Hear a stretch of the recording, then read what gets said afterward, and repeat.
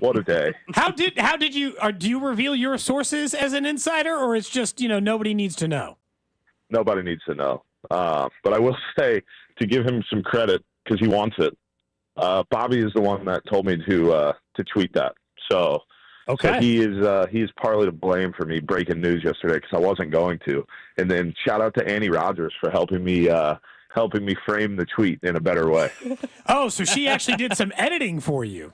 Yeah, she did some editing for me. And the tweet was fired off from the locker room with some people around me. So we were in a really good spot yesterday. For those that don't know what we're talking about, I just realized Justin Fields signed with the New York Jets for, 2 years, $40 million. Vinny, I believe you said you was signing for 2 years, 35. Is that right? But you were 3 correct. hours or so before everybody else.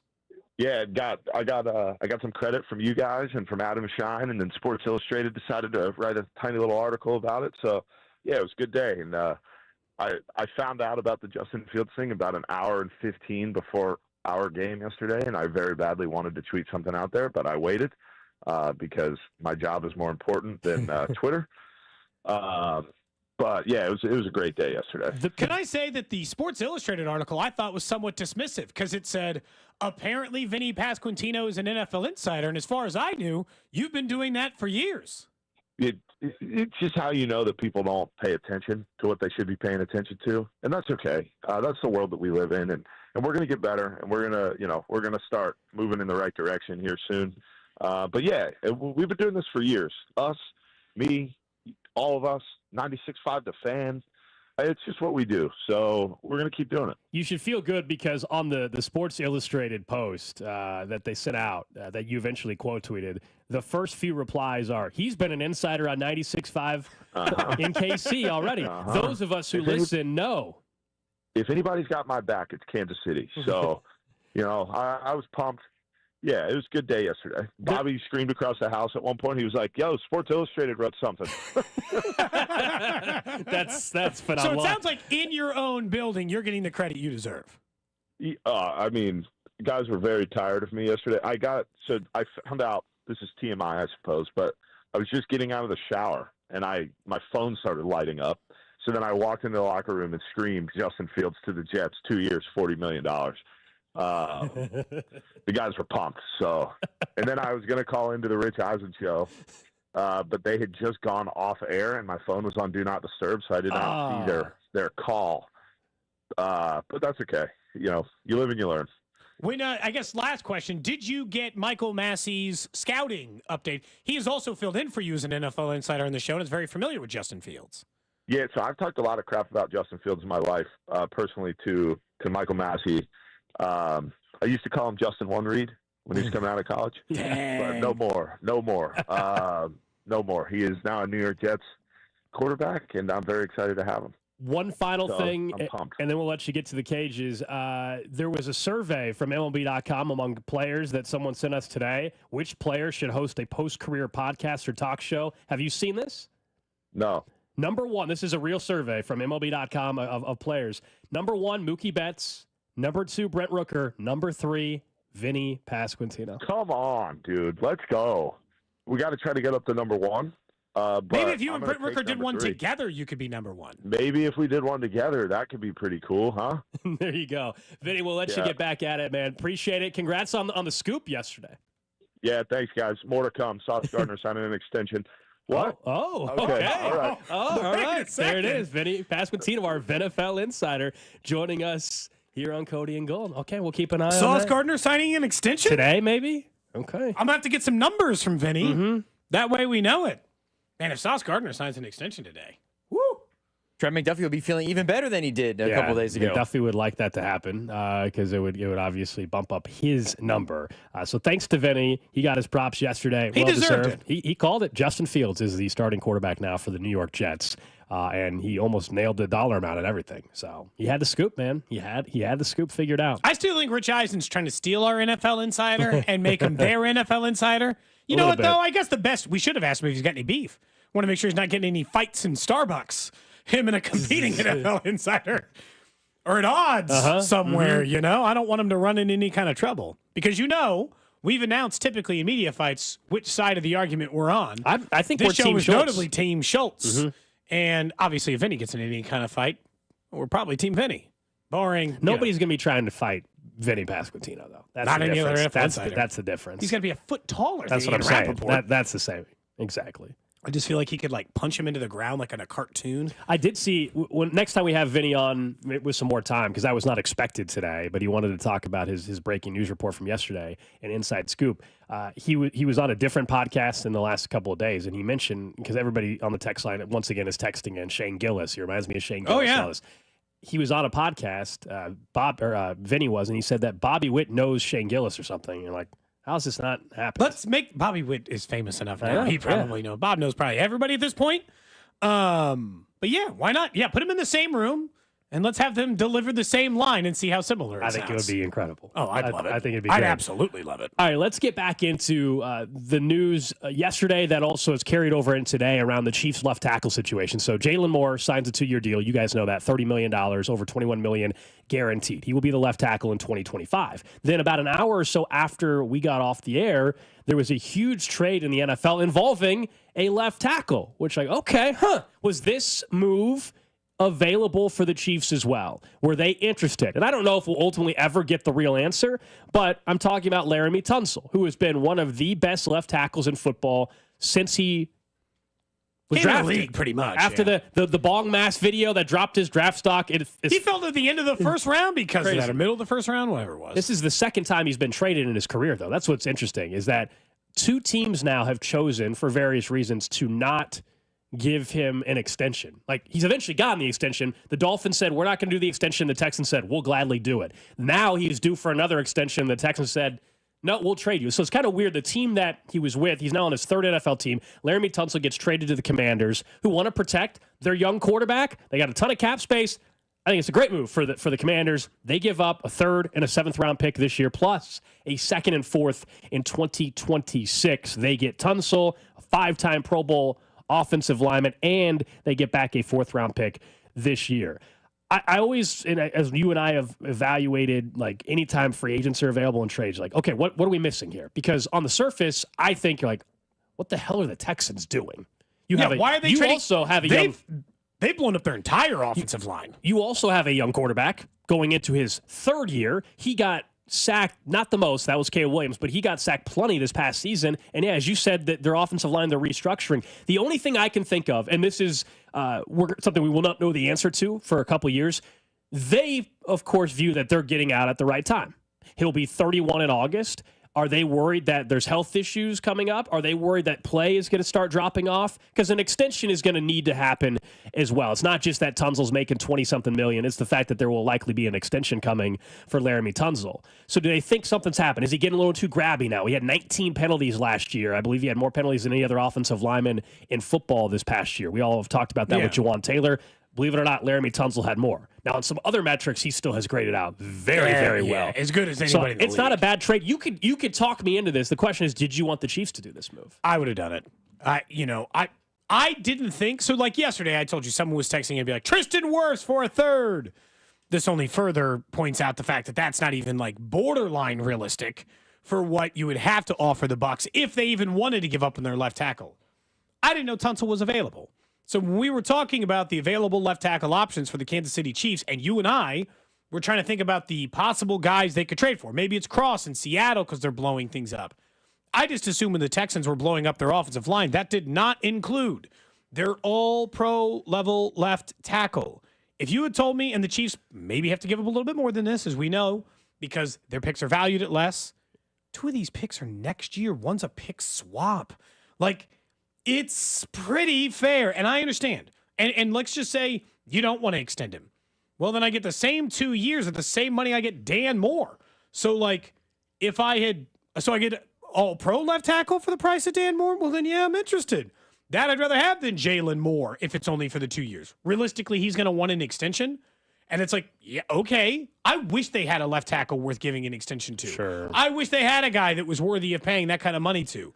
He's the kind of player, and left tackles historically do not just drop off a map at 31. If you're this caliber of left tackle, you still got 3, 4, 5 good years left in you You get a 5-year answer at left tackle. That's what they've been seeking for 7 years.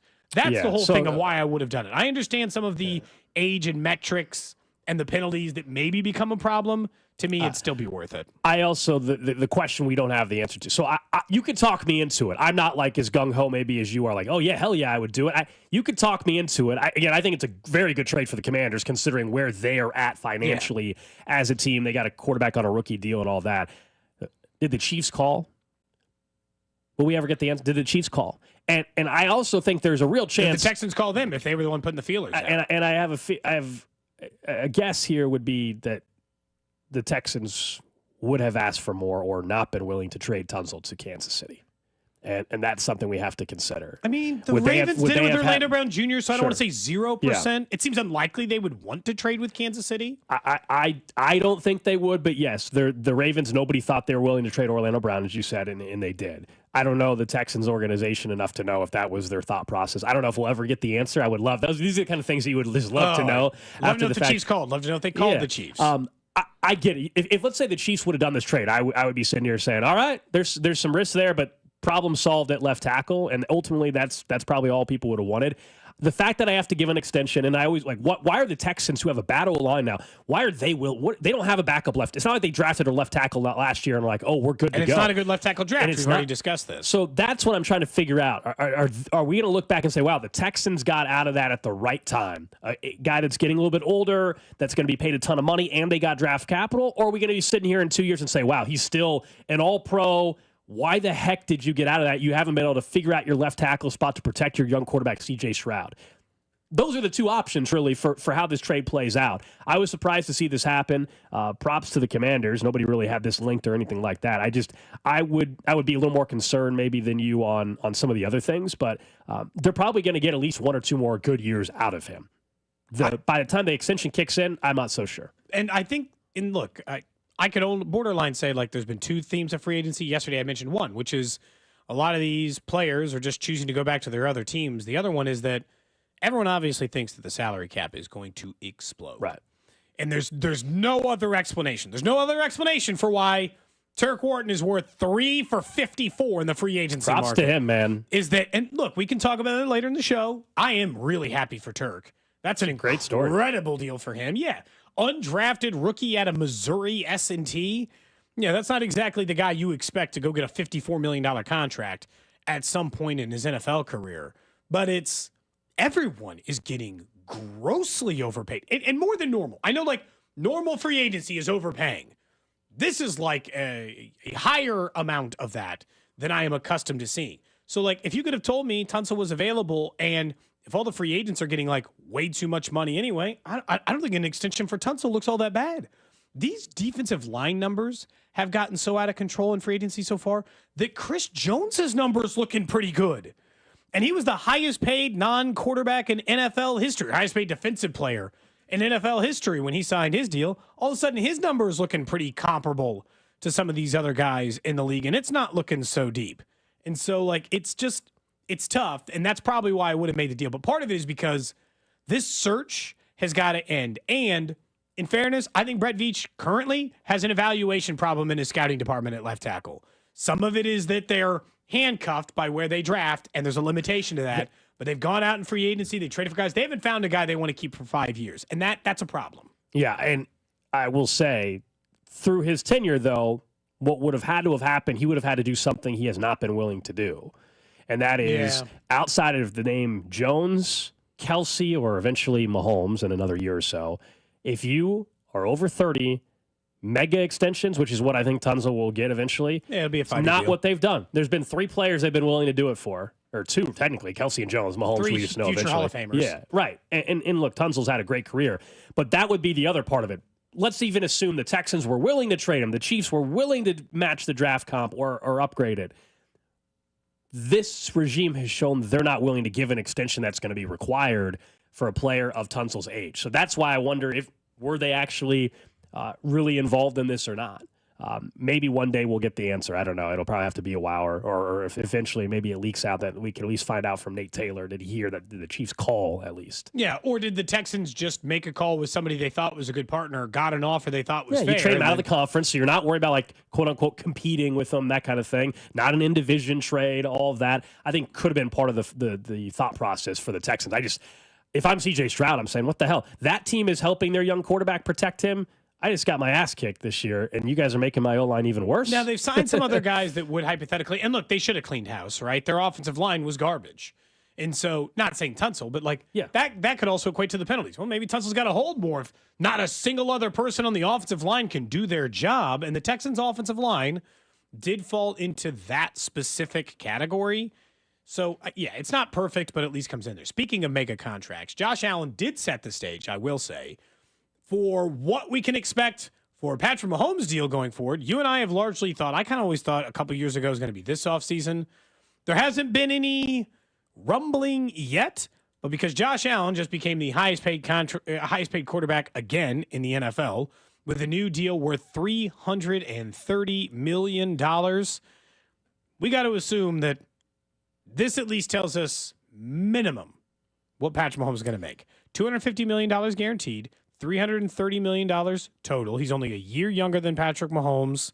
Obviously Patrick Mahomes on the 10-year deal. Is this the year to finally redo it? I think there's too many quarterbacks making more on average annual at this point. At some point, there's an adjustment. He's now down to, I think it's the 12th. Average annual? That's crazy. Something like that, depending on how teams have approached the structuring of it.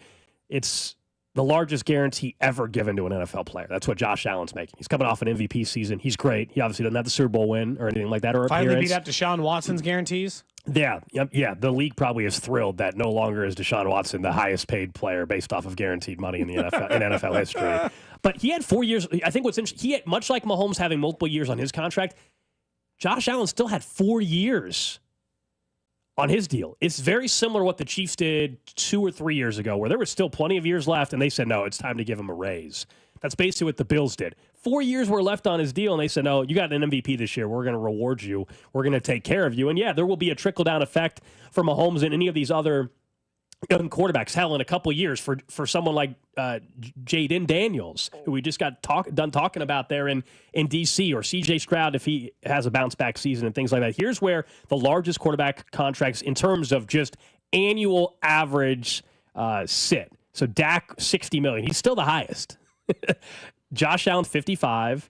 Joe Burrow, 55. Lawrence, 55. Jordan Love, 55. Tua, 53. Here are a lot of people who haven't won anything. Jared Goff, 53. Herbert, 52.5. Lamar, 52. Jalen Hurts, 51. That's 11. That's 10. 10 quarterbacks. I haven't got to Mahomes. So, yes. And this is the reason why they had the advantage of they're one of the few teams, because the Bills should do the same thing.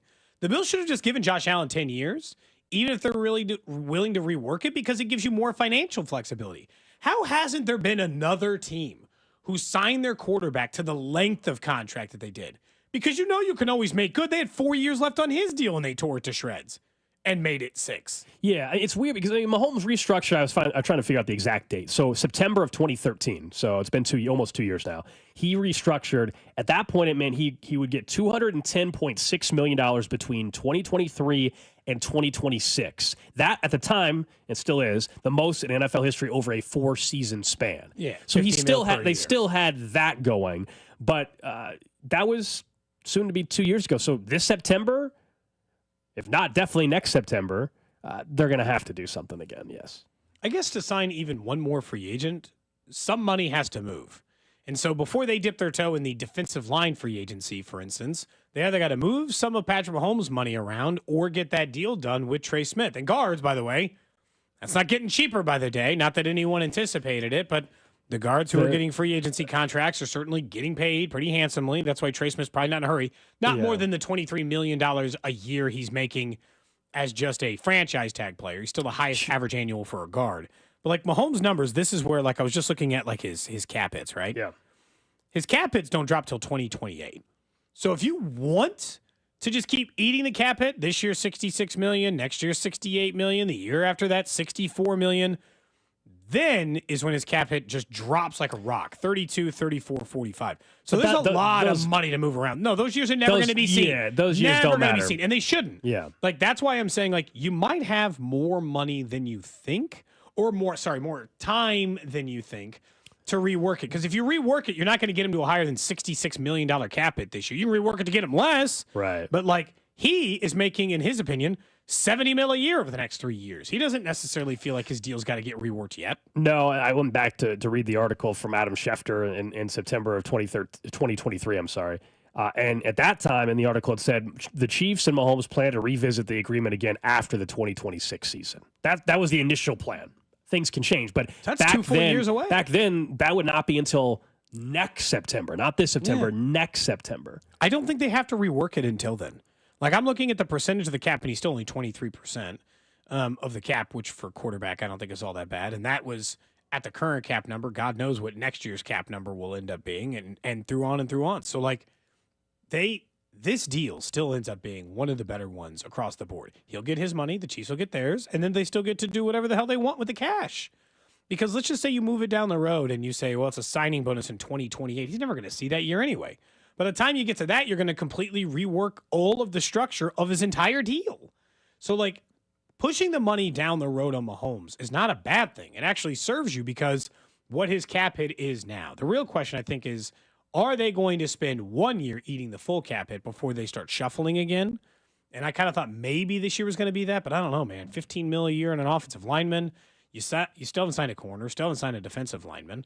I just know that Josh Allen set a new standard, and it's crazy to me that at any stage during his contract, he is the 12th highest paid player on average annual per year. You and I know that they front-loaded it, so, like, because it's only $32 million per year for the final 3 years of the deal, but it's still crazy to just hear. Right, and it's why whether we're talking about a guard, a quarterback, or a wide receiver, when you have an offseason where suddenly, in this case, I guess it's Trey Smith, when you have an offensive lineman in Trey Smith, nobody's saying Trey Smith is the best guard in football. He's one of the best, but he's now the highest paid guard in NFL history. This is just how the system works. I mean, there's Mahomes being, nobody thinks Mahomes is the 12th best quarterback in football, even though by annual average, that's what he is making if we spread it across all the years of the contract. That's just the nature of the business. I mean, there's guys that signed deals yesterday that they're not the best at their position, but they may now be making like they're one of the top 3. In a hurry sometimes, that's just it does. It just changes, as you said with the cap. I mean, but this has been a number of years now they've let people leapfrog them. It's not just like, next year somebody's the highest paid quarterback now. It is. Look what happens. You don't get the 12th unless you just wait and wait and wait and wait and wait. And Brock Purdy hasn't got his deal yet. That's going to be more on average per year, we think, than what Mahomes is getting, which is also another crazy one. Nobody's saying Brock Purdy's the best quarterback in football, and Dak Prescott's the best quarterback in football, but Dak has the highest annual average salary in the league right now. Yeah, he is. I mean, he was remember a $96 million cap hit this year. He was, yeah. That's right. They restructured. They knocked off 30. They freed up $30 million or something. Oh, so now he's like the same cap hit as Mahomes. I think that's right. It's in that ballpark, no doubt about that. All right, coming up next, though, let's talk a little bit more about some college basketball briefly. Then we'll get back to the NFL because the Big 12 tournament starts today. The SEC tournament starts today. One team heading in a different direction than the other. One trying to go on a miracle run over the next couple of days. We'll do that next. Cody and Gold, brought to you by Heartland Men's Health, the leader in men's sexual health. Thousands of men have been successfully treated for low T, ED, and more, all with discretion and compassion. Make your appointment at heartlandmenshealth.com. Follow the station on Instagram for ticket giveaways and behind-the-scenes content from the show at The Fan 965. This week, FanDuel's bringing you a Dog of the Day Profit Boost token. One of the best parts about the tourney is when an underdog takes down a powerhouse. And right now, those upsets can get even better because if your underdog bet wins, you'll land even more winnings with a Profit Boost. This is your chance to ride with the long shots, the scrappy teams, the ones that refuse to go quietly. And if you've been waiting to join FanDuel, there is no better time. The app is easy to use, and when you win, you'll get paid instantly. Just visit FanDuel.com/Alex to download America's #1 sportsbook today and back your dog of the day with a Profit Boost. Because after all, anything can happen in March. FanDuel is the official partner of 96.5 The Fan. 21 and present in Kansas. Opt-in required. Wager of at least plus 100 odds required. Bonus issued as non-withdrawable Profit Boost tokens. Restrictions apply, including any token expiration and max wager amount. See terms at sportsbook.fanduel.com. FanDuel is offering online sports wagering in Kansas under an agreement with Kansas Star Casino, LLC. Gambling problem? Getting help is your best bet. Call 1-800-522-4700 or visit ksgamblinghelp.com. Men, this is Jeff for Heartland Men's Health. The one you love is the light of your life. And if you're like most of us, you want to do whatever you can to nurture your relationship. But if you're suffering with erectile dysfunction, you know the impacts the condition is likely having on you and your partner. ED is a relationship destroyer. It can contribute to depression, distancing, conflicts, and even breakups and divorce. And what's so disturbing about this is that most men who suffer with ED can be successfully treated, but a lot of guys don't seek treatment when they should. At Heartland Men's Health, we have protocols that are effective in well over 90% of cases. In fact, if you're like most guys, you could be having great sex within a day or two of your first appointment, and maybe find you're performing like you haven't in a long time. So call Heartland Men's Health today. Your initial visit is only $99 and includes blood work, a medical consult, and if medically advised, a test dose. And if that test dose doesn't work in the office, your visit is free. Call 844-447-6600 or go to heartlandmenshealth.com. We have 3 offices, Overland Park, Independence, and North Kansas City. Mornings can start feeling the same. Wake up, brush teeth, go to work. But with breakfast from Wendy's, it's like, wake up, brush teeth, Baconate with a breakfast Baconator. Roll with the sausage breakfast burrito. Buddy it up with a honey buddy. Or get seasoned with seasoned potatoes. And then go to work. Sorry. When you're ready for a fresh wake-up call, gotta be Wendy's. At participating U.S. Wendy's during breakfast hours. You ever try fixing your car and realize you're missing that one part? Yeah, been there. That's why eBay's my go-to. They've got millions of parts, guaranteed to fit. I'm talking brake pads for when yours have seen one too many miles of stop and go. Oil filters, cause you don't mess around with your engine care. Even got this cold air intake on my watch list. I might just go for it. To keep the ride cool and your DIY streak hot. Find all the parts you need at prices you'll love. Guaranteed to fit every time. eBay. Things. People. Love. Eligible items only. Exclusions apply. Prescriptions require an online consultation with a healthcare provider who will determine if appropriate. Restrictions apply. See website for details and important safety information. Subscription required. Price varies based on product and subscription plan. Hey guys, millions of men experience ED, but not everyone can access or afford treatments like Viagra. At HIMSS, our own board-certified urologist, Dr. Peter Stahl, knows this better than anyone, and he knows that HIMSS can help. Hi, I'm Dr. Peter Stahl, Senior Vice President of Men's Sexual Health at HIMSS. I've helped many guys with ED, and it has never been more convenient to treat than it is right now, thanks to HIMSS. Through HIMSS.com, you can access a full range of treatment options for ED, including daily or as-needed meds through a 100% online process. If prescribed, your medication is shipped to you for free. Find the ED treatment that fits your needs. Options at up to 95% less than the brand names when you get started at hims.com/joy. To start your free online visit and find ED treatment at up to 95% less than brand name prices, go to hims.com/joy. That's hims.com/joy for your free online visit. At Fisher Investments, we may seem like other money managers, but we're different. What makes you so different than the rest of us? We ensure clients receive unparalleled service at every step of the relationship. Tell me more. Our investment counselors focus on service over sales, prioritizing clients' needs. How do you make money? We don't sell any commission-based products. We have a simple management fee based on the value of our clients' portfolio. So we do better when our clients do better. What about client portfolios? We get to know each client, their finances, family, health, lifestyle, and more, and then we tailor a portfolio based on their specific goals and needs. Your clients really come first then, huh? Yes, we make them a top priority. Our goal is helping them achieve a comfortable retirement. Wow, maybe we are different. At Fisher Investments, we're clearly different. Learn more at FisherInvestments.com. Investing in securities involves the risk of loss. Hey everybody, Chris Coonihan for Leaf Filter, America's #1 gutter protection company with over 1 million satisfied homeowners. I'm here to answer all of your home maintenance questions. I have Mary from Des Moines on the line. How can I help, Mary? You're wrong. You'll see. $100. Mary, you there? Hey Chris, sorry. I'm calling to settle a bet with my husband. Okay, so is it better to deal with a clogged gutter now or wait until the weather's better? Mary, the time is now. The longer you wait, the more damage you can have. Your husband may have lost this bet, but repairing your gutters can save your family thousands of dollars over the lifetime of your home. But how much will it cost to get our gutters inspected? Well, husband of Mary, leaf filter inspection and estimates are always free for new customers. And right now, if you go to leaffilter.com/gutter, you can get an additional 30% off. I think I won here. We both did. What's that site, Chris? That's leaffilter.com/gutter. Visit today to schedule your free gutter inspection. See representative for warranty details. Promotion is 20% off plus a 10% senior or military discount. One discount per household. What would you do if you could go back in time with the tap of a button? Watch the ancient Egyptians build the pyramids? How'd they do it? Buy enough Bitcoin to purchase your very own private island. Or maybe just skip the joke that flopped at the holiday party. Unfortunately, we haven't figured out how to rewind time. But you can rewind live shows with the free Odyssey app. Never miss your favorite sports talk again. To get started, download Odyssey and search for your station. Come join everyone from 96.5 The Fan on Friday, March 28th at Hollywood Casino for the Royals Roundtable with Michael Massey, Kyle Isbell, and Josh Bernier. We'll have a Q&A starting at 6 o'clock, followed by a meet and greet with the players. The event is free and open to the public, so come hang out with all of us at Hollywood Casino on Friday, March 28th for the Royals Roundtable. This is your home for Royals baseball. 96.5 The Fan. Opening day coverage is brought to you by Hollywood Casino. Stop by Hollywood Casino every Wednesday in March from 12 until 2 to register for your chance to win opening day tickets. Your home for Royals baseball. 96.5 The Fan. You're listening to 96.5 The Fan from the Mission Plumbing, Heating, and Cooling Studios.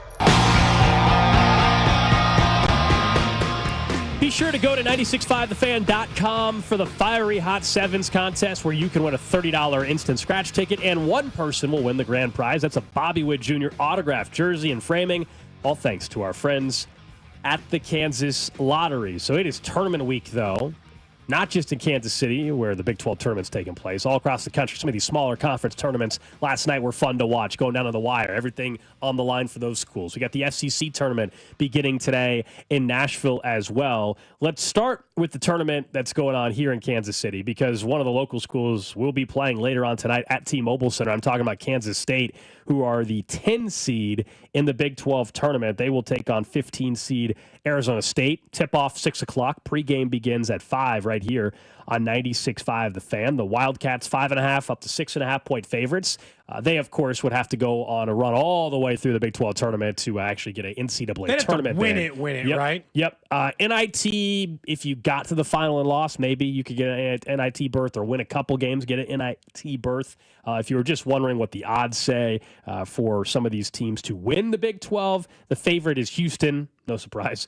Sitting at plus 110. Texas Tech, the second best odds at 340. The Kansas State Wildcats, what is that? 190 to 1? Yeah. 190 to 1? There was a point this year where they ripped off like 3 straight wins against ranked opponents. Yeah. So it's not like, I mean, at 190 to 1, let's put a buck on it. Let's put 5 gold. I think they win tonight. And after that, I'm not so sure. If they win, by the way, they play Baylor. I think they win tonight. Arizona State's without their best player. They got it leads them in rebounds and steals and assists as well, I believe. So I actually think, and you have a little bit of a home court advantage tonight, give or take, out at T-Mobile Center. I don't know what the crowd will be like, but it'll obviously better than be pro. Arizona State's crowd as pro, a 15 seed. Yeah, it'll be pro K-State. Look, the tournament, this is going to be one of the better weeks for the Big 12 tournament we've had in our city in a couple of years, because you factor in the weather. We all know what the Power and Light district looks like when the weather's great, and you got Iowa State fans converging, mixed with K-State, mixed with KU. So for the sake of the tournament, I also want K-State to win tonight, because then it creates tomorrow a really good atmosphere when you have more blending. When KU is also playing and K-State's going to be around, I think they would both be in the night session, not playing each other, but in the night session. So it just creates a much cooler atmosphere. So I want that. And I think for the local schools, each one's heading in a different direction. K-State, we just acknowledge, right? They have to have a miracle run to have this matter. Yeah, if they want to make the tournament, they got to win the whole Big 12 For tournament. Kansas, they're coming off their best game in a month, maybe one of their best games in 2 months, with what Hunter Dickinson did, a career high in points on senior night. They were rocking the red unis at Allen Fieldhouse. Where was that performance all year? Am I confident they can replicate that for 3 or 4 games? No. Can they do that for a game or two and get to Friday maybe of the Big 12 tournament? That's kind of where I'm at. I actually think they have a favorable draw to. I'm not saying they're going to win the whole thing. They're 12 to 1 to do that in the Big 12 tournament. But you look, Cody, they avoid the bracket side of Iowa State and Houston and BYU because of where they're at. They would play the winner of UCF Utah tonight, the 14-11 matchup. And if they were to beat Utah, who they lost to on the road earlier this year, then they would play Arizona, who they just beat. So I could see them getting to Friday. And can they get some momentum and solidify their seeding in that 7 range, basically 6-7 seed range? The question on the replication for me for Kansas is even less about Hunter Dickinson, who has several games like this, right? This year where he's like 27-10 or 30-12. Maybe not quite that high because he went for 33-10, but in that range. The biggest question for me for Kansas, the Big 12 tournament, later on, we probably talk about in the NCAA tournament. The biggest difference in that game and why they played so well against Arizona was Zeke Mayo. Like, that was the true difference. Yeah. If Zeke Mayo takes that game and now he's a confident player again, in which I thought that had been completely washed away from his game. He was playing like he didn't know how to make a bucket. Like he forgot how to make a shot, how to drive the lane. He looked in that Houston game, which was also close, by the way. So this is actually, in a weird way, the last week they played much better. Yeah, like a good week stretch for them. But every time he had an open shot against Houston, froze. Like, I don't know if I'm supposed to shoot. Maybe I'll pass it. And he didn't look like the kind of player who wanted to do it. David Coit, who had 0 points in the game against Arizona, looked like the second most confident shooter on the entire team against Houston. Mayo is supposed to be the player who drives all of this. Him and DeJuan together were supposed to be this like guard combo that was going to make him hard to stop with a big that most people don't have in NCAA basketball. And so you're like, okay, yeah, and college hoops should be like, okay, that makes sense. My whole question is surrounding the Zeke part. Hunter Dickinson is a defensive liability who can score and get rebounds. We know that about him. He's been a pretty normal, standard version of himself for a while. I think they're going to win their first matchup. They're going to be favored by enough that I feel like they're definitely Utah winning. or UCF. They're with definitely better than either of those crowd. teams and playing better with the home crowd. I feel good about that one.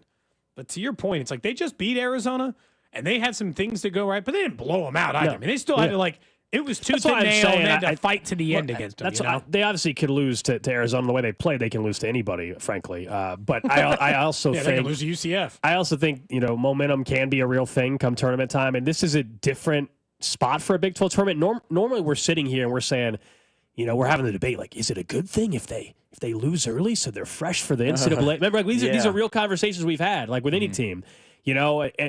Because they've been already one of the top seeds, you're like, oh, they can't really improve their resume. Different story. This team needs the momentum, needs the confidence, and they need to solidify their seeding. So I actually think, they're better prepared, like mentally almost going into this than like Houston's the favorite to win the Big 12 tournament because they were the best team, one of the best teams maybe in the entire country. Yeah. But them and Iowa State. If I were betting on who's going to win the Big 12 tournament, I don't think Houston will. Motivation matters in these things. They're one seed, they can't really move up. Go look at Duke in the ACC tournament. Same with St. John's out in their tournament as well. It's like some of these teams, there's not much seeding growth. Are you better off if you're a St. John's to go on a deep Final Four run by losing early versus in the conference tournament? That's the debate. That's normally what we would say about Kansas. Not the case. They actually need a couple games to build some confidence. First, it's funny, like not in the conversation. Well, yeah, in the regular tournament, if they lost. Bad news. You can't go on a deep run if you lose. You can't. Who told us? Yeah. But when you look at it, I guess, and this is the question I have for Kansas, like how much could they really improve their seeding? Let's say Kansas went on a miracle run, right? And they won the whole Big 12 They're 12-1 to do that. So, like, it's not a miracle run, but it's a long shot. Yeah, they have the fifth best odds to do that. They probably get to a 5. So, what's the highest? Ceiling is 5. Right now, they've most projected to a 6 or a 7 in most people's bracketology. As long as they don't 5's lose. not bad. I mean, that's that's a lot to play for. No way they get to a 4. No, I think people watch them play too much bad basketball. Depends on what happens with Sure, but with the rest of the country. If they won the Big 12 tournament, I think a 5 is still where they are at. If they lose in their first game to Utah or UCF, then we're back into the debate about did they fall to an 8 seed or not. I think they're most likely the 6 or a 7 seed, and if they win a couple games, I actually expect them to be a 6 seed in the tournament. I think the thing about Kansas, though, is that we've seen over the last couple of weeks that them being able to compete with Houston and having as bad of a game as they did and nearly winning that game and then beating Arizona, I don't think we can be surprised if we see them go on a run in the tournament and make the Sweet 16 or the Elite 8, dare we say, just because they're showing that they can compete where Rob and I were talking about this yesterday after the show. Hunter Dickinson is the epitome of overthinking when he plays. If he doesn't think and he just plays basketball, he's All-American, one of the best players in the country, good. if he's thinking too much, it looks like he was in Houston, where he doesn't want to make the wrong play, so he makes the wrong play anyways because he's trying to think too much about making the right play in the first place. That's where they're at, I think, from a mental standpoint. They get past that and just play basketball. Talent is enough for them to take them a far way. Big 12 tournament coverage on 96.5 The Fan, brought to you by Twin Peaks. Eat, drink, scenic views, Drew. So we appreciate them for our Big 12 tournament coverage. Real quick, and then we can talk about Missouri because they're in a different direction now. I was looking at ticket prices with fees right now on just one of the, I think it's Tick Pick is where I'm on right now.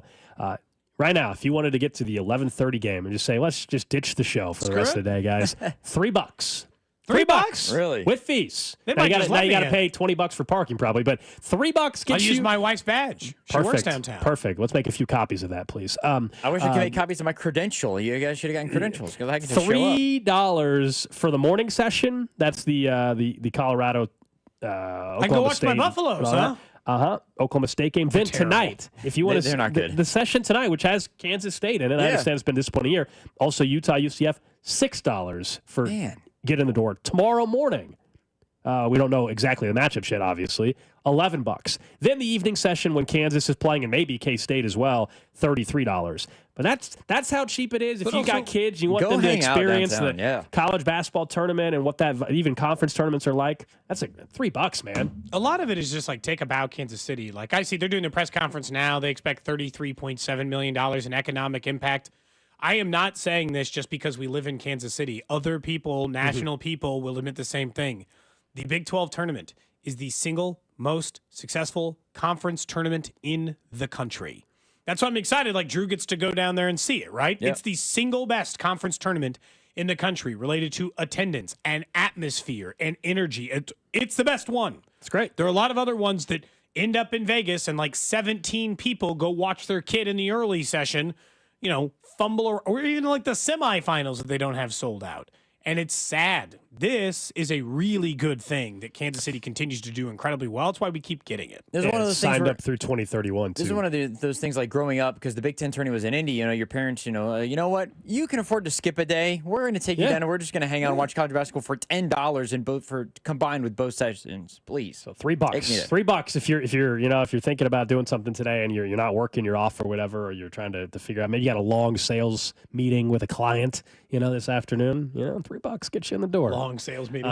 Take them to the game. Hell, won't cost you anything. There you go. Meanwhile, SEC tournament in Nashville. That's another fun place to go, though, for a conference basketball tournament. Yeah. Missouri, they're not playing today. They have the one round bye. They did not get the double bye based off of how they finished the regular season in disappointing fashion. They're the 7 seed in the SEC tournament tomorrow. They'll play the winner of 15 seed LSU, 10 seed Mississippi State at 6 o'clock. And then if they were to beat one of those teams, then they would take on Florida, who might be one of the best teams in the entire country. They just beat Auburn? No, that was Alabama over the weekend. But Missouri beat Florida earlier this year, but that's the road for Missouri. Winner of LSU, Mississippi State, Florida, and if you won that, you're playing either Alabama or Kentucky just to get to the semi. Like it's a brutal path. Mississippi State is no joke. No, Chris Jans has done a nice job with that program. Missouri 40-1 to win the SEC tournament.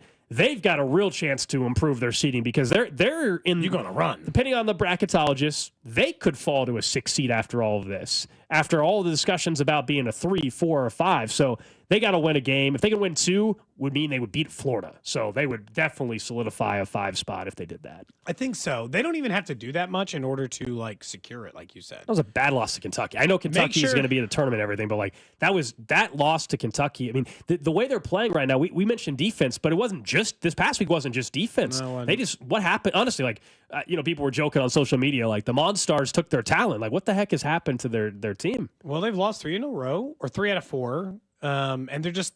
Truthfully, for a while, they were just playing bad defense and they were still scoring. They couldn't outscore these teams.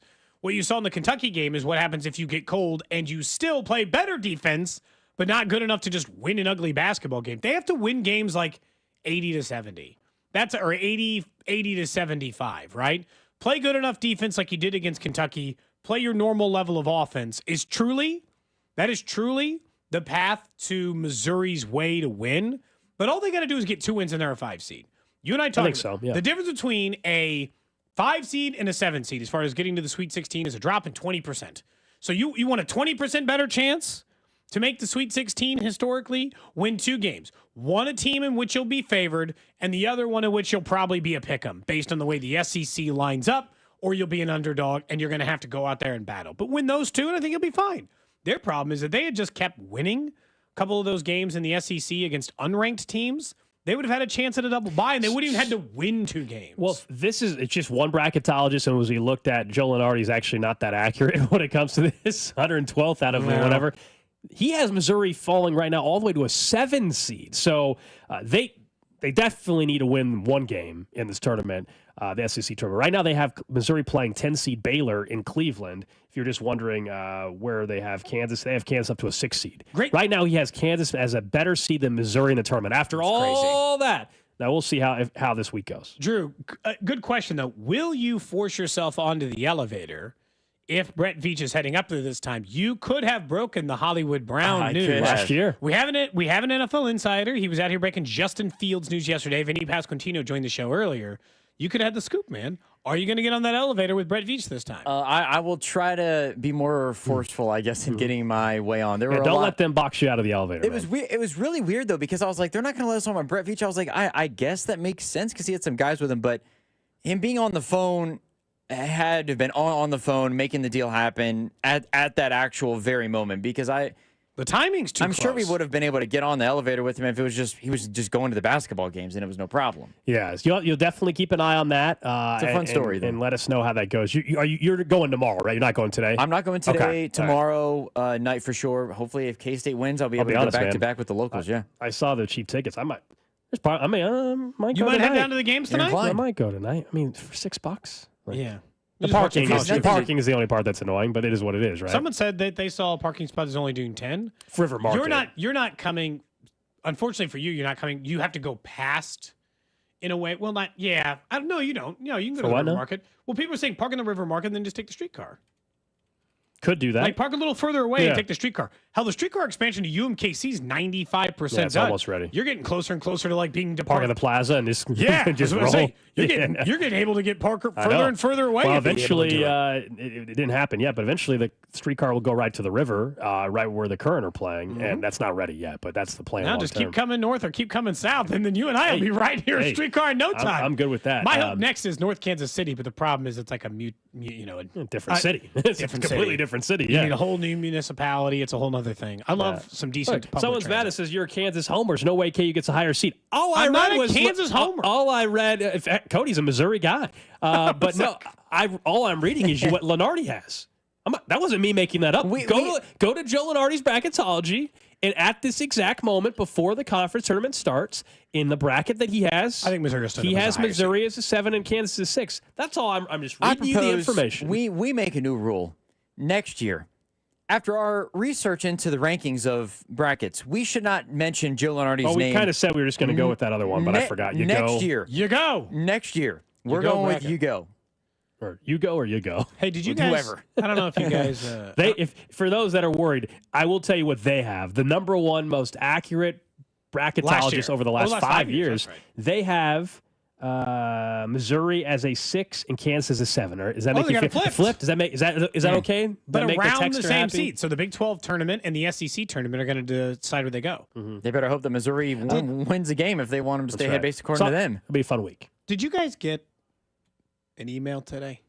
I did. I'm not happy about it. I got a few emails about I know which email you're talking about. You'd know the email. As a person who has been borderline a loyalist, I would say, with the company in which I fly, I got an email today from Southwest Airlines. Yes, you did. That said what, Gold? What did it say? Southwest bags fly free, right? That's the slogan. That's the slogan. It's on the website. It's on the masthead of the website or whatever. Bags fly free. What has happened to this country? Now, bags are not going to fly free anymore. Southwest Airlines has gotten rid of a tradition and their best promotion that they ever do. They said today they will begin charging customers a fee to check bags. For decades, this has been their biggest advertising differentiator. Two bags fly free. Yep. The airline did not outline what the cost is going to be. The new policy is going to start with May 28th bookings. May 28th? I won't book another flight before They also, then, as we already probably. knew, they announced last year that they're getting rid of the open boarding, right? You're going to have the assigned seats, which means they will charge you for certain seats. So nicer seats if I want to sit in an like aisle. other airlines. I understand but that was the big thing with Southwest. You knew when you saw that fare, oh, I don't have to pay $45 to check these bags. Bags fly free. And out of Kansas City, and Drew, you've realized this maybe since you moved here, Yes. Southwest, more flights from Southwest than any other airline, basically, I think, come out of KCI. Yeah. And so that's what we've typically, just growing up here, I've probably flown Southwest more than any other airline in my life. And now it truly is just going to be about finding the cheapest price. You said it because starts May 28th? the bags fly free thing is gone. Okay, so it starts May 28th. I might be going to visit my brother a week before. Well, so there you go. Good news for you, I guess. So wait, what's the slogan going to be then? I'm not. They have to reinvent their entire branding. Have never. I'm not kidding. In every flight I have personally purchased in my life, I have never flown a different airline than Southwest in a ticket I purchased. I've flown other airlines because You've never bought a flight on Delta before? Nope, never Really? had to. Southwest always had what I needed, right? And so we're done. This is a breakup officially. I'm now on like anyone else. I'm on Expedia checking flight prices for anybody.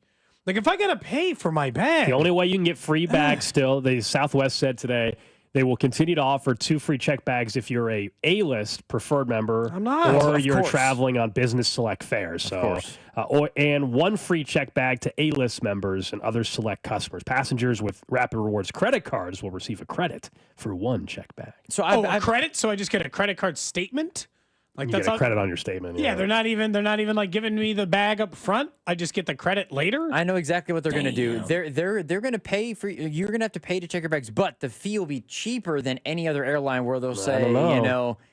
So your you think bags it'd be aren't free anymore, but they're- $25 instead of $45? Yeah, This is why I'm a car free, but they're less vacation than guy. others. I can't afford to take Sometimes 4 you people can't on a drive, flight. though, man. I'm a car vacation guy. I know, but sometimes you can't fly because if it's a destination that's far away, it could take you a day and a half to drive. You lose 2 days, 3 days worth of travel. Just depends. I hear you though. Unless I have to take more vacation days and spend less money, I guess. I don't know.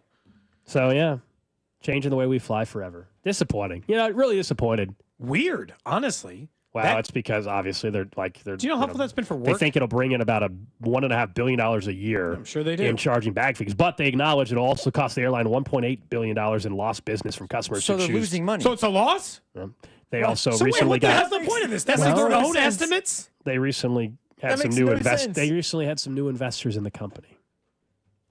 And they said, how are you the only people not charging a bag price? Basically, They're willing to lose what, $700 million then? it says in this article from the AP, the airline reached a truce in October with a hedge fund to avoid a proxy fight, but the hedge fund Oh, they were gonna try won to, like, kick several- him off of the won board. This is gonna be a several succession thing. Won several seats on the Southwest board, and this was one of the things they pushed for. There you go. Dang. They thought they were going to lose their company, and they were like, I guess we got to charge for bags now. Someone says I wanna Southwest know- is on Expedia now, too, because before you could only book Southwest through Southwest.com. That was also one of their big things, right? You had it booked through them. Nope, you can actually find their flights on Expedia, too. I was going to see if I schedule out something in June. If You said May 28th? I just want to I want to schedule. That actually is the test. Yeah. I want to if see what it's- I'm like on a website. I want to see what the search looks like. If you and I were flying out to Las Vegas in August, I'm going to do this in the break. I want to know what it would run. All right. I want to know what it would run. I'll let you know. Up next, let's talk more about free agency in the NFL. Who do you still want coming to Kansas City? There's a lot of names out there, but is there one player you guys want coming to Kansas City? We'll ask you about that and tell you who I want next. This is Cody and Gold on your new home for Royals baseball. 96.5 The Fan. Brought to you by Heartland Men's Health, the leader in men's sexual health. Thousands of men have been successfully treated for low T, ED, and more, all with discretion and compassion. Make your appointment at heartlandmenshealth.com. What's up, guys? It's Drew. We see the Royals. They're getting ready for the upcoming season later on this month with opening day just a few weeks away. All the training that goes into it to get ready to perform. What if you didn't have to train at all to perform? I'm talking about Blue Chew.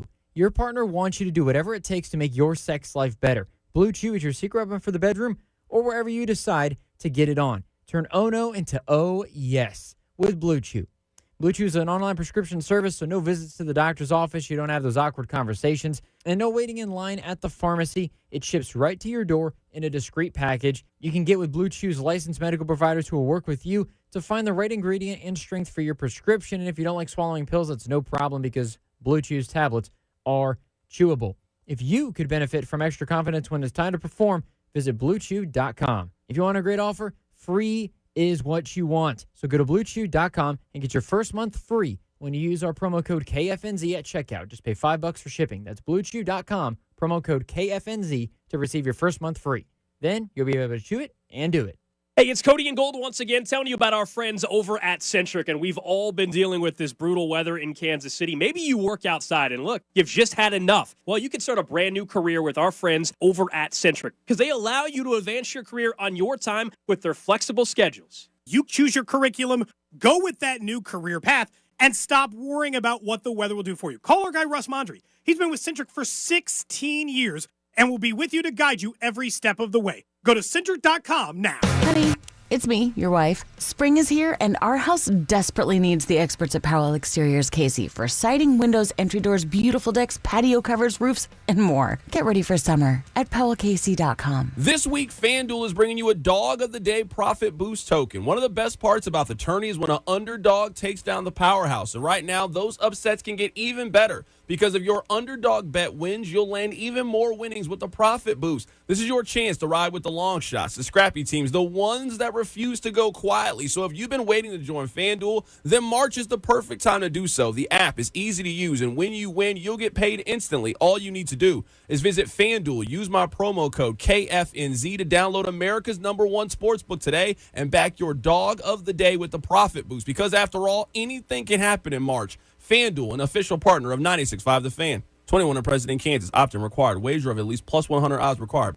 Bonus issue is non-withdrawable profit boost tokens. Restrictions apply, including any token expiration and max wager amount. See terms at sportsbook.fanduel.com. FanDuel is offering online sports wagering in Kansas under agreement. Kansas Art Casino, LLC. Gambling problem? Get out with your best bet. Call 1-800-522-4700. Visit kansasgamblinghelp.com. Mornings can start feeling the same.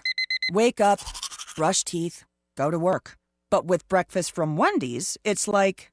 Wake up, brush teeth, Baconate with a breakfast Baconator. Roll with the sausage breakfast burrito. Buddy it up with a honey buddy. Or get seasoned with seasoned potatoes. And then go to work. Sorry. When you're ready for a fresh wake-up call, gotta be Wendy's. At participating U.S. Wendy's during breakfast hours. You ever try fixing your car and realize you're missing that one part? Yeah, been there. That's why eBay's my go-to. They've got millions of parts, guaranteed to fit.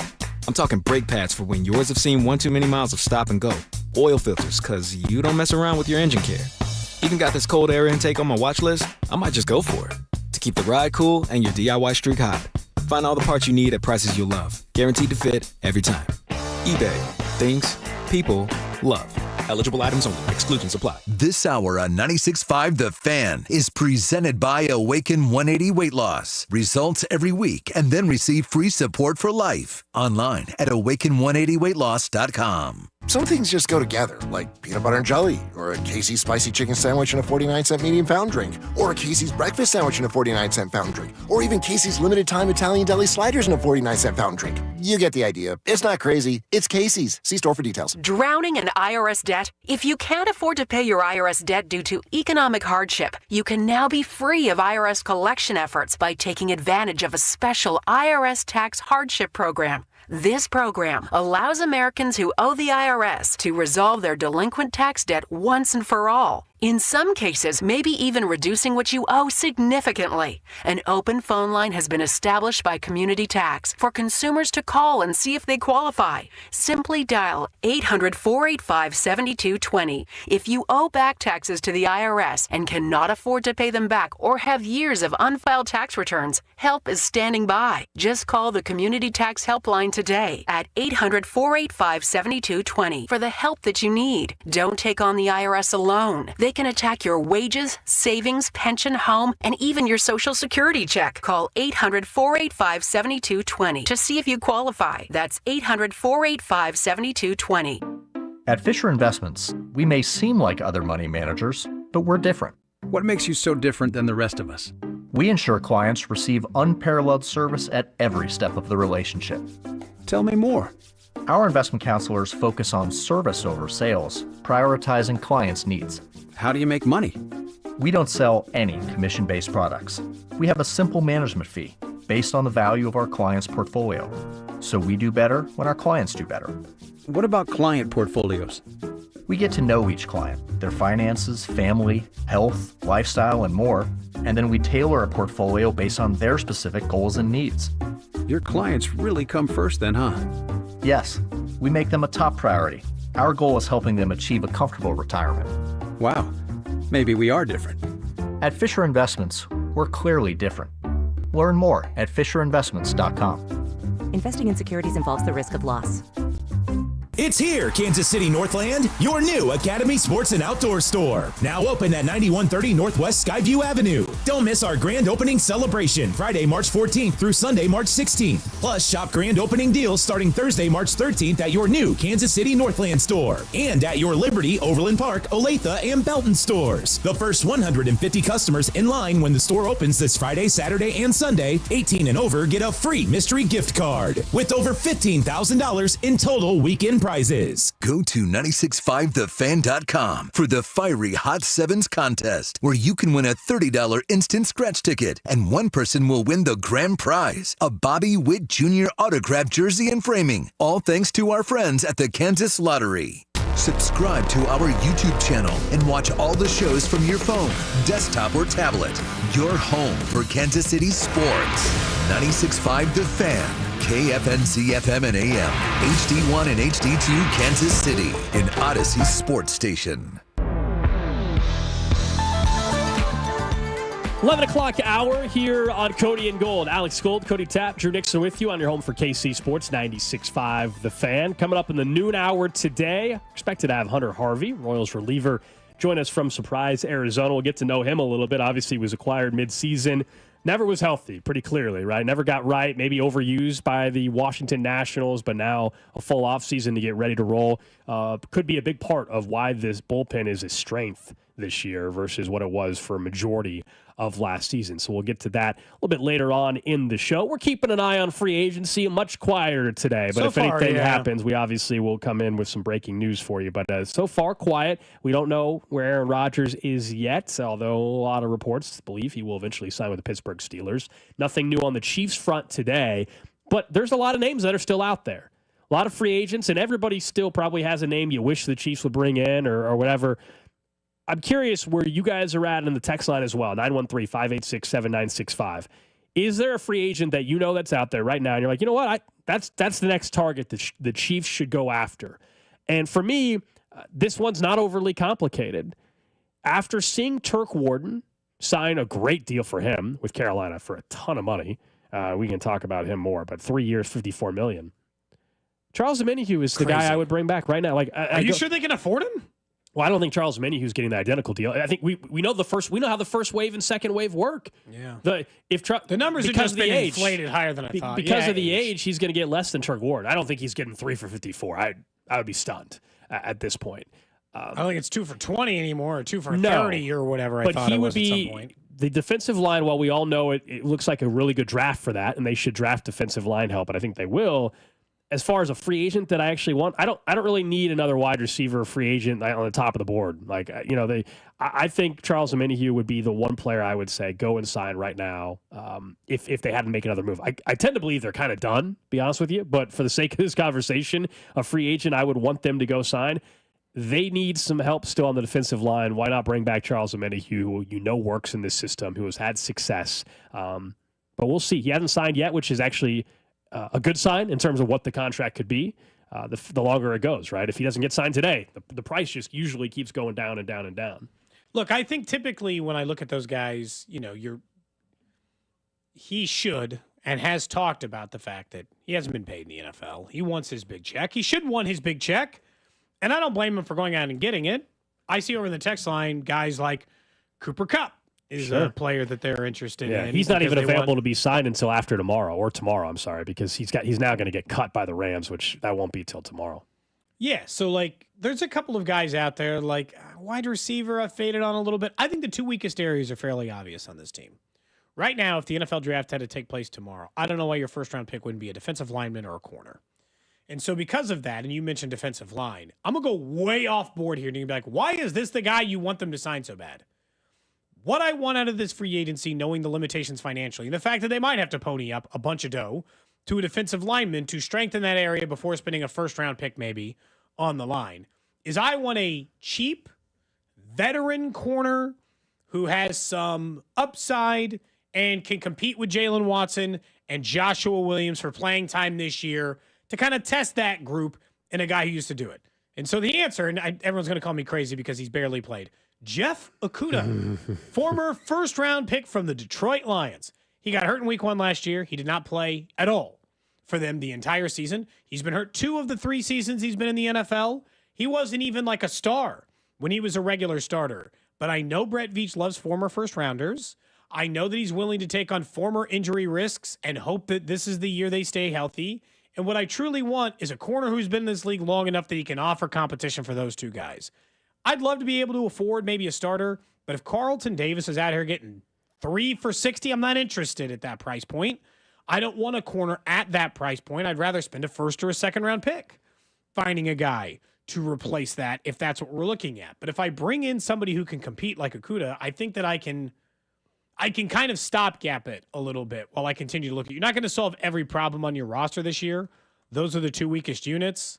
The price tags on defensive linemen and corners have been high, so I'm looking for a cheap guy. If you just give me like any free agent I could sign, I'd be interested. The reason that for what you just said is why I think they could take a wide receiver or sign a guy like Tyler Lockett is because the money is so expensive at defensive line and corner. Oh, so you're saying like a cheap vet wide receiver? Cheap vet wide receiver, fill in that 3-spot role, a guy that while Rashee Rice is out can help just fill the void. You can still draft a wide receiver a little bit later, but given the need at defensive line and corner, you would think that at least I think everything kind of points towards wide receiver or defensive line in that first round with your pick. If you sign Tyler Lockett or somebody else, maybe all of a sudden it's all defensive line. We're investing everything we have into defensive line in that first round where you get a wide receiver later, but you fill a void at wide receiver 3, wide receiver 4, veteran leadership, guy that played at K-State. I think it would fit. Yeah, I think they will at some point bring in for the reason Cody said. I mean, I don't know if it'll be Okudah or not, but I think at some point they're going to bring in a veteran corner. They need another guy to kind of work in. But remember, I mean, Trent McDuffie and Jalen Watson. He's come back. Was not healthy and then barely played last season. So, I still think their number 1 and number 2 corner is going to be Trent McDuffie and Jalen Watson. What you would like to have, though, is better options behind that than Najee Johnson and Joshua Williams. And that's what you're kind of saying is get a veteran corner that can compete, maybe to push Jalen Watson, but also, if need be, he's the guy. Maybe they do spend a draft pick on them. Look, we're at the time, maybe not so much today as we will be in a week. There will be some smaller signings that just don't feel like much, but end up being impactful. Maybe it's somebody like that. Justin Watson a couple of years ago, for instance, is a guy who had a nice impact despite he was a very low There will contract. be somebody, Drew Tranquil wasn't a guy at the time of 2 years ago, I guess it was now, that we thought Zach was. Bond for the Eagles last year. So there will be other signings. I feel like in terms of, and maybe you think Charles Menu is this, I don't consider him a big splash. I think they're done with any bigger signings. I'm just worried because of the price tag of the defensive ends. Like when I watch what Javon Kinlaw got and Turk Wharton and some of these other guys, I'm a little bit worried. Because I see other people. Someone mentioned Chason as a free agent. Or Asante Samuel Jr., someone else said. Yeah, so. I saw Brent over on YouTube mention Ojulari as a guy they're really interested on. Yeah, he's interested because the problem is, and I had him when we did our secondary thing, he was going to be another name that we had on the rundown. He's more of an outside linebacker. I don't know how he fits in Spags' Can he scheme. play with 4? He's 25, so that right there is always going to be intriguing because you're like, well, he's only 25, and he had a toe injury last year, but he showed potential. I don't know if he's a great scheme fit. That'd be the only question. I don't know. I'm surprised, Drew, you think wide receiver in the first round. I'm starting to fade on that a little bit because they're top. If you are a first round wide receiver, you are still 5th on the target depth chart no matter what you do this year.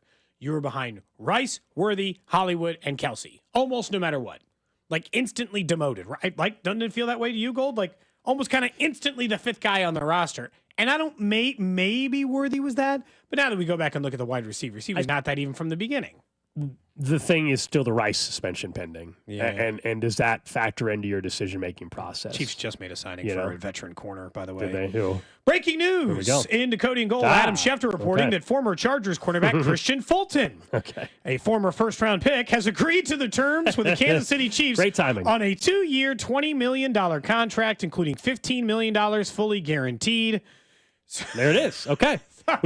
This is 2 days in a row. I gotta be honest. This is 2 days in a row. That's the exact thing I was describing. I was describing a different version of that same thing. But Christian Fulton, 2 years, $20 million, $15 million guaranteed. I'm not wrong, right? Wasn't he a former first-round pick? Christian Fulton? Let's see. Let's get some out backstory of Washington, isn't that where he played? 26 years old, was the second round of the 2020 draft from the Tennessee Titans. Was on the Chargers last year. He'll be 27 in September. As far as how healthy is he played in 14 or 15 games last year, 12 the year before, 11 the year before. So a little nicked up, but plays a decent chunk of the season. 5 career interceptions. A veteran that's played in the league that, again, I think he fits in what we were just discussing. He's pretty close to what I just described. But he's not going to be the number 2 corner for this team, but he's got a chance to be a guy that pushes Jalen Watson and is in the number 3 corner or something like that for them. 2 years, $20 million. Can't really get too upset about the dollar amount there for Christian Fulton. Adam Schefter reporting that news. So there you go. Okay. I mean, look, we're doing a free agency conversation about the things we want. Yeah. And the exact sentence I said was, I want a veteran corner on a cheap deal who can strengthen the order. So if you think I'm going to complain about this deal, no chance. This is identical to what I would have been interested in doing in Kansas City. Price tag's good. Number of years are good. He's way more expensive than what Akuda would have been, but still. Yeah, but he's not. Akuda was 1 year for $4 million last year because he hasn't played football in a year. Yeah, but I'll still take it for the price tag because you are getting more of a pedigree. A guy who has played 11 or 12 games each of the last 4 seasons. He was a second-round pick, so he's relatively highly thought of when he came in there. He's still young at 26 years old, and I think we probably undersell their problems at corner. Yes, Jalen Watson is probably their 2, although I think Fulton could win that job too. They, in training camp last year, had a full-blown open competition between Joshua Williams, Jalen Watson, and Najee Johnson. And I don't even think they liked the person they choose coming out of it. It was just by default. Spags didn't even make his decision until week 1, and he flip-flopped that a few times in the first few weeks, and then they kept trying other guys at corner throughout the year. They didn't like their cornerback depth. That's why I told you in the first round. This also means you don't have to take a corner in the first round, and it gives you more flexibility. You can, but you don't have to, and I like that. The fact that it's $15 million, though, that's fully guaranteed, I mean, I'm not saying it's big-time money. It might just be where the corner market is. But $15 million fully guaranteed, this could be more of a competition than we think when we get to St. I think he might Joe. be corner 2 by the time it's done. I don't think he's like just automatically corner 2, but $15 million guaranteed, that tells you they feel pretty highly about him coming into Kansas City on a 2-year deal. And who knows? I mean, as far as we know, Jalen Watson is healthy, but he's still coming off an injury and how that plays out. So that's another sign. That's the third signing the Chiefs have made in the last 24 hours. Jalen Moore yesterday, Elijah Mitchell yesterday, and then now Christian Fulton, former second-round pick of the Tennessee Titans in 2020, former Chargers corner, signing with the Kansas City Chiefs on a deal. I wonder we know they have a path to do it, but I believe this move would officially put them over the cap. So there's got to be some sort of, before Wednesday, tomorrow, there's got to be a conversion of salary. There's got to be a Trey Smith extension. There's got to be something because I believe they're over now with this move. Yeah, I think you're right. So I guess we'll wait for the move to happen. Our NFL insider earlier, Vinny Pasquantino, did not say anything on the Chiefs front. He just told us that maybe Sauce Gardner was getting an extension soon. So we'll just have to wait and see, at least on that end. Doesn't the signing point to it has to be defensive line or wide receiver in the first round? Like it definitely moves wide receiver higher up. I still think defensive line almost any because the depth's so good. But so do I. Which is why I think if you sign the vet, then it's all defensive line. Plus it's interesting because people say the depth is so good you don't have to take a D lineman there, but I think you could take the best D lineman available in any spot just to get him in the building, regardless of whether it's an edge guy, whether it's a defensive tackle, whatever the case is. Just pick whoever is best available at 31 They at that position. definitely have that flexibility now, which is nice. Or, you do the whole, if a team wants to trade back into the first round, even more on board of team trade out of first round, stockpiles some more picks, because fourth and fifth round. Whether it's a long-term answer or not, they have, for this offseason, left tackle is addressed. You know who's starting at left tackle next year. You now have some real competition, it looks like, at corner. Running back, you can still draft one. Elijah Mitchell doesn't change that for any of us, I don't think. Go and draft one still. And you brought back Hollywood Brown, so there's not like the pressing need to go and get another receiver. But if somebody falls in your lap in free agency that's cheaper than you believe, like I know people on the text line said Cooper Kupp. I would be very surprised if they brought in Cooper Kupp. Same. Because why not just draft somebody in one of your first 3 picks at this point? I don't think the targets make sense either for him, but yeah, for what he's looking for, maybe. And he does have a ring already, so it's not like he's desperate for that. Can you believe that Darius Slayton got 3 for 36 yesterday? No, I think that's I thought they crazy. wanted to cut him for the last 2 years. They've been like actively trying to get rid of him for years. Now they're just like out. Now they're just fully in on Darius Slayton. And didn't he have a pretty good season though? He had like 600 yards. He got triple the number I'm that surprised Hollywood Brown got. I'm surprised he wanted to stay in New York with no quarterback known right now. Maybe it'll be Cam Ward or Shadir, but right now he doesn't have a quarterback. If you're just tuning in, I guess he does have Tommy DeVito. Excuse me. he does. He's got Tommy. He's under Cutlets. contract. Yeah. If you just tuned in, the Chiefs did sign a corner, Christian Fulton, to a 2-year, $20 million deal, 15 of which is guaranteed. A strength of their defense. Just on the other side of this, every time they make another move on defense that is not safety, I'm convinced. I was already convinced. I'm just like further strength. They're never bringing back Justin Reed. Once they sign, They got Nick way Bolton, too many corners, or they got enough corners. They don't have to do this. Reed's not coming back. Once they signed Nick Bolton, as we discussed yesterday, I don't believe Spags was willing to lose 2 of his leaders, coach on the field, whatever you want to say, guys in the same offseason. But the minute they re-signed Nick Bolton, I think they made their decision that, okay, we can stomach losing Justin Reed maybe. We can't lose Reed and Bolton. If we would have kept Reed, I would have said, oh, then Bolton's gone. I think that's honestly how this thing played out between the two. Plus, they have just drafted replacements for him the last couple of years, most notably Jaden Hicks. They have drafted over Justin Reed. Now, if we're sitting here a week from now, somehow and Justin Reed's not signed, it's a different conversation. The price goes down. But he's a second or third wave guy. I would right now say if you were looking at tier 2 free agents, Justin Reed is firmly in the middle of tier 2. He's probably signing in the next 24 to 48 hours with somebody. I think so. He's still a quality player under the age of 30. He's still the same range as Christian Fulton in my mind. Been on a contender, been on a Super Bowl champion team or 2. But the draft, I mean, when we start to have more mock draft sounders, I would think you would start to see more and more going defensive line. Because if they're not going to bring back Charles Omenihu or somebody like that, you kind of have to. I mean, right now you're looking at a defensive line of Karlaftis, Chris Jones, Mike Dana, and Felix Anudike-Uzomah. I mean, that's basically the defense. That's basically the defensive line. That's what you have right now. So there's got to be a veteran they bring in, or they're going to draft 2 defensive linemen fairly high, which like first and second round, and just say we're going all in on that position and cheap. I assume that they will just make the moves that we're talking about, and that some defensive linemen will be on the board. But again, considering the number of available defensive linemen, I am surprised at how hot the market is. Like, I knew that there'd be a lot of defensive linemen. I didn't think there would still be this much action at the price points they're paying. So what they might need is like a little bit of time in order to sort out the lower end of that market versus the top end of that market. But to your point, they're now either over or at the cap, which means something else is coming here too. So they might have to clear that cap space anyway just to get into the defensive line market versus where they are now. I really do like this for their defense. I think the defense is shaping up pretty well. I think right now they can field a team at corner, at safety, at linebacker, which means they really are just down to defensive line. And it's a very deep defensive line draft. Yeah, you think one defensive lineman in the draft and one free agent, and then one other guy in the 5th or 6th that's maybe a rotational guy, and you're good, right? Or one $3 to $5 million guy. You need one super cheap defensive lineman, one medium price defensive lineman, and one guy in the draft in either the 1st or 2nd round, and you should be able to build it that way. Trash of the day. All right, so I had a different trash of the day, and then somebody texted me last night some more information on something, and I said, we can make this work for trash of the day.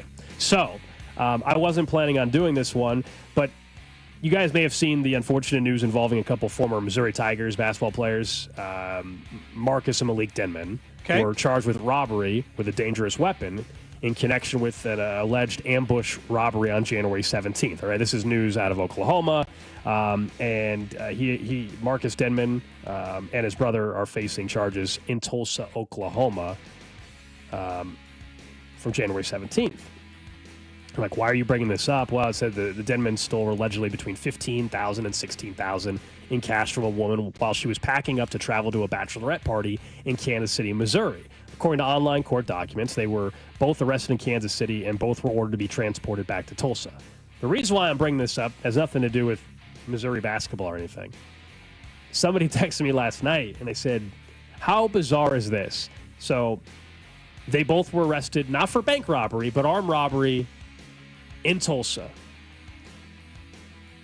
The second part, I now know for a fact, at least one of the Denman brothers were known to place fairly significant wagers at a local casino, the same casino that may or may not have taken wagers we from got Chief another Saholic. bank robbery making sports bets? I'm just saying that, and they both happen to get caught in Oklahoma. I'm just saying. One was bank robbery. This one's just armed robbery. And one was Bixby, not Tulsa, right? Right, but that's right outside of Tulsa, Yeah, I think. I believe so.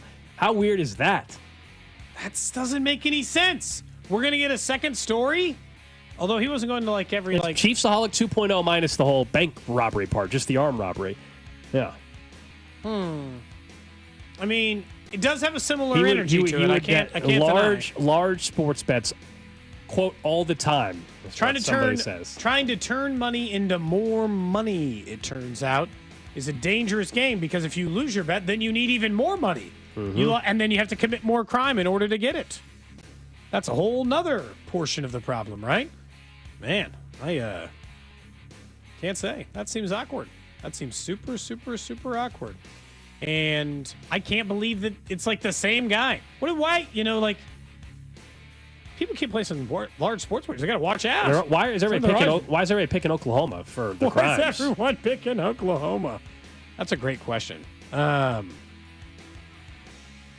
Yeah, I don't know why. Maybe they got lower security. Anybody know? They got less security in Oklahoma. They've been getting caught, so they got good enough security. Fair enough. They're getting caught down there. That is the trash of the day. I didn't see that original Denman story. Yeah, unfortunately, that headline was out there, and I wasn't planning on using it for trash of the day until somebody texted me. It's like, wait, no, he was also making large sports wagers, and also got busted in basically almost the same city as Chief Saholic. Kind of weird. Yeah, very bizarre. They might be cellmates. Next time I'm watching you place a large wager at Hollywood, I'm be like, wait a second, Alex, where'd you get this? And if you'd been to Oklahoma, I can confirm anytime. I can confirm I have not robbed banks for sports betting purposes. That's good. Or any purpose, for that matter. Wait, yeah, I was going to say, maybe don't have a qualifier to any it, purpose, yeah. Just, I have not robbed banks, end of sentence, period. Someone says, how much for a bachelorette party? It is true. What did you have? $16,000 cash on you for? Awesome time. That is true. $15,000 to $16,000 in cash from someone she was packing up to go to a bachelorette party. Yeah, that was about to be a hell of a bachelorette party. You're not kidding. Yeah. Up next, we'll get into the Chiefs Red Half Hour. We'll talk more about Christian Fulton signing with the Kansas City Chiefs on a 2-year contract and more in regards to a trade that happened in the league that maybe you would have wanted the Chiefs to make. Next. This is Cody and Gold on your new home for K-State Athletics. 96.5, The Fan. Brought to you by Heartland Men's Health, the leader in men's sexual health. Thousands of men have been successfully treated for low T, ED, and more, all with discretion and compassion. Make your appointment at heartlandmenshealth.com. Hey, Missouri sports fans, I've got good news. Underdog is available to play in your state. That's right, in your state. So you're down there watching some college hoops, down there at Power and Light this weekend. Underdog is available to you down there. All you got to do, it's one of the leading sports apps. Want to win 1,000 times your money? I'm going to tell you how to do it over at Underdog. You just choose which players will go higher or lower than your favorite stats, points, rebounds, whatever. So let's say today at 6 o'clock, you're thinking Coleman Hawkins is going to go higher than 21.5 points, rebounds, and assists together. That's one I like today. One selection I like. You can do that at Underdog from the arena. They've got all your favorite leagues, teams, and stars to choose from.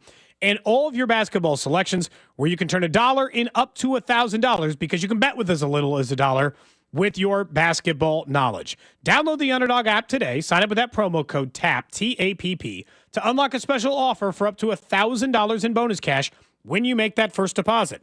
Join in on the fun when you sign up with that promo code TAPP. Claim that special offer today. Get up to $1,000 in bonus cash instantly upon your first deposit. Must be 18 plus and present in a state where Underdog Fantasy operates. Terms apply. Concern with your play. Call 1-800-GAMBLER or visit www.ncpgambling.org.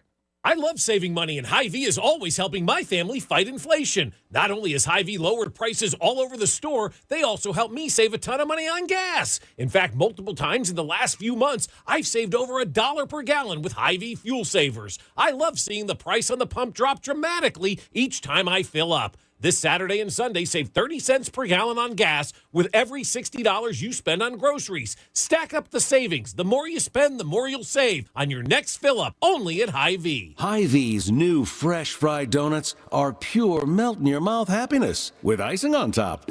Fresh out of the fryer every morning, you'll fall in love at first bite. Mix and match your favorite glazed donuts, donut holes, fritters, twists, cream-filled Long John, sprinkles, and gourmet delights. Pick up a dozen today.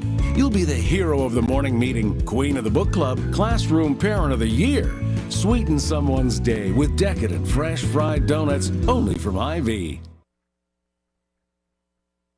But at Ryan Lawn and Tree, we've been preparing for spring all winter. This is Larry Ryan. Unlike companies that shut down for the season, our full-time Ryan pros train nonstop, studying the latest science to deliver even better results every year. No one brings more care and expertise to your lawn and landscape than a Ryan Pro in the Clean Rad truck. Ryan Pros are full-time employee owners, many with degrees in horticulture and turf management. If you ever have a question or a special need, you never call an 800 number. You call your Ryan Pros mobile number and talk to an owner. Get your free lawn instant quote online. Just visit ryanlawn.com/spring and get started today. Sign up this month and take 50% off your first lawn application. Our 50% off spring offer is the only one that comes with a Ryan Pro. Visit ryanlawn.com/spring today. This sandwich is not just spicy, it's flavorful.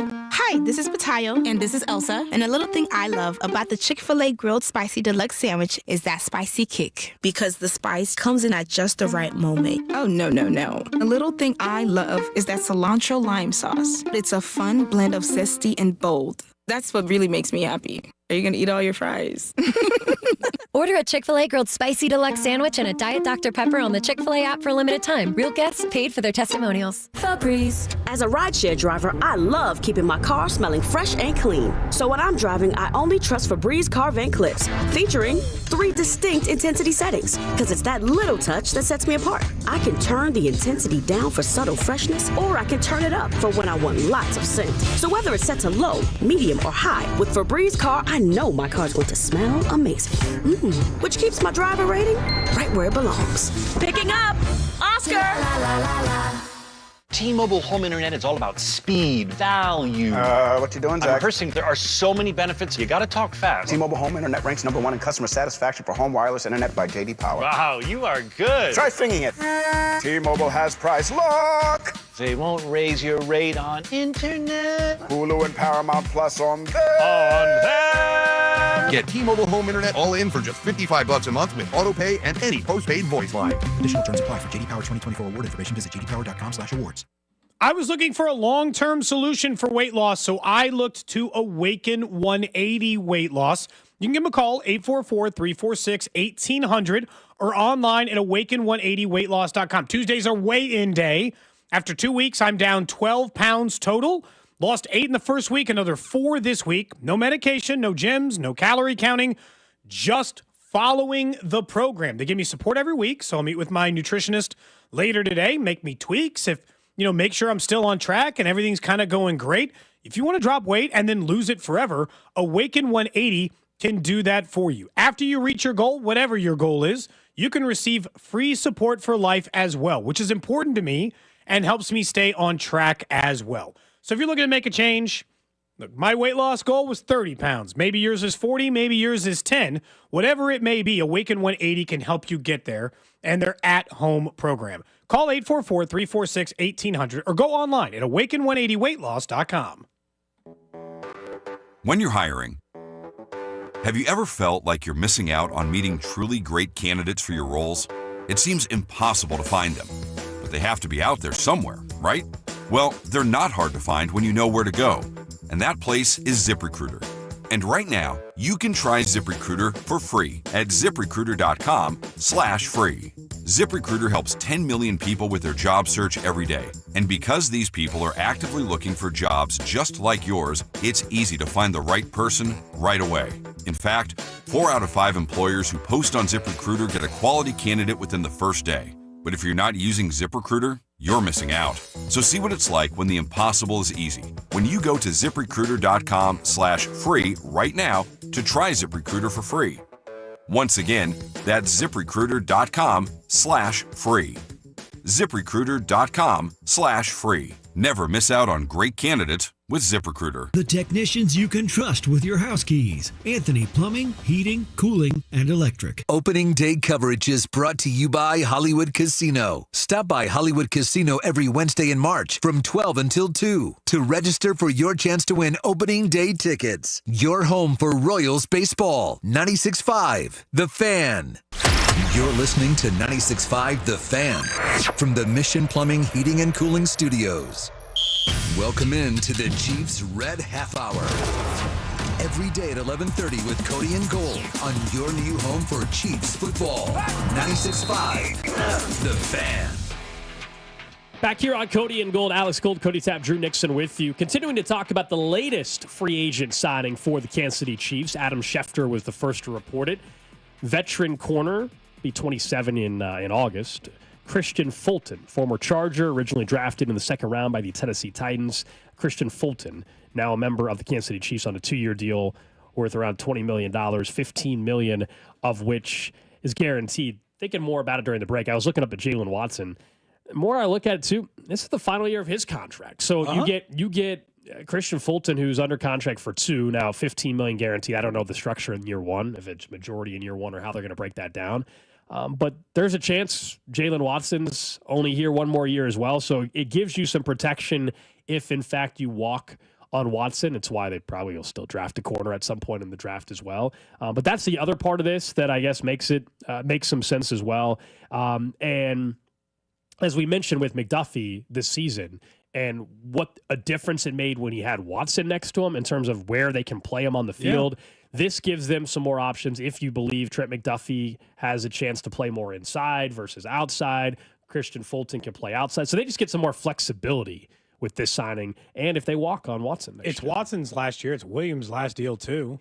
And then that's fine. Like, Najee Johnson becomes the new Joshua Williams, and you kind of backfill. And, like Roland Wallace maybe becomes like another one of those like back-end depth guys. And that's fine. CRW. And that's fine. Like, those guys should fill in the corner 4, corner 5 market. Look, I think they're going to one of their top 4 picks, I think, are going to be a corner. So I think they're getting back in the market, too. I think they'll be looking for their replacement in there, too. But they need a depth for this year to do exactly what you said.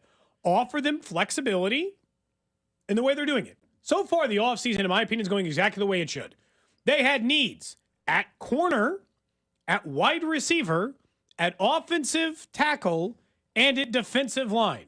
So far, they have signed 3 free agents other than James Winchester, which I guess technically they had needed at long snapper. I don't know what we would have done without that. They've signed 3 key free agents, the most expensive ones. They are corner, offensive tackle, and wide receiver. Okay, so now we just wait for the defensive linemen to get signed, and they will have filled their 4 major needs. I feel like they're handling it as a very need-based team. I don't feel like they've grossly overspent on anyone. Jalen Moore is a little high. I think that's kind of where the market was. Fulton maybe a little high, about where the market is, though.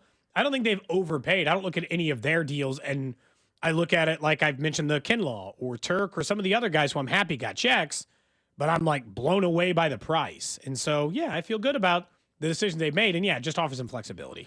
But at the same time, I don't think any of the signings has directly altered I know we've said they can focus on defensive line in the draft and everything. I still don't know if any of these signings have directly altered how they have to draft, though. I think I'm with you guys that first round pick defensive line would probably be the direction I would trend in now.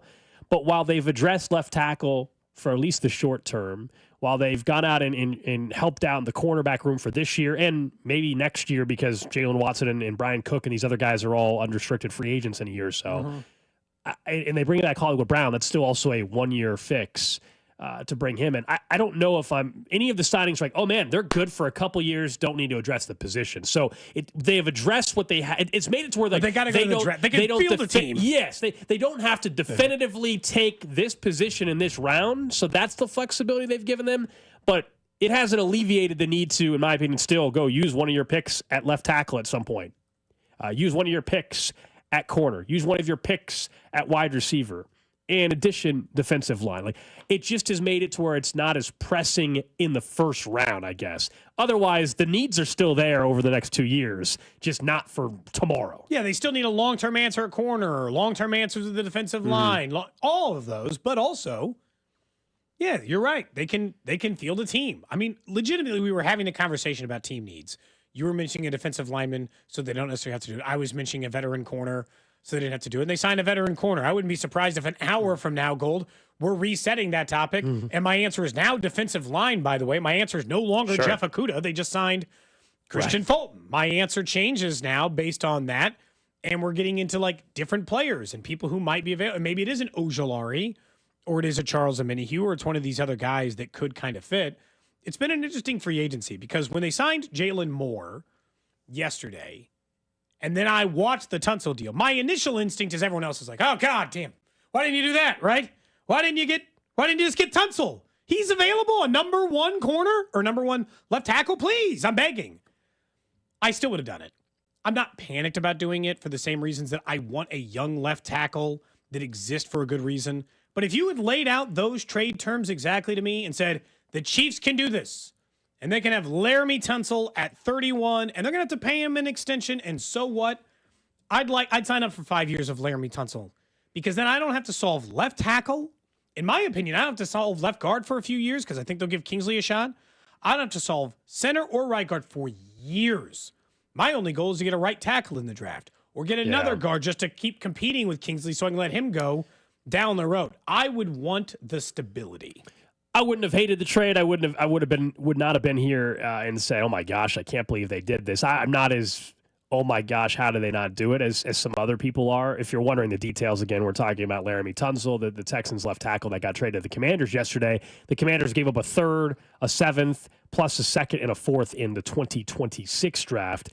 Larry Tunsil has been one of the best tackles in football throughout his career. He was originally drafted by Miami. They decided not to pay him. They trade him to Houston. Houston initially paid him, I believe, and then now are deciding not to pay him. And so you always have to think, all right, why the Texans have a bad offensive line and a young quarterback. Why are they willing to part away from him? And we'll get the answer one way or the other if they were right or wrong in the next couple of years, because either they saw something in their evaluation, they believe that either injury history or performance is going to dip. Who knows? And so they've decided to walk away and get a pretty good haul back, by the way. It's not like they got like no zero. I actually think the haul was pretty good for Houston considering the player. Oh, not bad at all. They're trading away. The Commanders are not paying their quarterback any money. And they want to win now. And they have flexibility. They want to protect their young rookie or now second-year quarterback in Jaden Daniels.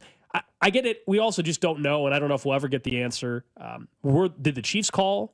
Were the Texans willing to talk to the Chiefs on this player? Yeah. Was the compensation an issue? Were they saying we're only trading him to an NFC team? We're not going to help the Chiefs who just beat us in the playoffs again with their biggest need? I think all that is part of the equation we don't have the answer to. And then I just know, other than Chris Jones and Travis Kelce, if you're over 30, the chances of a mega deal, and soon to be Mahomes too. But other than that, they usually don't give extensions to guys that are going to be 31 at the start of this season. Is there any part of you, and I guess I'll lay it out this way too, 913-586-7965. Let us know the answer. If both deals were identical, they showed you what Jalen Moore was going to make, they showed you what it was going to cost to get Tunsil, which of the two would you have done, right? You know, they're on paper in front of you. Which of the two do you go with? And look, that based on draft and long-term and everything else, Gold, I'm kind of curious what everyone's answer is. If given the two options, which door do you choose? But is any part of you, and I agree with you that 95% of the time, 98% of the time, maybe even, the Chiefs don't, right, sign guys who are over that age. They tried to sign Trent Williams, and he was like 32 like a couple of years ago. So, like, would they have made – they'll make exceptions. I guess the question is, would they have made the exception for Tunsil that they were willing to make for Trent Williams? And I'm not even trying to pretend. There is a drop-off between Trent Williams and Laremy Tunsil. Yeah, one's a Laremy Tunsil first ballot Hall of Famer. Yeah, Larry Tunsil is one of the 5 best left tackles in the sport. Trent Williams is one of the 5 best left tackles maybe to ever play the sport.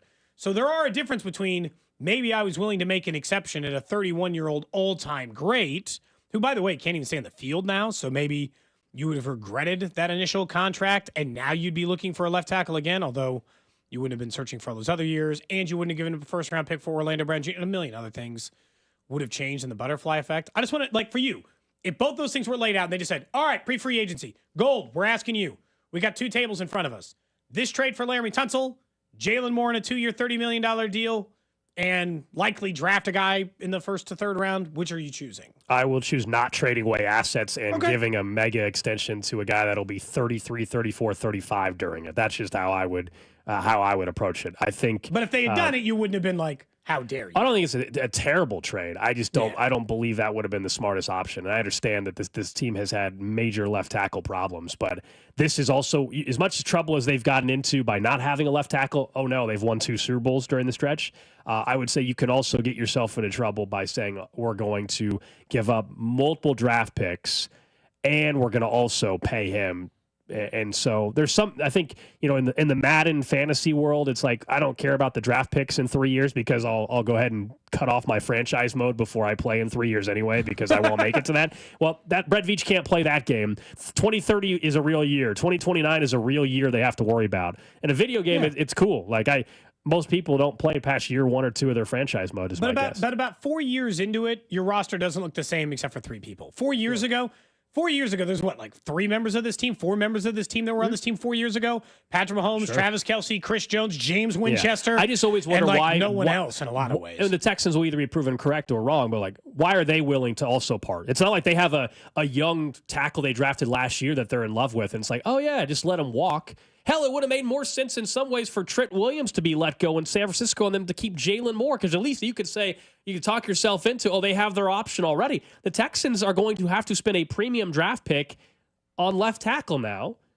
And so some of the assets they just got back, they're going to go use for a guy they hope is, I don't know what the hell the Texans are doing. Or they believe that, for the first time, Laremy Tunsil is getting a little grabby. He had 19 penalties, at least according to PFF's metrics. 19 penalties last year at left tackle. Is that a concern for them? I know people are saying, like, hey, more hands down, Tunsil had 2 teams. And I understand, but, like, the last team, like, mentioning the first team who traded for him, they were technically not right. Tunsil was a top 5 left tackle the entire time he was in Houston. It didn't matter that other team walked on him. I don't know why they decided not to pay him. They want to do other things. Miami's organization is not exactly the picture of perfectly run organization who makes every decision right. Tunsil was a still top 5 left tackle the entire time. He might very well stay a top 5 left tackle. Two years ago, Cody, Houston. Like 2 years ago, I would have been all about trading Tunsil. In fact, I think we had a topic. I think we had a topic on the show. We were like, hey, why don't they go see if the Texans? Hell, it might have been a year ago. But it's just he will be 31 in the start of the season, and which makes me a little hesitant. But this is one of those trades that we check back in on in a year or two, right, and see where he's at as a player and what kind of money he's making then. And ultimately for the Commanders, it's worth it because you're not paying your quarterback anything. So you can go ahead and take the hit. Let's say he's not the same player in 3 years. Not a problem for them. By the way, we'll continue the Chiefs Red Half Hour. Just want to let you know the Big 12 tournament is underway. Big 12 scoreboard update is brought to you by Powell Exteriors KC for siding, windows, decks, and more. It has to be Powell Exteriors KC and powellkc.com. Cincinnati and Oklahoma State, the first one. So if you're thinking about heading down to the tournament today, $3 lots tickets. of great games. Cincy up 11-6, 13:26 to go in the first. Whoa, Bart Burner. Watch out. Offensive explosion taking place down there at the Sprint Center. 11-6 with 13 to go. At the under Oklahoma 12 State timeout shooting almost. a whopping 22% from the field out of the gates. It's not great, man. It's not great. It's quite bad. So we did learn, unfortunately, we're going to have Hunter Harvey call into the show at 12:30. He's a little under the weather. There's a little bug going around in Arizona, unfortunately. So we might have Jonathan India. Okay. If not, we'll at least have Vern, right? We'll at least have our Royals insider, Josh Vernier, joining us coming up in the noon hour. Ask him how he's going to, what defensive tackles he thinks the Chiefs should sign, you know? That's right. It looks like, by the way, I would say, in the majority based on the text line. More often than not, they don't want to give up the assets in order to do it. It's always just kind of funny to me. It's like, well, I don't want to give up things for the things I desperately want to fix, right? Like, we have spent 3 consecutive years saying, I desperately want an elite level left tackle. Please, oh God, I'll do anything. I'll sacrifice whatever it takes. And then, like, one's available. And I know he's 31. Because 26-year-old elite left tackles are available at pick 12 in the draft, not in any other circumstance. So it's like, it's available. It is an option. So, like, choosing that door would have been very tempting for me. That's all. Very, very tempting for me. Let's talk about some of the free agents that have signed that were Chiefs a year ago. Smaller deal. Justin Watson signed with the Texans yesterday. So surprised to see him go day one, though. I'll be honest. Good for him. What was the total number on him? I don't know if I ever saw the dollar amount for Justin Watson, but great special teams player for the Chiefs. Obviously was important 2 years ago in particular when they were or a year ago, I'm sorry, in particular, when MVS and that whole offensive wide receiver room was a disaster, and Justin Watson was one of the most reliable weapons for a little bit. So nice role in Kansas City for a couple of years, but I'm guessing he's getting some more money going down to Houston, special teams ace. So him and Tommy Townsend are both members of the Houston Texans. And then the deal that, frankly, is like there's no way they were ever paying this dollar amount, but for the player, you're happy. And that's Tershawn Ward. I'm sorry, Tershawn Ward. 3-year deal worth over $54 million. The trade-off is you're signing with the Carolina Panthers, right? So you get paid. Your team's you're not going to win a lot of games, but boy, oh boy, you were a guy out of Missouri S&T. We had him on the show the first offseason, I think he was with the team. And nobody knew anything about him. Like, this is a guy, no, they really like him. He's just a reliable player, No, they really like him. He's showing some things in camp. Look out. This past year, he gets 6 sacks, 2.5 sacks in the postseason to give him 8.5, which actually meant he led the team in sacks if you factor in regular season and postseason. And he's under 30, under 27, actually. And he gets that's a lot of money. From D2 to a $54 million contract. But that's a hell of a story, right? What you just said, that's a hell of a story to go from a guy out of Missouri Science and Technology to getting a mega $54 million deal, and I believe $30 million of it is guaranteed. Chris Jones was also fired up for him as well. You saw a bunch of his teammates happy. That tells you a lot about the guy. Mahomes had a quote tweet about it. Charles Omenihu. When you're an undrafted rookie free agent, you've just been making league minimum for 4 straight years. He signed, believe it or not, Turk Warden ended up being maybe the single best free agent signing last year for the Chiefs. He finished the season, including the playoffs, with 8.5 sacks. They signed him to like 1 year and $3 million. You might remember, he wasn't under contract with the Chiefs to open free agency last year. He was a free agent signing. Yeah, he turns 27 in July, so he'll be 27.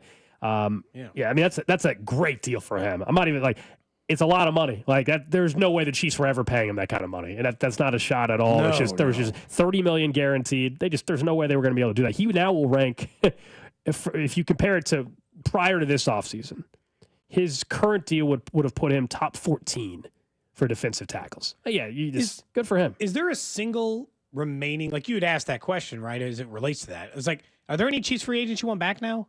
Like, do you want Justin Reed back? I mean, I'm still interested in Charles Omenihu. I just don't know if they're going to make that work now that they gave Christian Fulton some money, too. They just signed Jack Cochran, who was also a free agent. So, like, they're bringing back a couple of How come you didn't break him with breaking news for that one? What, you just don't think that's impactful? I think it was yesterday. You know, that's a friend of the show, Jack Cochran. I don't think that was on our show. Okay. Also, I saw the Drew's team brought back old friend Samaje Perine. I don't know what the former Bengals are Kansas doing. City Chief. That was the second biggest move they've made, I think. No, it was you guys. You guys are not paying attention. The Bengals haven't done anything. It's pretty remarkable. You guys are not paying any attention. They don't realize there are 11 guys that play defense as well. It's pretty shocking. They've decided to play with 4. You guys are not paying any attention to what they've done because they've made more than one move. 2 tight ends and a running back. They brought back a defensive lineman who was part of the crappy defense from a year ago, BJ Hill. They brought back BJ Hill. They're trading Trey Hendrickson, their only good player on defense. They haven't announced that yet. They've given him permission to seek a trade. Yeah, that doesn't mean they're trading. Sam Hubbard, who at 29, he had enough playing football in Cincinnati. He said, "I'm at 29, I'm out." He's like, I can't even play here anymore. I'm done with playing football. Ironically, 29 years old. I can't play for this crappy franchise anymore. Do you want me to explain? Do you want me to go into fight for my team a little bit? Go for it. Okay.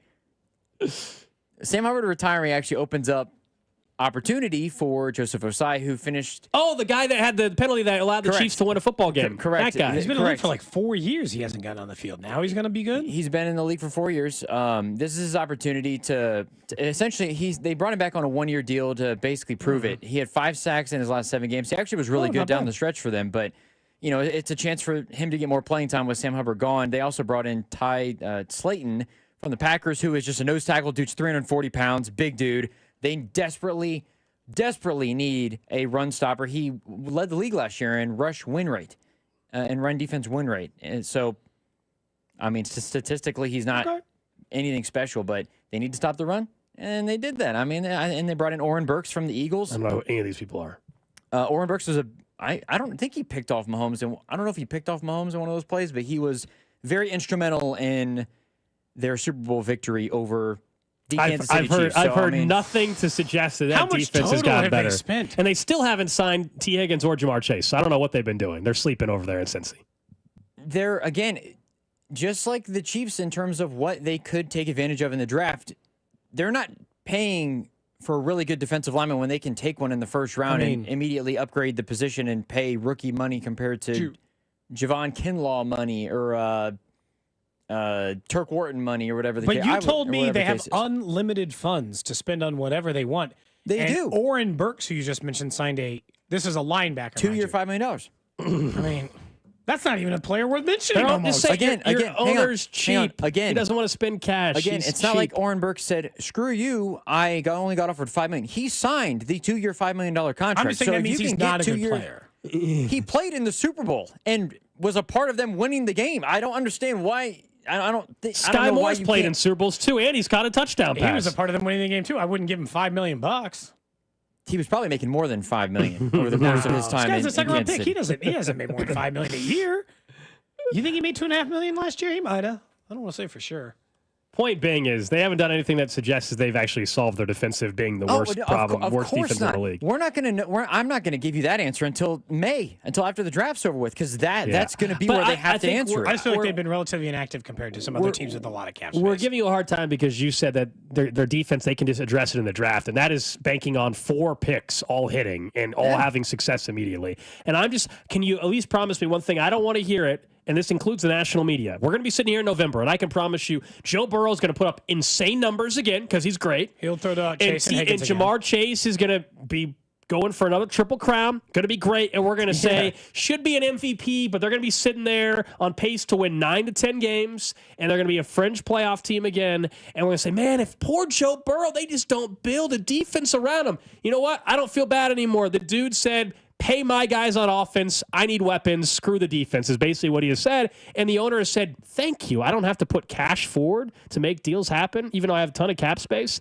Sounds good to me. I just don't want to hear the complaining in November when it's poor Joe Burrow, he doesn't have a defense, because they haven't done a damn thing. We're not going to be complaining about them having a defense that's not capable of making the playoffs because they're going to be in a playoff spot. They don't need it. That sounded very lacking confidence. No, you didn't say that with like gusto. This team's beating you down a little. If last year, if the Bengals had the 21st ranked defense, they win 11 games and they're in the playoffs. I mean, I can't. That much of a difference is maybe with the offense. But I would just say is very obvious. I think. I will say though, historically, Drew, your team's offense is likely to go through regression. So the 21st ranked defense won't do it. You're going to need the 15th ranked. And are you confident in the way it's going right now? It's going to be 15th ranked. The way that it's going, I think I didn't expect them to go out and blow us away with a big signing. I mean, look, if the Bengals get Charles Omenihu and they draft a defensive lineman in the first round, I think that entirely changes everybody's opinion. If they have a good edge rusher along with more defensive interior talent, but are they trading away Trey Hendrickson? 17.5 sacks. Where are they making that up? Again, you collectively bring in people who have the potential to get there. You're not going to replace him single-handedly. Of course, not with one player, but I'm saying he's saying maybe the picks you get from Hendrickson too. You can take 2 or 3 guys. You draft 2 defensive linemen, and the first 2 picks you have, you're bringing Charles Omenihu. All of a sudden, you pile things together, and your defense gets a lot younger. I'm not saying they're going to whiff on every draft pick, but also I think it's very optimistic to say like, oh, we've got 5 draft picks. They're all 5 going to come in on defense and be gangbusters and just destroy opposing offenses. Like that's the same reason why the Chiefs. Well, you're saying that they got all these draft picks, and I'm saying like good luck. If they have the 22nd ranked defense, 25th ranked defense, that's better than last year. Sure. I mean they're addressing their worst. They were 25th. They are addressing the worst part of the offense last year. They were almost dead last in stopping the run. They added the best run win rate defensive tackle in free agency. I don't know what else you want him to do. Sign a real player. I love it. I think it's a great He is a real player. What are you talking about? I think it's a great offseason. Actually, I take everything I said back. Great offseason. And if the Bengals make the playoffs, will you debunk everything that you've said for the last 2 months? But I would like to point out one more thing before it, that the difference between the 21st ranked defense and where yours was at 25th is 1 point, singular. Honestly, the Bengals lost by 1 point, if I remember correctly, to the Baltimore Ravens. They missed a field goal late in the game as well. Okay, we could play that game in sports with every single team in NFL history. Like, somebody else would have won multiple rings if one field goal was made. I mean, that's just... I mean, the Chiefs got there, got to where they were based on them taking advantage of those situations in close games. They just didn't take advantage. Like, I think the margin of them being 12-5 and where they were at 9-8 is really not that far off. It's just the little things. I mean, I know. I watched. One I extra watched stop any, here. I watched any given Sunday with Al. I watched penalty. any given Sunday with Al Pacino as well. It's a game of inches. I get it. It is funny. I'm gonna have if the Bengals make the playoffs. Plenty of receipts. Forget the Bengals even beating the Chiefs in the playoffs. If the Bengals make the playoffs, I have receipts on the entire text line and you two and the rest of the station. I love that now we have worn you down enough that now the expectation is just making the playoffs. So you guys can shut up. Just make the playoffs is what first playoff appearance in 3 years is now where the bar has been set. Up next, Drew. We're going to get to what's trending. Thank you. Then we're going to talk about the corner market that is trending up, which is a good thing for one Trent McDuffie. You're listening to Cody and Gold, brought to you by Heartland Men's Health, the leader in men's sexual health. Thousands of men have been successfully treated for low T, ED, and more, all with discretion and compassion. Make your appointment at heartlandmenshealth.com. Josh Vernier joins the show every day at 12:45, live from spring training, right here on your home for Royals baseball, 96.5, The Fan.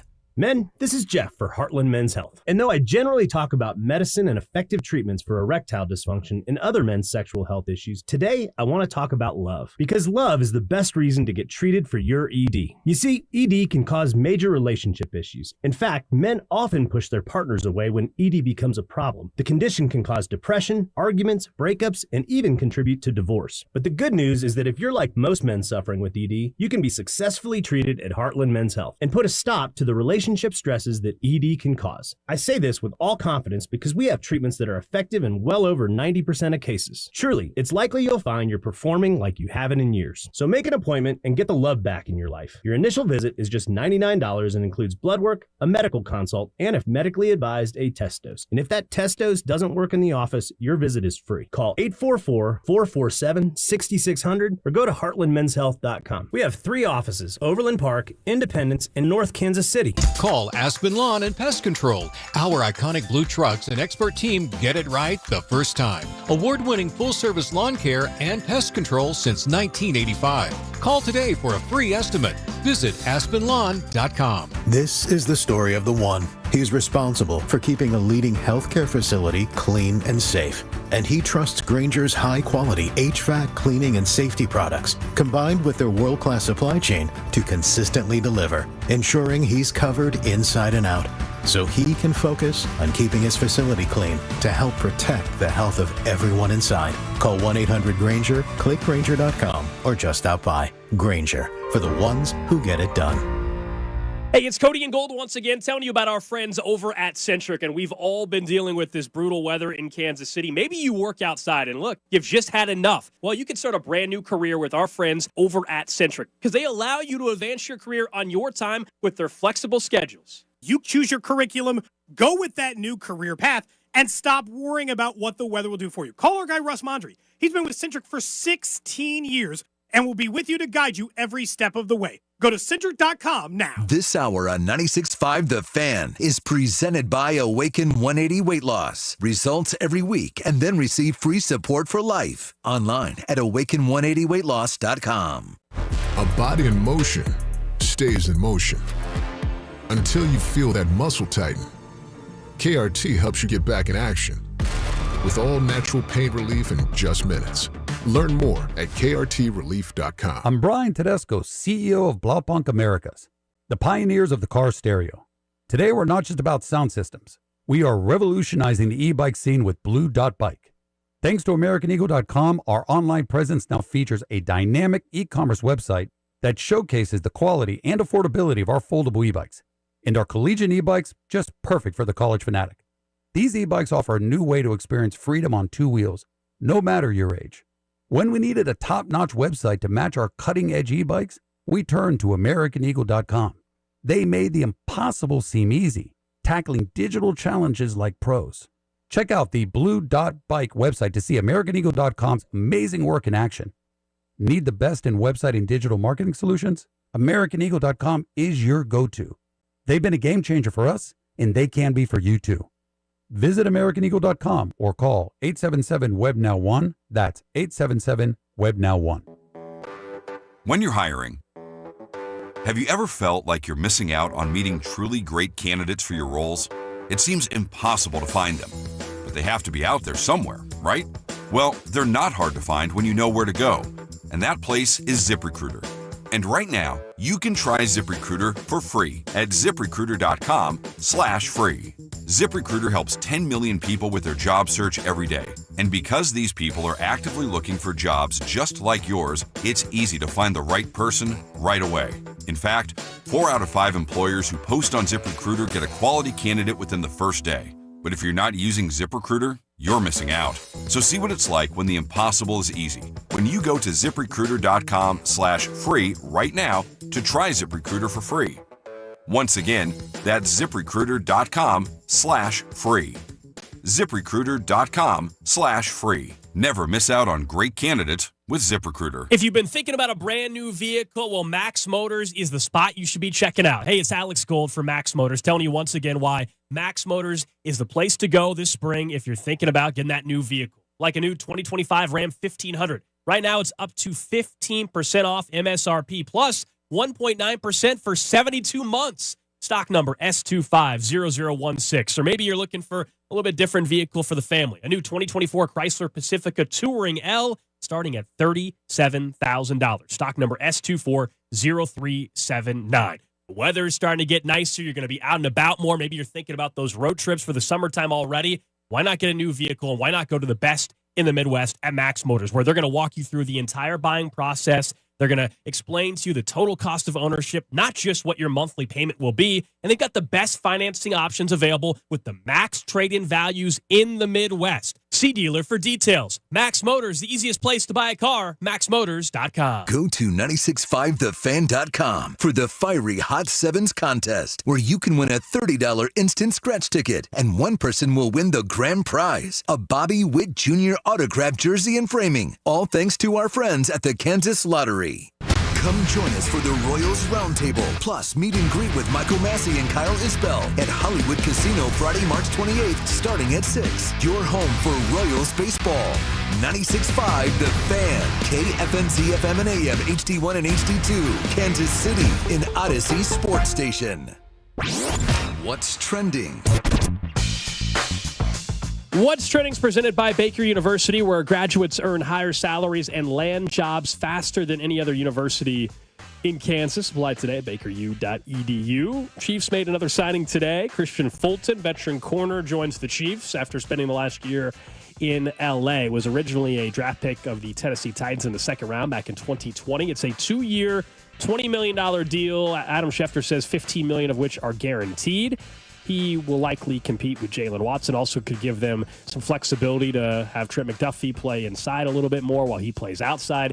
Remember, Jalen Watson and a couple of these other guys' contracts are done after this upcoming season. So you know that at least for 2026, you would have McDuffie and Fulton under contract.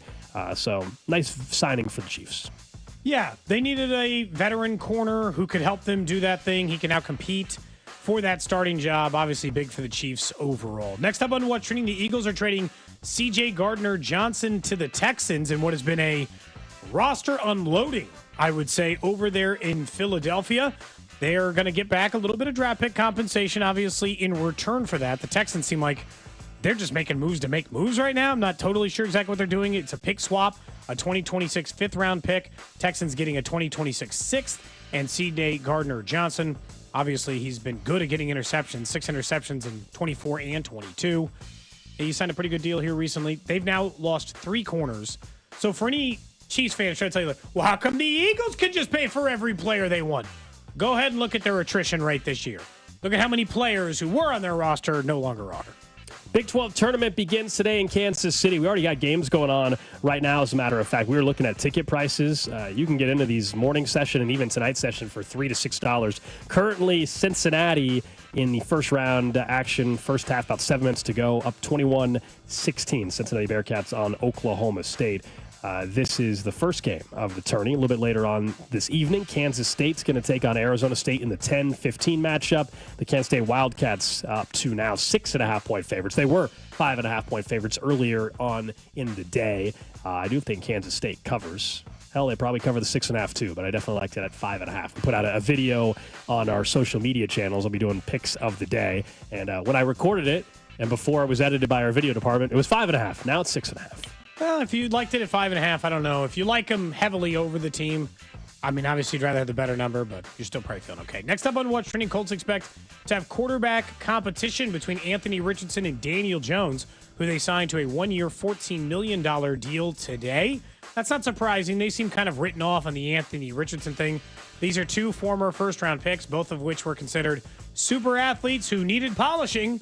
I guess the question will be, which of these two guys looks better coming out of camp? I feel like there's like 3 or 4 teams this year who know they can't get the only two quarterbacks worth getting in the NFL draft, unless you're a big Jackson Dart believer, and all are interested in next year's draft class. And so they're all talking about, like, we'll sign Daniel Jones or Zach Wilson or maybe Carson Wentz will be our starter. Feels like there's a lot of teams kind of mailing it in. That's all. Well, that is what's trending. Sorry, I'm laughing at some text here. By the way, when we brought up the Big 12 tournament there, all of our Big 12 tournament coverage here on 96.5 The Fan, brought to you by KRT Muscle Cream. A body in motion stays in motion with KRT Muscle Cream. We'll continue to update you on the scoreboard as well from the Big 12 tournament. Someone on the text line says, you guys convinced me. I'm sold. Pulling up to T-Mobile Center now. There you go. Tickets are, they're cheap. Go ahead and leave the radio on, though, you know? Yeah, go ahead and do that. Yeah. Just leave it on the car the whole time, or on your phone on the Odyssey app. We're available on, if you want to miss this show, there's literally no chance. We're on the terrestrial dial. You can catch us on FM radio, AM radio, available in a phone app. We're on YouTube, Twitter, Twitch, Facebook. I don't know where you can't catch us at this point. So if you'd like to watch the show, listen to the show, do whatever you want. Like and subscribe on YouTube. We'll be at the top of your page. You know, there's a way to listen to this show is my point. Tickets are $3 right now for the current session. For this evening, the one that involves Kansas State, $7. Tomorrow morning session, $9. Heck, even tomorrow night session where KU's playing and maybe even K-State's playing if they win, $33. Did you get some time outside yesterday? I did. Walked the dog a little bit. Yeah, I went outside. It was gorgeous. Today's, same thing today. I went straight to class to teach.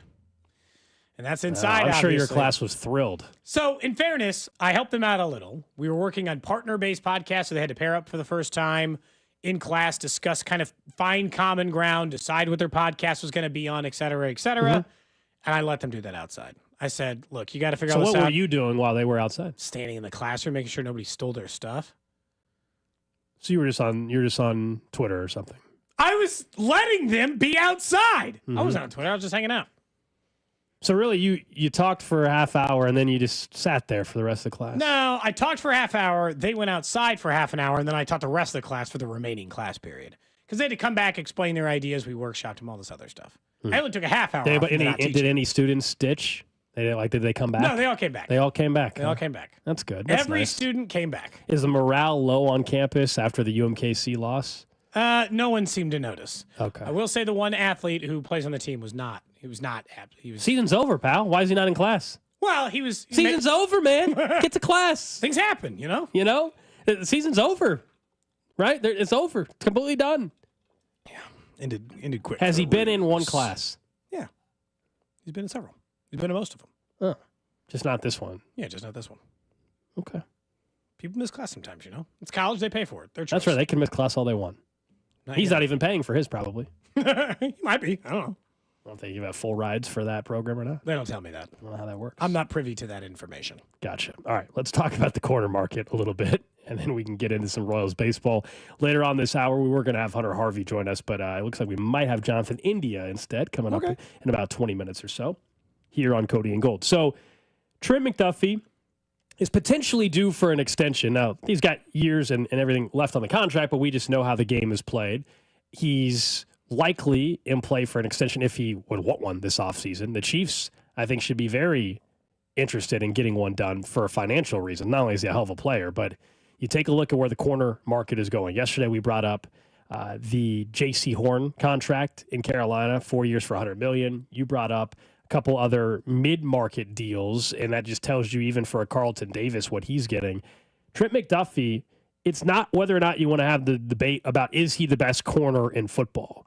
It is that he will be one of the best young corners due for an extension, and that typically means you either reset the market or you reach the market price, and that will be more money if you let Derek Stingley get a deal. If you let Sauce Gardner get a deal done first, the price will continue to go up and up. That's why for Trent McDuffie, maybe you're not in a rush to get an extension done.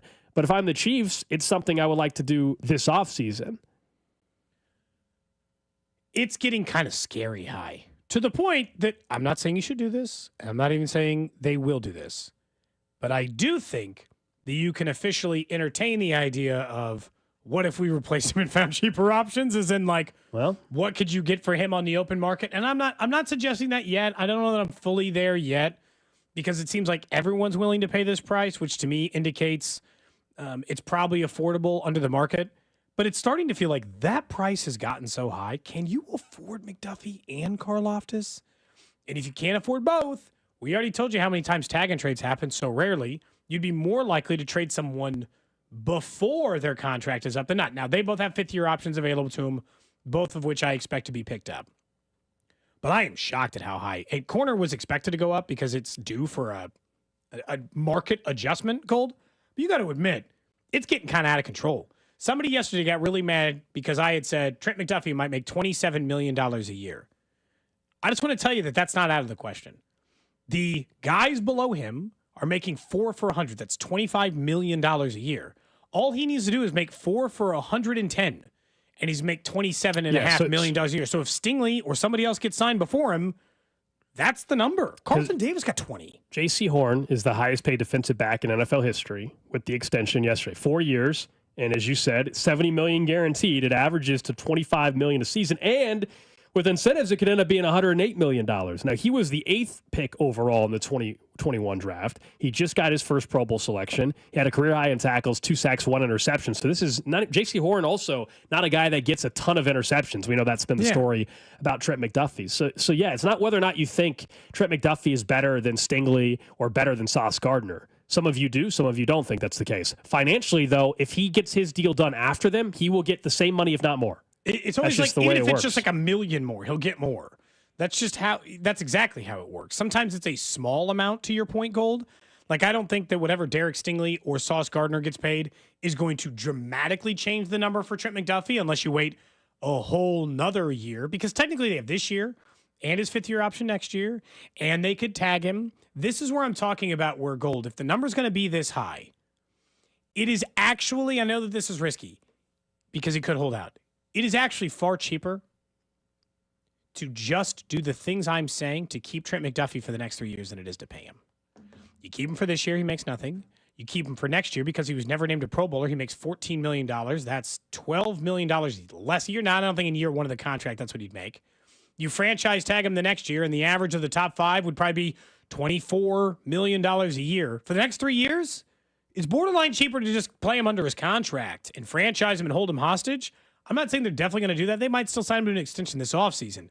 The numbers are getting high enough that you have to think about these things, I think, if you're Brett Veach. Well, it's not commit massive, to it, but think about it. So I still think eventually a deal gets done and he stays in Kansas City long term. I think they view him as a core piece moving forward. Eventually, as Chris Jones and Travis Kelce, let's fast forward 3 years from now when both of them may not be involved in the organization. One of them, I think, is pretty obvious will not be, just based on the debate we already had this offseason about Travis Kelce's future. Well, the next core group, Trent McDuffie, to me, is part of that future group. And I think he's someone that they are very, very fond of in the organization. So the dollar amount just goes up the longer you wait. But I don't think this is a player that they will not have interest in getting a deal done. And yeah, the dollar amount is going to be very, very high, but the cap is also going to keep going up over the life of that contract. So I believe they will eventually get that done.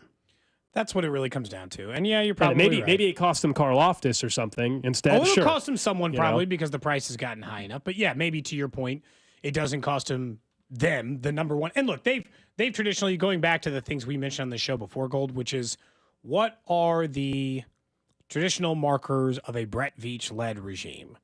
And that is that they pay future All-Pros whatever they want, right? They pay All-Pros whatever dollar amount is the dollar amount. Travis Kelce, Chris Jones, Patrick Mahomes. Those are Creed Humphrey. Those are the guys who have, and even to a point, Joe Tooney until he eventually got traded. He got older. I'd be kind of shocked if Trent McDuffie didn't get a contract. I'm just saying the numbers are getting high enough now, Gold. I think you got to kick it around. Earlier today, Daniel Jones signed a 1-year, $14 million deal we mentioned to be the Colts. I don't know. He's going to compete for a starting job. He's going to compete with Anthony Richardson. What a thrilling camp battle between Anthony Richardson and Daniel Jones. Get excited, Colts fans. Where do you think the remaining veterans are going at this point? I kind of thought by now we would have heard Aaron Rodgers is a Pittsburgh Steeler, and yet, because we haven't heard that yet, I'm just kind of like tentative. Is there a number thing? Where's Carson Wentz go? Who starts for the Giants? And I don't, like, if you're the Giants, you're just going to take Cam Ward. Why even bother, to start the rookie?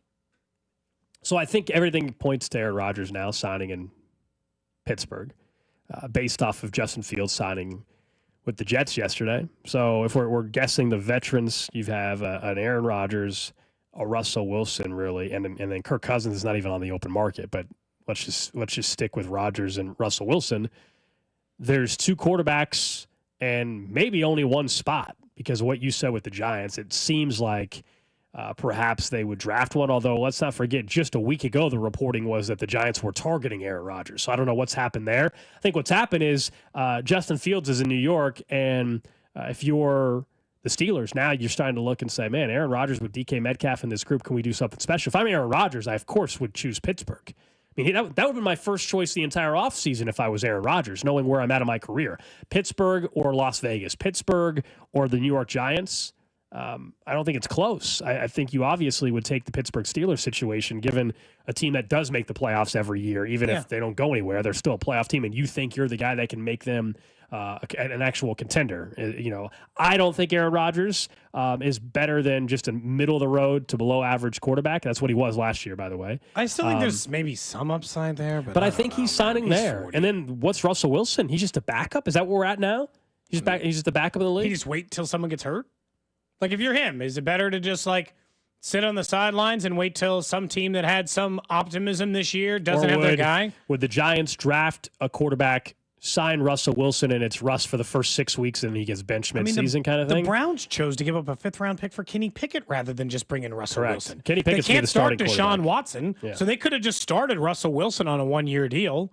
Nothing was, and they traded an asset, an actual draft asset, for Kenny Pickett. I don't know. Maybe it's because of the way he's run himself out of town. I feel like he's starting to get the reputation of difficult to work with. That was borderline the reputation when he was in Seattle. He got run out by Sean Payton in Pittsburgh. By Sean Payton in Denver. He's now in Pittsburgh. He can't find a landing spot, and he wasn't even statistically that bad last year for the Pittsburgh Steelers. And he can't find a landing spot over Kenny Pickett. And again, they had to give up an asset, not money, just real things. Browns don't have a ton of cap space because of how much money they constantly pay Deshaun Watson, but could have just gone the money route instead. I'm a little bit surprised by it. Who knows? Maybe also Russ had no interest in going to Cleveland. I have no idea what led to that ultimately. Because you could say the same thing about Aaron Rodgers in Cleveland, for that matter. They chose to trade for someone instead of signing Aaron Rodgers. Same thing applies to those guys. But I guess in a lot of ways, Aaron Rodgers, I don't know. He just feels like he wouldn't come to you anyway. Well, I Aaron agree. Rodgers I don't know isn't if Russell going to a Wilson situation would, that he doesn't think he can win. Yeah, I don't know if Russell Wilson would have gone to Cleveland. I guess that's what I said. I wonder if that Feels was he not just needs to be taking a job. I mean, that's kind of where Aaron Rodgers is at too in his career. I know we think of Aaron Rodgers, and he still will be a Hall of Famer, but they're both at very similar points of their career. Okay, so the Jets have these are the teams who need them. Yeah. Jets have their guy. Cleveland needed a quarterback. They have Kenny Pickett. Geno Smith in Las Vegas. The Giants are still looking. Colts made their decision, so we're just down to a veteran backup for the Vikings. Yeah, Russ can be the backup in Minnesota. The starter in Pittsburgh. That's it. Yeah, Russell Wilson's That's been it. left out of the musical chairs. Tennessee, I guess, if you think they're not drafting a quarterback, but they have the number 1 overall pick. They've shown. I think they're drafting a quarterback. I think they're just They taking just Cam Ward. it seems like that's the direction it's going right now. And if I'm taking a first overall quarterback, they're just going to start right away to the Wolves. If you're Sorry. number 1 overall, you should be starting right away. In fairness, they did. Didn't the Titans just get they just added an offensive lineman? Yeah, they did. A They've tried left to tackle improve. where Their they offensive can. line actually looks like it might be okay. Dan Moore. They signed Dan Moore Jr. That actually, to me, that points a little bit more towards them taking a quarterback for that reason, and throwing him to the Wolves, where our team's built. At least the offensive line is. You're not just going to get killed in your. Well, it's a terrible offensive line. They're hoping it's not anymore. It was not a good offensive line. Oh yeah, though. it was Dan bad, Moore. They better hope Dan Moore is the real deal because the contract Mike Borgonzi gave out to him is not one you're getting out of after 1 year. They've got the bookend tackles. It's just the interior, which I don't know, they may draft a guy as well in the second round after getting the quarterback. But they obviously still have a long ways to go as they have the number 1 overall pick. If you're Russ, though, you have to hope that Rodgers goes to Pittsburgh because he's not going back to Pittsburgh, evidently as shown by the Steelers. Well, otherwise they would have brought him back by now. I would agree. have thought. Yeah, I mean, now if Rodgers if Rodgers signed with the Giants, then I think Russ could end up back there somehow because I would say, well, then who the hell is going to be the quarterback of the Steelers? Like if Rodgers doesn't, if Rodgers does not choose Pittsburgh, who else? I mean, it would have to be Russ, right? Yeah, he's not going to Tennessee. I think he only wants to go. Maybe the Giants. Maybe he talks himself into, guys, bring me on. I'll throw to Malik Neighbors. We'll make this look really good. I'm like, you're going to sink back-to-back franchises in New York. Put them in unwinnable situations. Yeah. By the way, is Geno Smith, does that even move the needle for us, Raiders? I still think they have the worst quarterback in the division. I think it moves it in terms of I think a he's better than respectability Bo Nix. nature. Yeah, I'm not so sure, man. I'm not so sure. I think there's a debate there, which to me, if we're having a debate about it, that's still pretty telling. Like, you made a trade for a third-round pick quarterback, and we both are in a disagreement on is he for sure worse or for sure better? I'm not here to, bang the table. But that's what I'm saying. Like, that's a problem if there's a debate. Like, is he not? Like, Geno is better than Gardner Minshew. Like, Geno is better than Gardner him. Minshew. I'm just saying I'm not ready, if you made me rank the AFC West quarterbacks, I think he's still fourth. I would put Geno Smith ahead of Bo Nix. Yeah, and I would. But not with any amount of I'm not, I'm not with fervor. Or 3A right? and 3B. They're essentially the same. I would say it, but I wouldn't feel it with any level of confidence. Does it make the Raiders any more of a threat? Or they're respectable. That's what Pete Carroll's bringing. They're not going to be a laughingstock. That's it. And that's a terrible spot also to be in, by the way. They're going to be a 7. And if everything went great, an 8 to 9 win team. Everything would have to be perfect for the Raiders to be a 9-win team next year. But they're not a laughing stock. With Pete Carroll, they'll be respectable because Pete Carroll's a hell of a coach.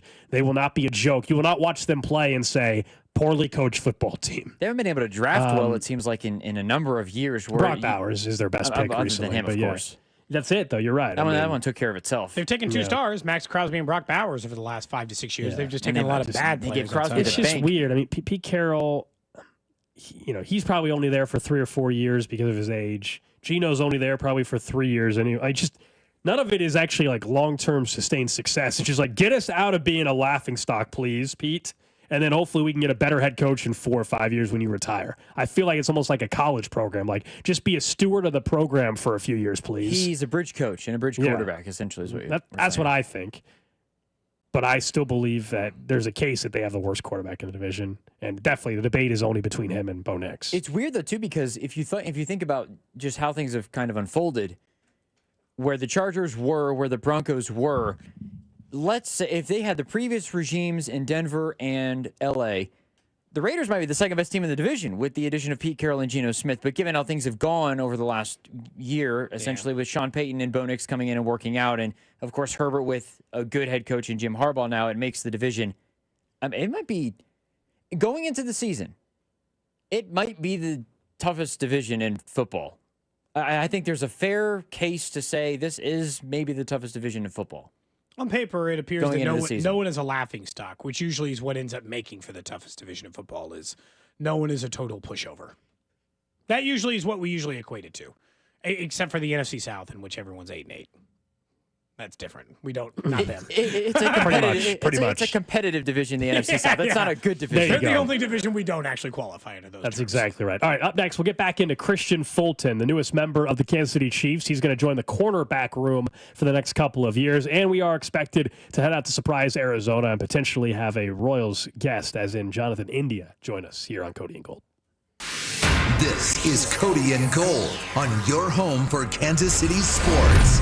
96.5, The Fan, brought to you by Heartland Men's Health, the leader in men's sexual health. Thousands of men have been successfully treated for low T, ED, and more, all with discretion and compassion.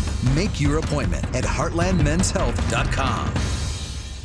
It's March matchup season at BetMGM. Ready to shoot your shot? Lock in your picks for this year's tournament with the sportsbook born in Vegas. Being on the sidelines is one thing. This March, get into the game with exciting state-of-the-art live tracking technology, exclusive sportsbook selections, and so much more. Check out BetMGM Originals for dozens of markets you won't find anywhere else. Take a shot at our exciting free-to-play games for your chance at scoring odds boost tokens, bonus bets, and many other prizes. Plus, new players can score up to $1,500 in bonus bets if their first bet loses. From the big dogs to the underdogs, March matchups at BetMGM is a player's best friend. BetMGM and GameSense remind you to play responsibly. See BetMGM.com for terms. 21 plus only. Kansas only. First bet offers for new customers only. All other promotions for existing customers. Subject to eligibility requirements and rewards may vary. Please gamble responsibly. Gambling problem? Call 1-800-GAMBLER in partnership with Kansas Crossing Casino and Hotel. It's here, Kansas City Northland, your new Academy Sports and Outdoor store. Now open at 9130 Northwest Skyview Avenue. Don't miss our grand opening celebration, Friday, March 14th through Sunday, March 16th. Plus, shop grand opening deals starting Thursday, March 13th at your new Kansas City Northland store and at your Liberty, Overland Park, Olathe, and Belton stores. The first 150 customers in line when the store opens this Friday, Saturday, and Sunday, 18 and over, get a free mystery gift card with over $15,000 in total weekend prizes. I'm McCall with Lee Summit Subaru, and it's time to make a big deal out of nothing. Announcing Lee Summit Subaru's 0% event. Zero, like in 0% financing. Zero is back. Up to 0% financing on select 2024 and 2025 Subaru models for 72 months. And we're 2024 Google's highest review rated and only locally owned Subaru retailer in Kansas City. 0% event. The Subaru A Lot to Love event at Lee Summit Subaru. Google highest review rated Subaru retailer in Kansas City based on Google Analytics.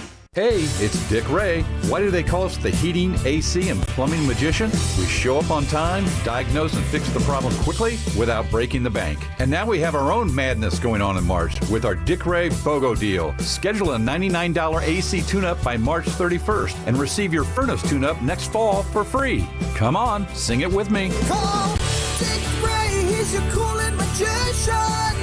Dick Ray, he's a man on a mission.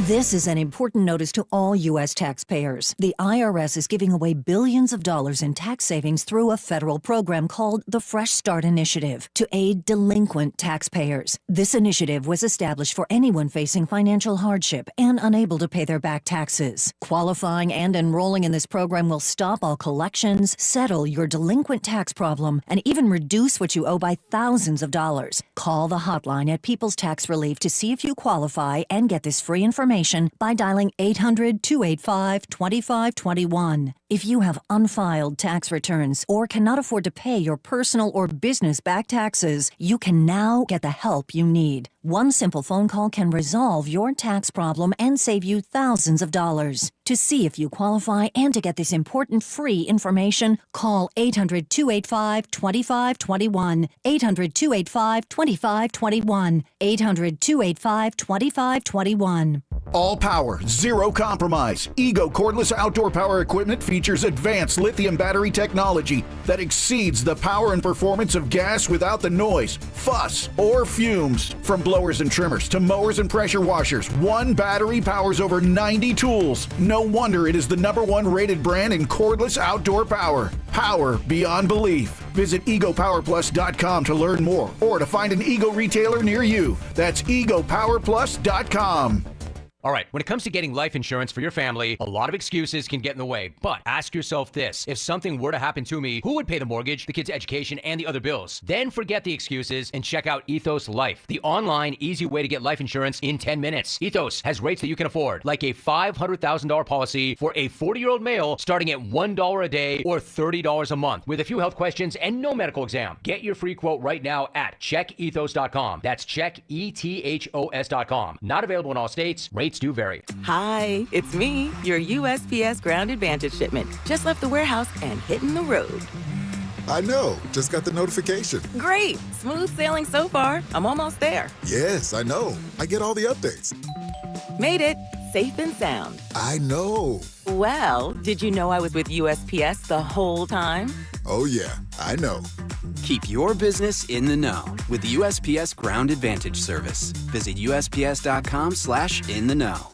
A great lawn is like a great sports team. It takes expertise and a little extra care to really stand out. That's where True Green comes in. They're the official lawn care treatment provider of the PGA Tour, so they know a thing or two about keeping grass looking like a fairway. Here's the best part. It's more affordable than you think, and they'll even match any competitor's price. Plus, True Green backs it all up with a satisfaction guarantee. Not happy? They'll come back between visits to make it right. Don't wait. Head to truegreen.com today. Let the pros do the work while you sit back and enjoy the results. The technicians you can trust with your house keys. Anthony Plumbing, Heating, Cooling, and Electric. Money-back guarantees and parts and labor warranties mean you're not just buying products, you're securing your investment. For a limited time, receive a free furnace when you purchase an AC. Schedule a complimentary proposal online at anthonyphce.com. Opening day coverage is brought to you by Hollywood Casino. Stop by Hollywood Casino every Wednesday in March from 12 until 2 to register for your chance to win opening day tickets. Your home for Royals baseball. 96.5 The Fan.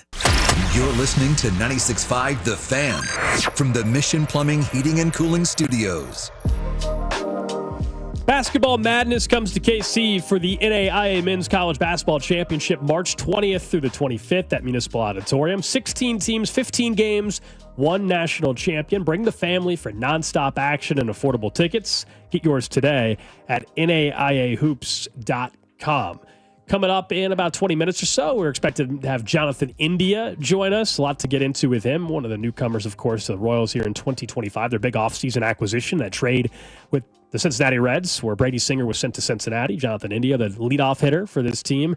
And obviously, we've talked plenty about him this offseason and what he did, which was walk 80 times, which was tied for fifth in all of baseball. Set the stage for Bobby Wood Jr., hopefully a lot this upcoming season. So we hope to catch up with Jonathan India in just a little bit. But let's talk some free agency still in the NFL. The news today, at least as it relates to Kansas City, Christian Fulton, newest member of the Chiefs. Cornerback room, Adam Schefter says it's a 2-year, $20 million deal, over $15 million of which will be guaranteed. Former second-round pick of the Tennessee Titans in 2020. He was on the Chargers last season. He is going to, if it all goes well, give them flexibility for this year. And depending on what they do long-term with Jalen Watson, he's under contract for another year. You know, Jalen Watson's contract expires at the end of this upcoming season. So I think Brian Cook is an unrestricted free agent at that point in time, too. They got some other guys that'll just be up for contracts, or they'll let hit the open market. Maybe they still draft somebody, but Christian Fulton gives you potentially some stability there if he has to be your number 2 corner next season. And I think he's going to compete to kind of, I don't know if we even call him a number 2 corner, but he can give them, he can play outside, which is a big thing. So it can help with how they can be lining up Trent McDuffie at times in the slot this year. Yeah, if there are only 2 corners on the field, it's not likely to be him, but there are very rarely ever just 2 corners on the field. So it's most likely that we would see him in a different scenario. Now that they've gotten, I like that they're just doing check boxes, Gold. Need by need by need. If you and I, if any of us had made the exact list of needs the Chiefs had for this offseason, they have officially checked off 3 of the top 4, 3 of the top 5, no matter who made the list, I think at that point. Of these 3 deals, Gold, and this is how I kind of want to look at it with this Christian Fulton one coming in. Of these 3 deals, which one so far do you think is the best? Like, which one is the best deal they have made in free agency so far? Is it Jalen Moore 2 for 30? Is it Hollywood 1 for 11? Or is it Christian Fulton at 2 for 20? Yeah, I mean, it's interesting, the question, though, because if we're basing it off of need, Left tackle was the most important need. Wide receiver was the least important need, I would say, of the three, in my opinion. And so, obviously, if it's your more important need at a better position, it's going to cost you more. I still think Jalen Moore was the most important signing that they'll have this entire offseason, other than retaining their own pieces. But over the last 24 hours, Jalen Moore's still the better signing because, frankly, like he has to be their answer at left tackle, right? Like Christian Fulton, we both like the signing. He's going to play this year, but if you told me Christian Fulton was not healthy the whole season, I don't think the team is going to be horrific because of it. If Jalen Moore is not healthy, they're screwed. Like that's where it's a problem for me. Like impact-wise, Jalen Moore is going to start 17 games if he stays healthy. He's going to play more snaps. You'd notice more if he was gone. The best bargain after seeing everything was Hollywood. Yeah, one for because 6.8 million. I can't believe what Darius Slayton and some of these other wide receivers got in the free agency market. So the best value, like bang for your buck deal, ended up being Hollywood Brown. Mm-hmm. I told you I was interested in Darius Slayton because I thought he would come in at or below Hollywood Brown, if we're being honest. 3 for 36. And instead he became, maybe that's because he plays. He's healthy. Hollywood Brown's never really been healthy, so maybe that's a portion that was factoring into the price tag I wasn't considering. But like the best deal is that. Biggest upside is still Moore.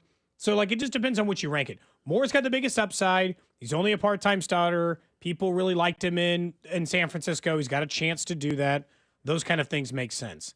Stability-wise, they didn't need Hollywood Brown. So like if I were ranking him out, Moore's probably the most important one they've made, but the best deal's Hollywood Brown. Christian Fulton's like a slight overpay, but nothing that I'm offended by. Yeah, he could end up being crucial, though, if we even talk about next offseason. Yeah. Just because if they don't have an answer, okay, you at least would head into next season even with those two under contract, whereas before that you had one guy in your cornerback room under contract after this upcoming season, depending on what they do with McDuffie. So, I think the Fulton move makes sense. Sometimes the picks these next couple of days will end up being ones that are crucial for future decisions. Going back to the Drew Tranquil signing from a couple of years ago, ended up being a really nice signing and someone that they absolutely have to have, if you look at their linebacking room. The Fulton move, I don't want to act like, oh my gosh, they found like another shutdown corner or anything like that. It gives them some options. For this year as well, and what they can do was, if you're Steve Spagnuolo, you got another tool to use. If you want to use McDuffie on certain packages a certain way, you don't feel like you're handcuffed, maybe the way you were this past year. And you were, because Najee Johnson, when he got on the field, got bullied. For sure. And some of the other guys, and I even think to a point, Joshua Williams at times got bullied, but they didn't have health in their side. They were kind of weaker there, and the pass rush was inconsistent, to say the best. Yes, yeah. I mean, that's where the draft comes into play. I think we've said it a couple times today that they've checked the boxes that you mentioned, Cody, but none of those should prevent them from still drafting those same areas. Now, maybe it means that in the first round, it doesn't really matter what position you go, and you can do the classic best available player, but to me, they should still draft a wide receiver. They should still draft a running back. They should still draft a tackle. They should still draft a corner. Like, the same positions should still be addressed in the draft, now it's not, gotta go just take get who you want in that round. Gotta go get this position in this round. No, it doesn't really matter what round you do it. Just go get the best available at those 6 positions, if that makes sense. Yeah, and I know you don't have that many picks, but it's in the first round, if the guy you have ranked 12th on the board is now a corner, you can take him at 31 versus before, and that is all dependent, I will say, on is if they sign a defensive lineman. If they do not sign a good level, like a Charles Omenihu, Ojulari level, like a good level defensive lineman, then I'm going to tell you that's first round or nothing.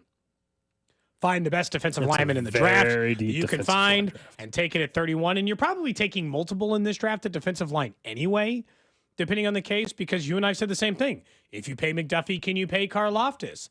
Chris Jones is getting older by the minute. You have to start cycling in younger, really good defensive linemen starting now, right now. And so, it becomes very imperative, I think, in this draft and next draft to kind of borderline load up on it. And if you're talking about a draft that is great at that position, why the hell wouldn't it be this one? If I think that it's just a super, super deep draft, and they've been good at finding defensive linemen. Karlaftis, Mike Dana, Turk Wharton, who just got 3 years and $54 million. I mean, it's not like they've had no luck finding those things, they have found them pretty consistently. And I would say that those are that's the case. Just on Christian Fulton, one of the Chargers beat writers was posting just about Christian Fulton. You obviously watched him last year. He said, quote, played really well the first half of the season, teetered off toward the end, made a lot of dumb coverage mistakes towards the end of the season. The talent's definitely there, can be maximized if he doesn't get in his own way. He'll probably be a guy you absolutely love one week and hate the next week. If they can clean up his mistakes, he can be one of the better corner twos in the league behind McDuffie. For the Chiefs, he said, quote, it's a good pickup, the kind of guy where if he went to a bad team like the Giants, he probably would have been awful, but in a good system, he'll be elevated. So, yeah, that's good and bad, right? Like, if he was the perfect corner, he'd be getting $80 million this offseason. I don't even want to bring this up, but he was a part of a pretty horrible play this year. Did you know that? You told me this during the break. Christian Fulton was the corner who intercepted Patrick Mahomes on the play that Rashee Rice got his knee blown out. So it's Christian Fulton's fault, is what you're saying. No. I'm not trying to put that in everyone's head. I'm just stating something that I saw out there on the internet from our friend Pete. You don't know him, but so it's like I never heard of him. I was surprised to see that he was the player. I was like, oh no, I don't like that. I'm just going to decide not. They're going to show that highlight at some point on like a national broadcast. Of course, Christian Fulton, and you're like, oh no, don't show that play. They're going to see that play too many times anyway, aren't we? Like just way, way, way too often this upcoming season when Rashee Rice it'll come up. Yeah, it'll come up. I figured that you've been busy last night. So I'm assuming you were grinding tape and everything. You were looking at I do like to grind 22. tape. I mean, I figured when it came to Jalen Moore and others, you went home yesterday and you said, I'm gonna go into my NFL Plus subscription and I'm gonna look snap by snap, and then I'm gonna pretend to be an offensive line expert and tell you what I thought. Nobody would do that, right? Nobody would do that, would they? No, I don't think so. And look, I'm not here to tell people how to enjoy their content. If you find people breaking down snap-by-snap coverage of any particular player interesting from a radio perspective, well, then good luck. Good luck to you. Not likely to be on this show, although I do love grinding tape. I'm going to see what Jalen Moore's got. Hand placement. Cody's charting snaps. Hip movement. I am charting snaps. I don't even know what the things I'm supposed to be looking for other than don't get beat. But you know what? That's what I'm looking for. Did he get beat? Yes or no? That's how I chart it. That's right. All right, let's go out to Arizona, though, and talk a little spring training baseball with our Royals insider, Josh Vern. Of course, spring training coverage here on 96.5 The Fan, brought to you by Park & Go, Casey's premier airport parking destination. Vern, we've been talking plenty of football, obviously, the last 24, 48 hours. I want to get your quick perspective. Is there anything that has surprised you if you've been at all locked into football? I have not. No. The only thing that surprised me was how serious, and you guys already spoke with him, how serious Vinny's taking this role. I thought it was just an off-season thing with Cody and Gold, but the fact that it's now carrying into spring training, we're getting very close to him. A la Adam Schefter, always with two phones on him. It was a sight to behold. He had the tweet written out on his phone, and he showed it to fellow Jets fan Jonathan India, showed it to Bobby Witt Jr. They both gave him the approval. I don't know why he needed their approval before sending out a fake tweet about him having NFL sources. And then he did the proper thing of finding a journalist in Annie Rogers of MLB.com and making sure that his punctuation was proper. In said tweet, he sends it out, and the next time I see him, it's him wearing a beautiful powder blue Royals jersey and just a towel, because apparently he just got out of the shower, and he walks through the clubhouse screaming, "Nailed it, I'm about to go on the Rich Eisen show." He was on cloud nine. Well, not lacking confidence in his NFL insider. Although I thought Sports Illustrated dismissed him, said, I guess he's an NFL insider. He's been doing it for 2 years on this show. Yeah, that's, again, kids nowadays, they don't want to do their due diligence and maybe dive into what Vinny's been doing and give 96.5 The Fan the proper credit.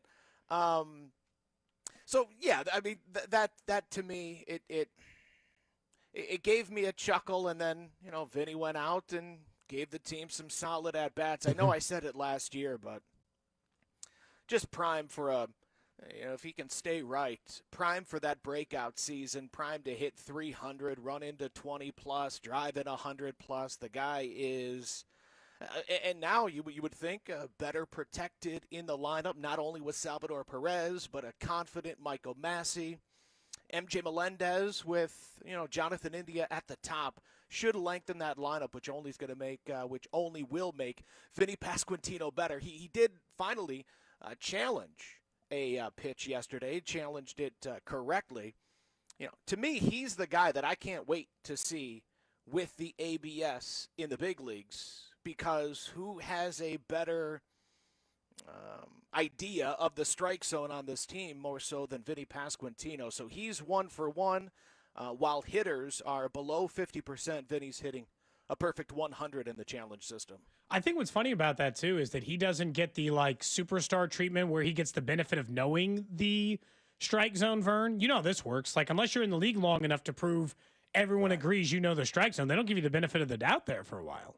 Right, the old, excuse me, son, Mr. Ted Williams will tell us when it's a strike. No, he's not there. He's not the Barry Bonds respect yet, or even the Salvador Perez, Bobby Witt Jr. respect just yet. But again, I've mentioned this to you guys a few times already this spring. I think nationally people are sleeping on Vinny.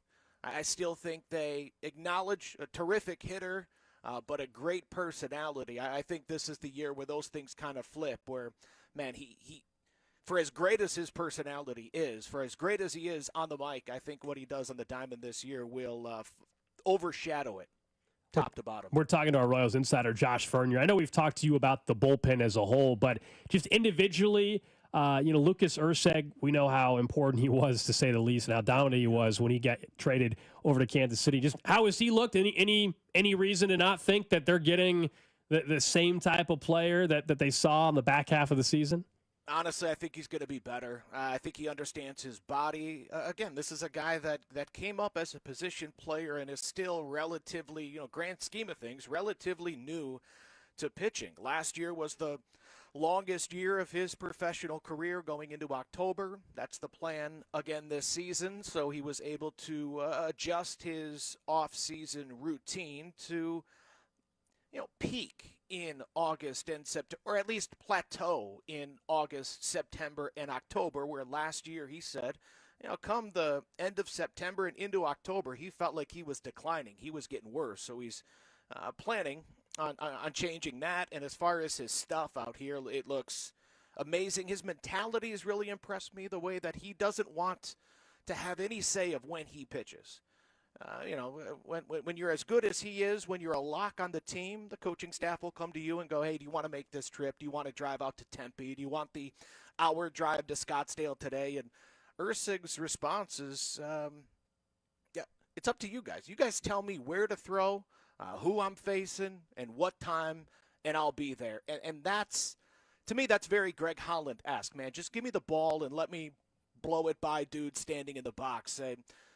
Exactly what you want, especially for the role he's likely to have as the fireman, where you could be coming in the 5th, the 7th, or finishing off the game in the 9th. But speaking of that bullpen, we're going to get our first look at Carlos Estevez against live hitters today, as he has a live BP coming up in just about an hour from now, and then it's scheduled to make his Cactus League debut coming up on Friday out in Tempe against the Angels. So, look, Zerpa's looked outstanding. Hunter Harvey a little under the weather, but when on the hill, he's been tremendous.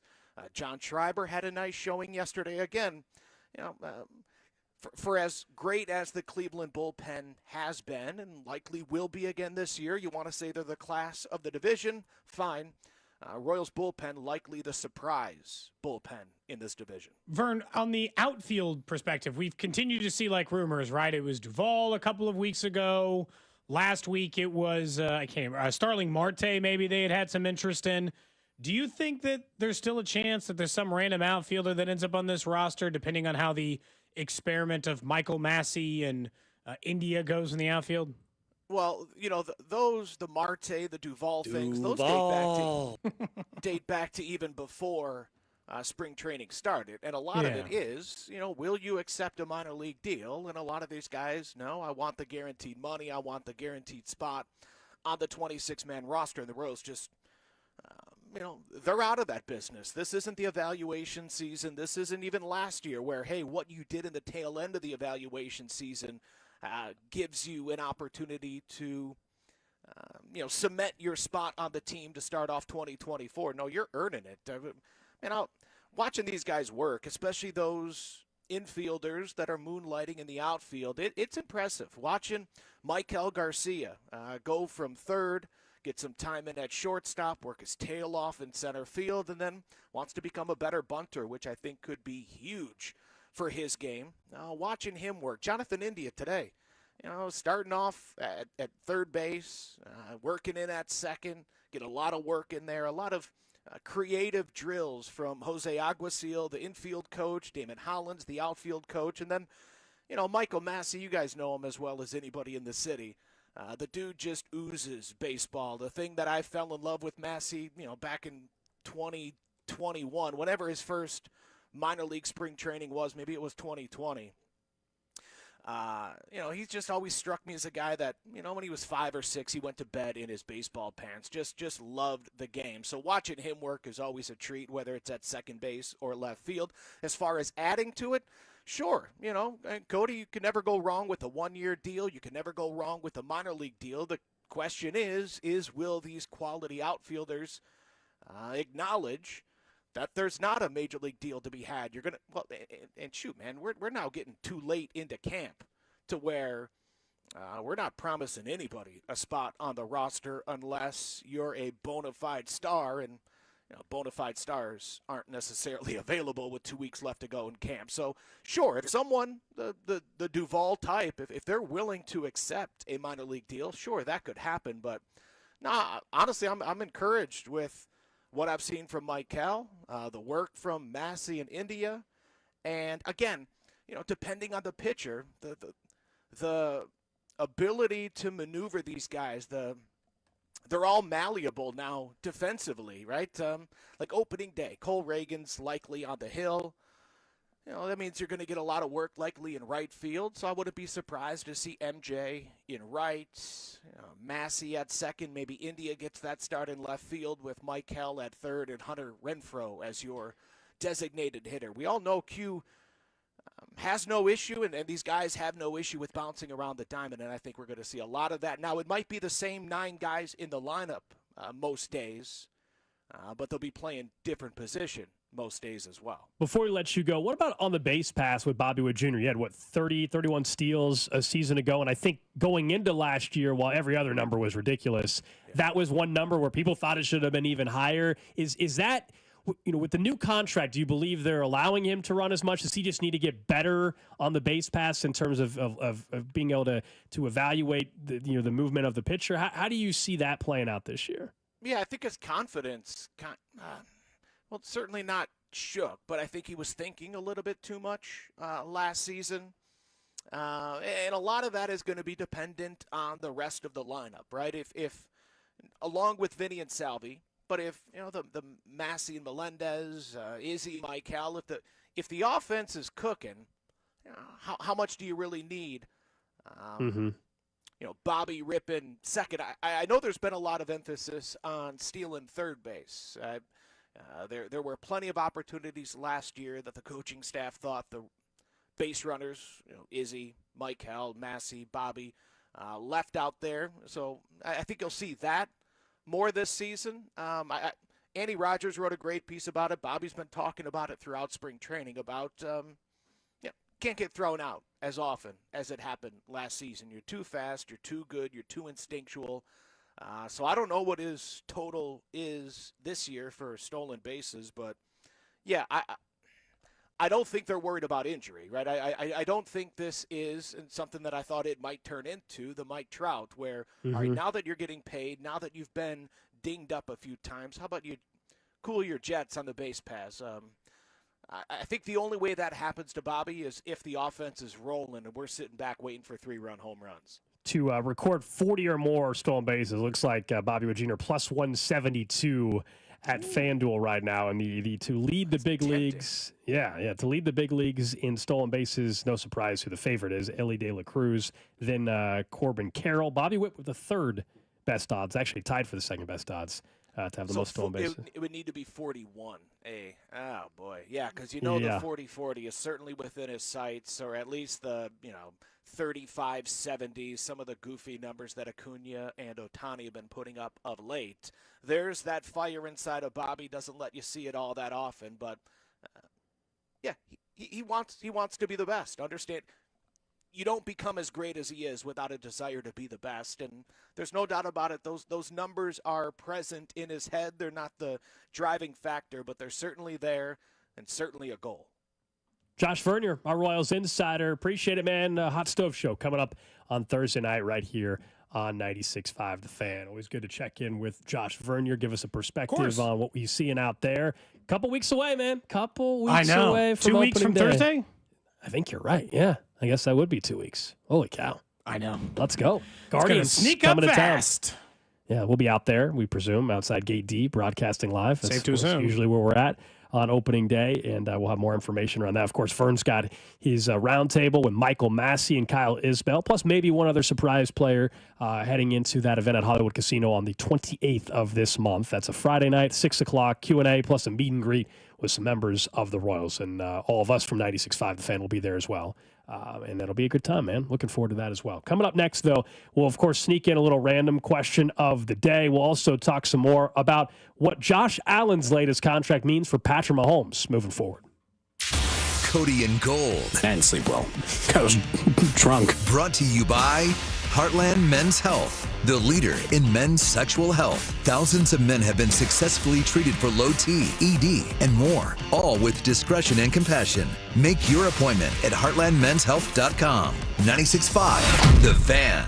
Could have been the storms last year. Could have been the storms last week, right? Wind and all that stuff gusting through. You might have noticed some damage on your roof. Century Roofing has been doing roofs in Kansas City for a really, really long time. 35 years. Over 30,000 roofs have been installed in the greater Kansas City area since 1990. All types, right? Asphalt, concrete, tile, standing, seam, metal roofing. Whatever the style you need, they can handle it over at Century Roofing. And because they've been handling it for 35 years, they're a trusted expert that you know will do the job right. There's a reason why they've been voted best roofing company in Johnson County 3 years in a row, back to back to back. Look, I had some roofing needs. I thought, well, I better make sure. Maybe I need a full roof replacement. Maybe I need some repairs.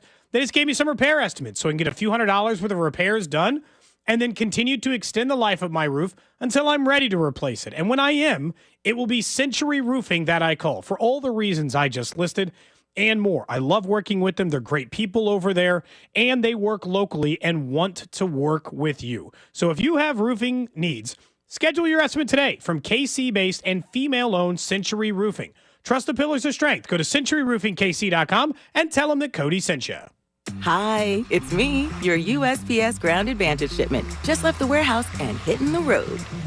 I know. Just got the notification. Great. Smooth sailing so far. I'm almost there. Yes, I know. I get all the updates. Made it. Safe and sound. I know. Well, did you know I was with USPS the whole time? Oh, yeah. I know.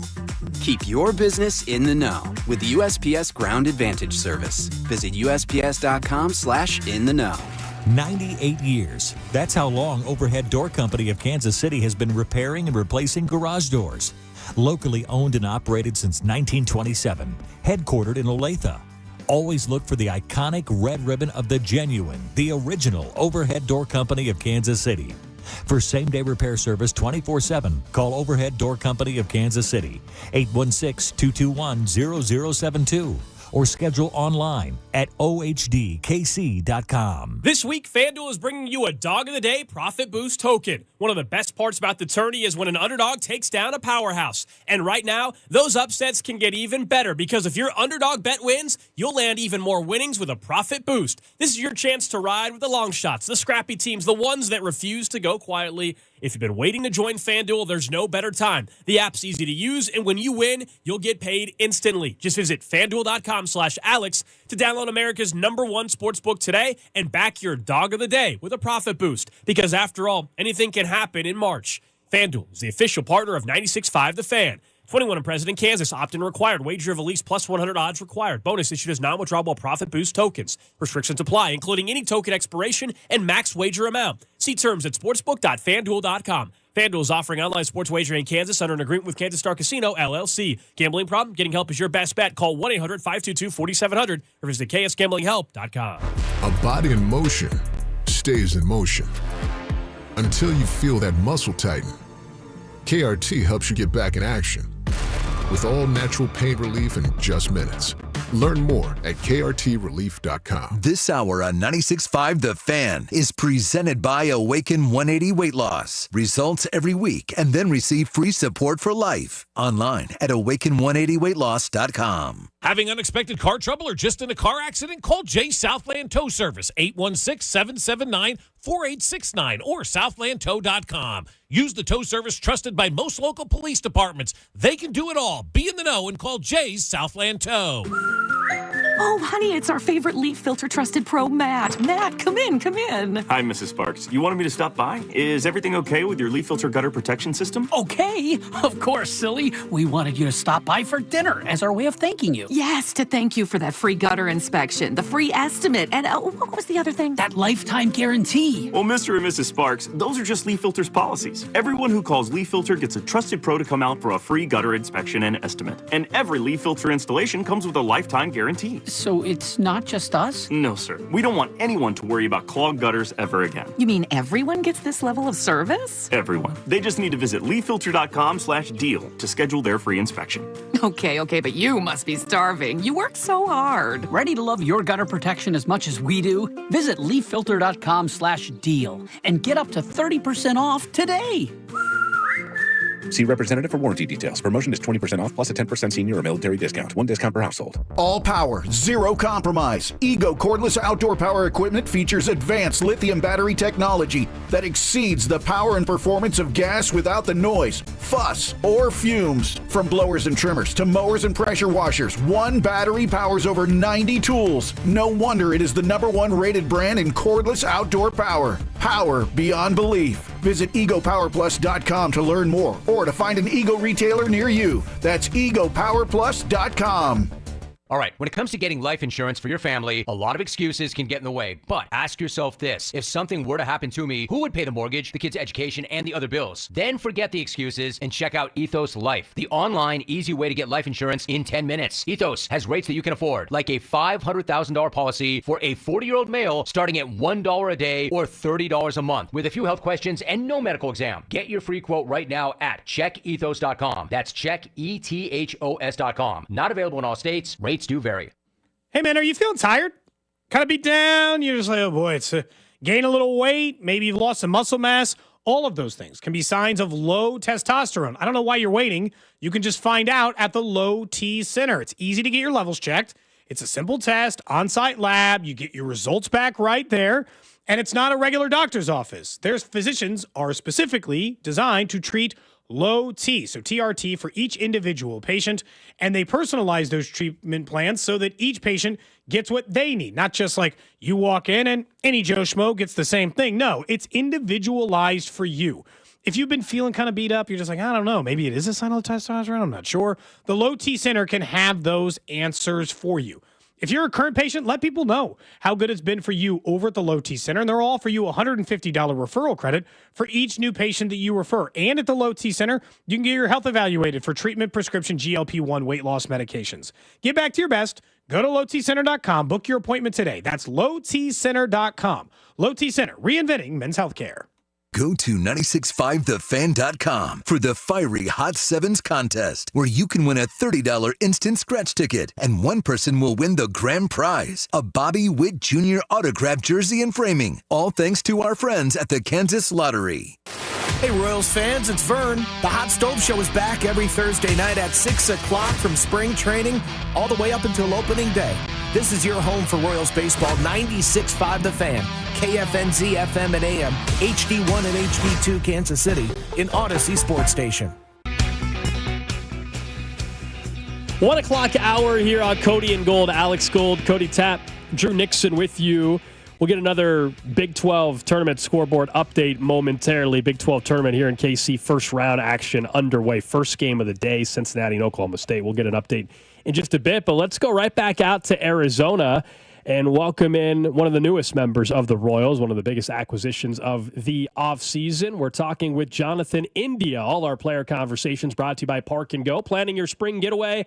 Look no further than Park and Go, open 24/7 and all spots are covered. Reserve your spot today at bookparkandgo.com. Jonathan, it's great to have you on the show, man, but we have to start with the pressing news out of the clubhouse, which is apparently one of your teammates is an NFL insider. He's been known as our VinFL insider on our show throughout the offseason, but your teammate Vinny Pasquantino, I hear, was very excited to break the news about Justin Fields.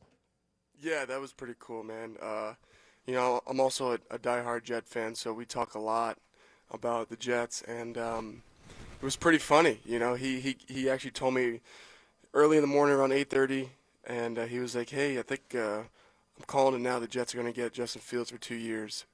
I said, "Wow, really?" And he was like, "Yeah, I'm going to tweet it out." I said, "Do it. I mean, that'd be incredible if it breaks," and it broke 2 hours later. So, that's incredible. We were talking about it all day, and even throughout the game, he was like, "I don't even care what I do today in the game. I'm an insider now for the NFL." We've been funny. When he talked to me, was that the very first thing he said to you and became a member of the Royals? Because he seemed pretty excited to have another Jets fan. Yeah, for sure. He texted me right away, and heard I was a Jets fan. And he was like, "Oh my, this is amazing. I finally have someone to struggle with," and it was pretty cool, man. We bond over it a lot, and we'll be rooting the Jets on every Sunday this season. So, twice a year, maybe, Vinny's unavailable to be our NFL insider. Are you willing to be a fill-in? Massey's done it before. Saying an NFL insider guy? Yeah. During, might call you in September, October, and ask you some NFL stuff. I'll give it a go for sure. Yeah, I'll give it what I got. What's the backstory on becoming a Jets fan, though? Because we know Vinny, it was related to just Vinny Testaverde. So what about for you? Yeah, no, my pops is from Long Island, New York. So I grew up a fan of New York. I grew up a Mets fan, Jets fan, Knicks fan, Rangers. So I grew up just a fan of all New York teams because of my pops. When you get out on the field, so our guy Vern told us earlier today, Willie Wilson saw you and said, "How we feeling 6?" He wore that number. Lorenzo Cain. There's some famous Royals who wore that number. Do you? I guess everyone's different. Do you think about the numbers of the guys who wore the jersey before you when you put on a new one for a new team?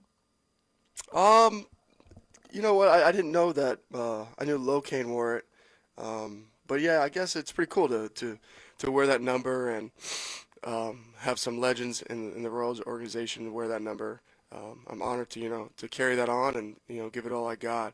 But I've been 6 my whole life, and I've kind of always carried the number with me. We're talking to Jonathan India here on Cody and Gold. One of the things that has been pretty apparent since you joined the club this offseason is we keep hearing how quickly you've already fit right in to the clubhouse. You would think you've been with these guys for a while.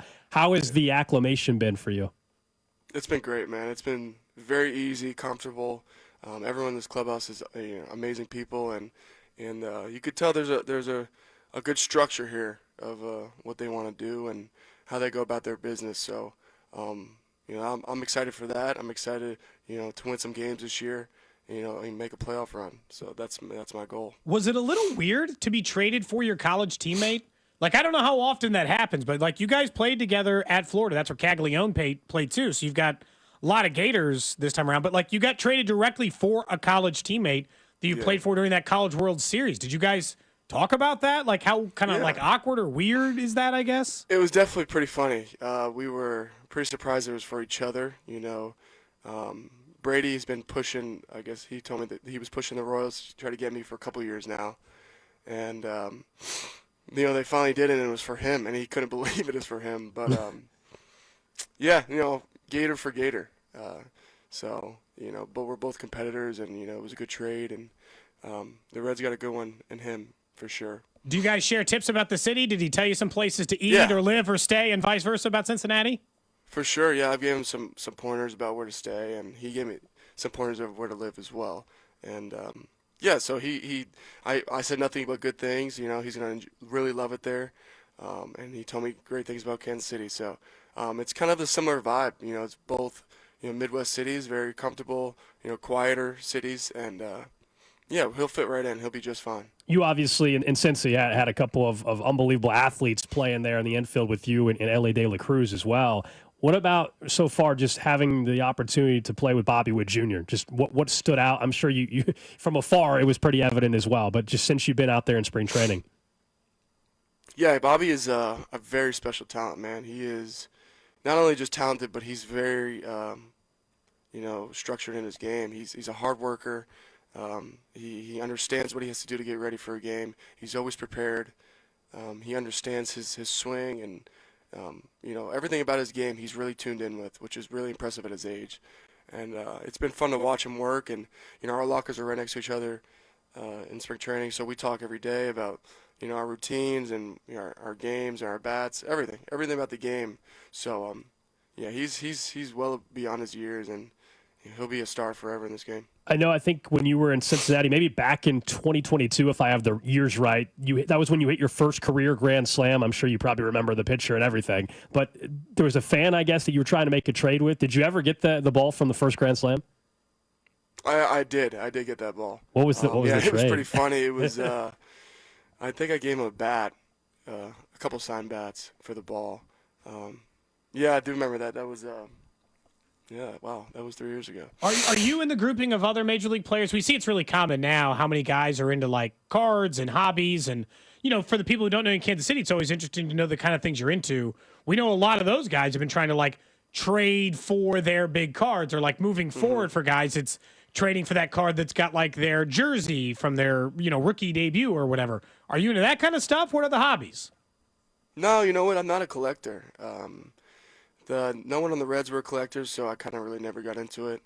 But here, everyone is. So I mean, I'm watching guys rip open card packs every day. It's kind of like, maybe I'll pick it up as a hobby. But no, I like golf. I like to be and just enjoy my family. I have a baby girl and a wife, so I like to spend as much time as I can off the field with them. We're talking to Jonathan India here on Cody and Gold. I forgot all about this. We weren't going to bring it up, and multiple listeners have been texting in. They said, make sure you ask Jonathan India about the famous Brady Singer Florida rain delay. I didn't realize that was you that were consoling Brady in that moment. Yeah. That was you, huh? That was me, trying to calm him down. He was going crazy, man. That was a rain delay in the Super Regionals, and he wanted to pitch the rest of the game, but there's a huge storm coming. I think it was like the third inning. And he wanted to get through as many as he could. And the TV guy was actually holding up the whole thing. The ESPN cameras, they weren't still commercial, and he was getting pissed at them. So he threw a fit, but I held it under control. You know what? Is that your role as a baseball team? Sometimes you're the level-headed guy. Do you consider that like part of what you do for a roster? No, not necessarily. I had to in that moment because I was playing third and I was right next to him walking off the field. No, but I mean, I definitely do like to, make sure everyone's level-headed throughout the game because that's where you need to be in this game. Well, how's it been going, by the way, the transition? Like, not the transition. Obviously, you're still playing second base. But we know today you spent time in third base. You spent time in left field. How comfortable are you getting in some of those positions? I know you've played third in the bigs like a game or two. But how are you? No, I don't think I've ever played in it. Okay. I thought maybe I looked up it was like one, but maybe it's not even that. So how comfortable are you getting there? So yeah, second and third obviously is my, positions I've played my whole life. But left field is definitely a learning curve. I thought it would be easier than it feels. So I'm definitely working hard to feel more comfortable out there, just in case they need me out there. So yeah, just to give them options because they want me in the lineup every day and hitting leadoff. So I definitely want to give them as much versatility as I can. But it's definitely a grind, but I'm willing to work. What's I guess without getting too inside baseball, what's the biggest challenge with that in the early going? It's just judging the ball off the bat. It's so far from where I usually play, so I can't tell if it's a hard hit or if it's soft. And then the problem out here in Arizona is the sky. The sky and the sun. I mean, it's almost impossible to see fly balls when they go up. So it's good to learn out here because, it's the hardest, I think, environment to catch a pop fly. So it should be a little easier once I get to a couple big league stadiums. Jonathan India, Royals, I would say specific position, but maybe multiple positions this year. Who knows? We appreciate you joining us here on the show, man, and enjoy your time out in Arizona, and we'll see you back in KC. No doubt. Thank you, guys. Appreciate it. There you go. That's Jonathan India, Royals infielder, joining us here on Cody and Gold. And don't forget, if you're planning your spring getaway, look no further than Park and Go. Open 24/7 and all spots are covered. Reserve your spot today at bookparkandgo.com. And yeah, he's going to be asked to lead off for as many games as he possibly can this season, and tied for fifth in the big leagues for walks last year. That's a big reason why if you're going to be excited about what he brings to the table, man, get on base for Bobby and Vinny and Salvi and see what this offense can do beginning on opening day in a couple weeks. Yeah. He's obviously Vern is given glowing endorsements about his play down there. He seems like he's like the perfect pro, right? I'm going to get on base. I'm going to do my work. I'm going to play my position well. You're not going to have to worry about me day in and day out. He's been a very, very consistent big leaguer, which is really what this lineup has missed, honestly, over the last couple of years. I was just thinking back. I mean, it's just going to be so weird. Brady Singer's done nothing but beg the Royals to trade for Jonathan India. They finally do it, and it's for him. So he doesn't even get to play with his college teammate. That's so weird. Yeah, and then the very famous Brady Singer. I didn't realize that was him in the photo. That's great. Being, breaking down, if you will, on the mound there and getting angry in the Florida College World Series. And that was Jonathan India. That was Jonathan India that had to calm him down. So thanks to the text line for that one, by the way. We obviously knew the Florida connection. I didn't realize that was him in the video, though, with Brady Singer as well. So appreciate Jonathan India and obviously Josh Vernier for helping set that up out there in Arizona. Let's get a quick Cody Big 12 scoring update. Still the first game of the day going on out there at T-Mobile Center, not too far from here. Cincinnati well on their way, it looks like, to advancing out of the first round. They lead 67-52 over Oklahoma State with 6:53 to go in the game there, and the first one of the day. And, of course, our Big 12 scoreboard updates are brought to you by Powell Exteriors KC for siding, windows, decks, and more. It has to be Powell Exteriors and powellkc.com. I can't wait. I mean, you say you're going to go tonight? You thinking? That's not committed. So tonight, you thinking it seems like it'd be a good time? Arizona State, K-State tonight. Of course, the Wildcats are favorites in that one, and then UCF, Utah. 2 games tonight. Just tickets were so cheap. I'm like, do I just go out there?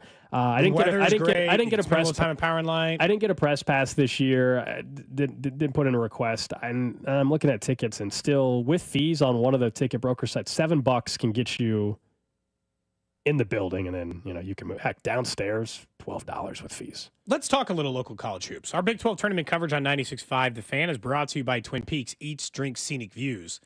Look, K-State, this is not to be like, we're talking K-State less than the other two. But their whole thing boils down to one very simple thing. Either they're going to go on a miracle run, and they're going to find the magic they found for, what do you think it was, a 4 to 5 game stretch? I think it was 5 games, yeah. In the middle of the Big 12 season where they were kind of white hot, beating ranked teams, taking down Kansas, taking down everybody that was in front of them. And they're going to go through one of the more improbable runs and kick a bubble team out of the tournament. Or most likely what's going to happen is, I think they're winning the night and they're just losing tomorrow. And this is not to be a knock, but the Coleman Hawkins injury really set them back. They never regained their balance when he was in and out of the lineup and not the same player. That hot streak that they started, that was like almost too little too late because of how poorly they played in the early portion of the season. It's a lost year for Jerome Tang and the Wildcats in what looked like a team to me that had enough talent that they should be far more competitive over the course of the year. So unless they're going through a miracle run, I think they might win tonight. But unless they go through a miracle run, K-State's season is likely to end over the next 2 days. I do expect them to win tonight against Arizona State, who their best player is not going to be available. Plus, you'll have a little bit of a crowd advantage this evening if you're the Wildcats. So I think K-State does win. And then, tomorrow, they'll be underdogs. I believe they would play Baylor, so they'll be underdogs in that game. And, yeah, they would have to go on an NC State.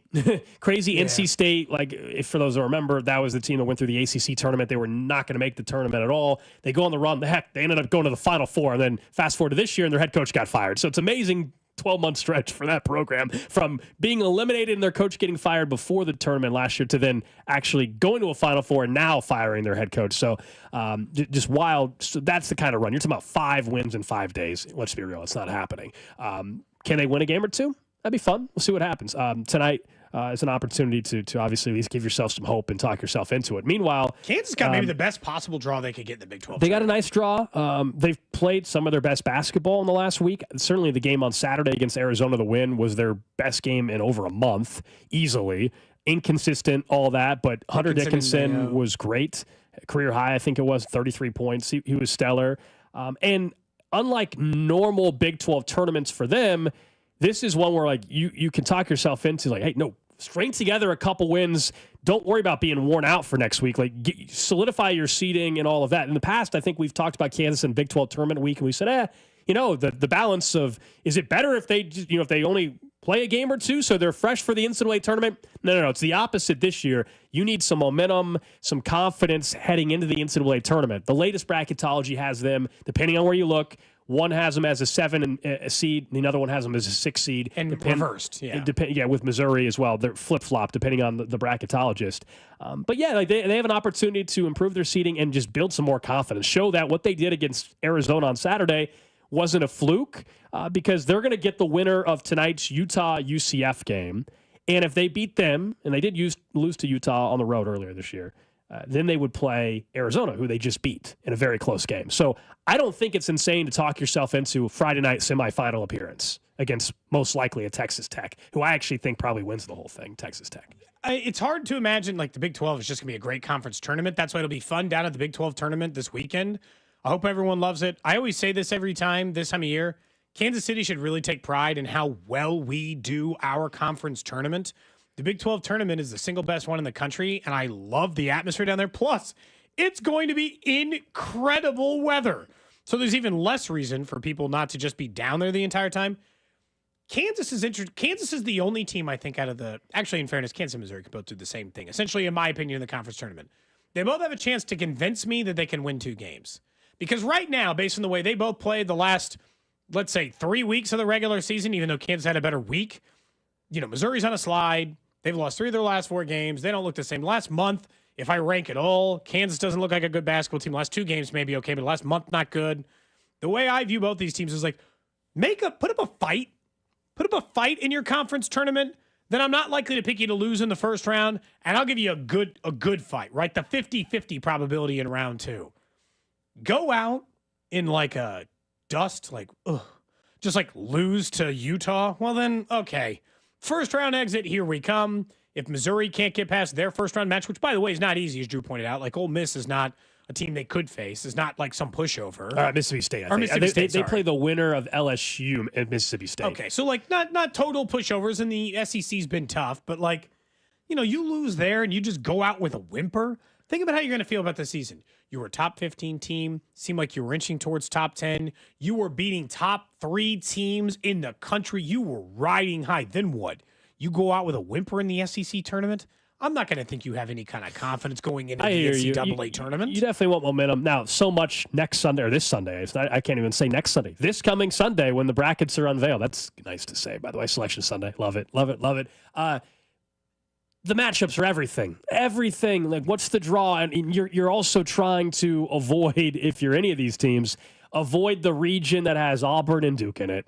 Those are the 2 best teams in the country. Not that Houston's not really good. Not that Florida might be the best team in the country, too. Like, you can make a case. But you want to avoid, fall into an 8 line, which I don't think either local school's going to. I think they'll be anywhere from a 5 to 7 seed. Both MU and KU will be in the 5 to 7 range. But you want that, but you just got to stay out of the Auburn-Duke region. And if you can really stay out of the right region, you do that so you're not, if you're in that region, you want to be a high enough seed so you're not playing them the first Sweet 16 game, having to go up against number 1 seed Duke and Cooper Flag. Good luck. You're going to get your ass kicked. Both teams the way it looks right now. So we'll see, man. I can't wait for Sunday. This week will be fun, though. And yeah, there's definitely seeding on the line. And we know Iowa State fans are going to travel to Kansas City. But if K-State wins tonight, that means tomorrow's evening session, if I have the bracket correct in my mind, means you would have KU and K-State not playing each other, but playing in the same session, which means great environment, good time. Drew, I know you're going tomorrow. Will Iowa State be in that evening one too? They would play in the afternoon session. Okay, I was about to say, they're in the top. Wild. The top of the bracket has Houston and Iowa State. That's the top half is in the afternoon sessions. Yep. The evening sessions, that's where Baylor, Arizona, Kansas State. But that means as you're going in there, all those Iowa State fans will still be in Power Light. For sure. Atmosphere will be awesome. You're going into McFadden's that. is going to be packed. That whole area is going to be insane. Yeah, it's going to be great. Another Big 12 tournament. Can't wait. Honestly, can't wait. Love Big 12 tournament time. We'll skip the random question today. I know we got bogged down with Jonathan India, which is okay. The random question, by the way, is brought to you by Awaken 180 Weight Loss. Results every week, and then receive free support for life online at awaken180weightloss.com. We'll get to it tomorrow. No worries about that at all. But it is kind of crazy when you start looking at those things. And I kind of want to preview Missouri's matchup tomorrow once we actually know who they're going to face. And for everyone's sake, I do kind of hope K-State goes on a run or Kansas goes on a run. It just makes the weekend more fun. It makes us all more tempted to be like, maybe make that game on Friday night. Kansas State finds a way to somehow what's make Saturday it to looking? play KU. That'd be a good game for sure. Yeah, A good and they would be like playing for their tournament life. I mean, they would just be at that point the hungriest team out of anybody available. Gold and I were talking. I think it was on Monday before the show. I don't know if I don't think you were there, Cody, but we were talking about what the best matchup is for like what would your Mark want in the matchup in terms of environment and everything. It's Iowa State and KU. Or Iowa State and Kansas State, I guess. Either Houston, way. in my experience, In I terms haven't of seen crowd, much traveling out of Houston. Yeah, we're strictly talking from a crowd. Yeah, I agree. It's From a crowd Kansas and standpoint. Iowa State. It's not even close still. The buzz would be insane. I mean, for last that. year we saw Iowa State Houston. That game wasn't close. And it wasn't Houston close. got And throttled. Iowa State fans literally took over the entire building. And let's be honest, this week, even if it's Kansas and Iowa State fans. It's sad to say, but they would outnumber KU fans, and I hate saying that, but that's happened before. It's true. It's happened before. Now I could see where all of a sudden Kansas looks good 2 nights, and KU fans are 100% back in, and like, okay, here we go, and maybe it changes, but yeah, man, we'll see. My prediction, if we want to throw that out there, just how far the locals go in the tournament, I'll say, like you, K-State gets a win tonight. And I think they'll lose to Baylor after that. I think Kansas gets to Friday, then loses. I think I'm only good to give them one right now. I'm not confident. I totally enough, get it. but- Yeah, I have them getting the semis and losing to Texas Tech Friday night. You're really on Texas Tech. I like their path because they get to avoid Houston and Iowa State. Houston, Iowa State, and they wouldn't have to play. If I remember the bracket right, they wouldn't have to play Arizona and Kansas. They only have to play one of them. I think their draw is really good. Yeah. And then on the SEC side, that thing is wide open. I think Florida. I think Florida or Alabama end up winning the SEC tournament. If Missouri wins one game, I think that's all you can ask them to do. Where they're going to be an underdog or whoever But 2 else they kind of face. guarantees them a 5 seed. I think you can ask them to win 2 games. Can't win 2 games in the SEC tournament. How do I think you're going to win 2 in the NCAA tournament? Because the Same SEC is the best quality of conference team, in the my country? opinion. That's the Same only way quality that of I team, can- though, as I think they'll likely face in the second round of the NCAA tournament. The problem with Missouri is if they face a team that's good defensively, they might be in trouble. Like if they find a way to match up against Michigan State, Michigan State are so good on defense, they might be screwed. I mean, Missouri will play LSU or Mississippi State, but if they win that game, they play Florida. That's what I'm saying. That's the huge. I mean, yes, they beat them earlier, but Florida's even better now than what they were a month ago. There's a lot of people that believe Florida might be the best team in the country. I don't think that, but that there is definitely a Certainly top discussion. 10. So it'll be a really tough path. If Missouri were to get to Friday or Saturday, it means Very they've impressive. got some Yeah. big-time wins throughout the SEC tournament. All right, guys, up next, we'll get to what's trending here on Cody and Gold. We'll talk more about the rest of the NFL free agent market. The Chiefs brought in another one today, so is there anybody else you still want that's out there? Next. This is Cody and Gold on your new home for Chiefs football. 96.5, The Fan. Brought to you by Heartland Men's Health, the leader in men's sexual health. Thousands of men have been successfully treated for low T, ED, and more, all with discretion and compassion. Make your appointment at heartlandmenshealth.com. What's up, guys? This is Drew. Could you benefit a little extra in the bedroom? We all can. Your partner wants you to do whatever it takes to make your sex life better, and Blue Chew can help. Blue Chew is your secret weapon for wherever you decide to get it on. Maybe you're dealing with erectile dysfunction, or you're like my upstairs neighbors and you just want to take advantage of the time that you have. Whatever the case may be, turn oh no into oh yes with Blue Chew. Blue Chew is an online prescription service, no visits to the doctor's office, no awkward conversations, and no waiting in line at the pharmacy. Plus, it ships right to your door in a discreet package. Their licensed medical providers work with you to find the right ingredient and strength for your prescription. If you could benefit from extra confidence when it's time to perform, visit BlueChew.com. And if you want a great offer, free is what you can get. Go to BlueChew.com and get your first month free when you use our promo code KFNZ at checkout. Just pay $5 for shipping. That's BlueChew.com, promo code KFNZ to receive your first month free. Then you'll be ready to chew it and do it. I love saving money, and Hy-Vee is always helping my family fight inflation. Not only has Hy-Vee lowered prices all over the store, they also help me save a ton of money on gas. In fact, multiple times in the last few months, I've saved over $1 per gallon with Hy-Vee Fuel Savers. I love seeing the price on the pump drop dramatically each time I fill up. This Saturday and Sunday, save 30 cents per gallon on gas with every $60 you spend on groceries. Stack up the savings. The more you spend, the more you'll save on your next fill-up, only at Hy-Vee. Hy-Vee's new fresh fried donuts are pure melt-in-your-mouth happiness with icing on top. Fresh out of the fryer every morning, you'll fall in love at first bite. Mix and match your favorite glazed donuts, donut holes, fritters, twists, cream-filled Long John, sprinkles, and gourmet delights. Pick up a dozen today. You'll be the hero of the morning meeting, queen of the book club, classroom parent of the year. Sweeten someone's day with decadent fresh fried donuts only from Hy-Vee. Guys, I've got big news. I finally decided to lose some weight and improve my health. So I kicked off things with Awaken 180 weight loss. Look, before I dive into the details, I'll tell you what you really want to know. After just 1 week, I'm already down 8 pounds. I mean, I knew the results were going to be quick, but 8 pounds? I'd heard about the Awaken 180 at-home program, and the premise sold me immediately. This is the layout. Eat to lose weight, no meds, no gym, no calorie counting. Plus, once I reach my goal, I'll get free support for life, which was really important to me. And in the past 10 years, Awaken 180 has helped over 800,000 clients achieve exactly what they're doing for me right now. Look, I researched other programs, thought about the meds, but Awaken 180 stood out to me as the clear winner. I chose right. I'm down 8 pounds in just 1 week. There's just no way I can argue with the results, and I don't think you would either. 8 pounds is a lot. Look, my coach is amazing. I'm sleeping better. My energy is through the roof, which I'm warning you about now. If you want results like mine, schedule your Awaken 180 at-home consultation today. Go to awaken180weightloss.com. Still getting around to that fix on your car? You got this. On eBay, you'll find millions of parts guaranteed to fit. Doesn't matter if it's a major engine repair or your first time swapping your windshield wipers. eBay has that part you need, ready to click perfectly into place for changes big and small. Loud or quiet, find all the parts you need at prices you'll love. Guaranteed to fit every time. But you already know that. eBay. Things, people, love. Eligible items only. Exclusions apply. This is the story of the one.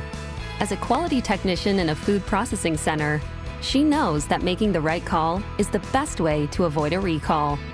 That's why she trusts Grainger's world-class supply chain to deliver the high-quality supplies she needs to help keep her production line, her equipment, and her customers happy and healthy.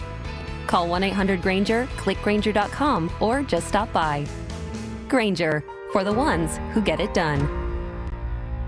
Gain Super Flings are here to take your laundry to the next level. Talking about Gain Super Flings. Super-sized laundry packs. These things are huge. Super fresh, super clean. Gain Super Flings. Gain Super Flings laundry packs have 4 times the Oxy cleaning power and 3 times the Febreze freshness versus Gain Original Liquid. Super fresh, super clean. Gain Super Flings. Gain Super Flings for next level laundry. Sometimes it feels like the world is moving at hyperspeed and you can't keep up because it's one thing then another. And don't forget the meeting and the yoga class and the dinner reservation. But then you get into the all-new Nissan Murano and you feel the breeze from the panoramic moonroof while the massaging seats melt away the tension of the day. And you realize that sometimes the greatest rush is not rushing at all. Shop the all-new Murano at nissanusa.com. Panoramic moonroof massaging leather appointed seats are available features.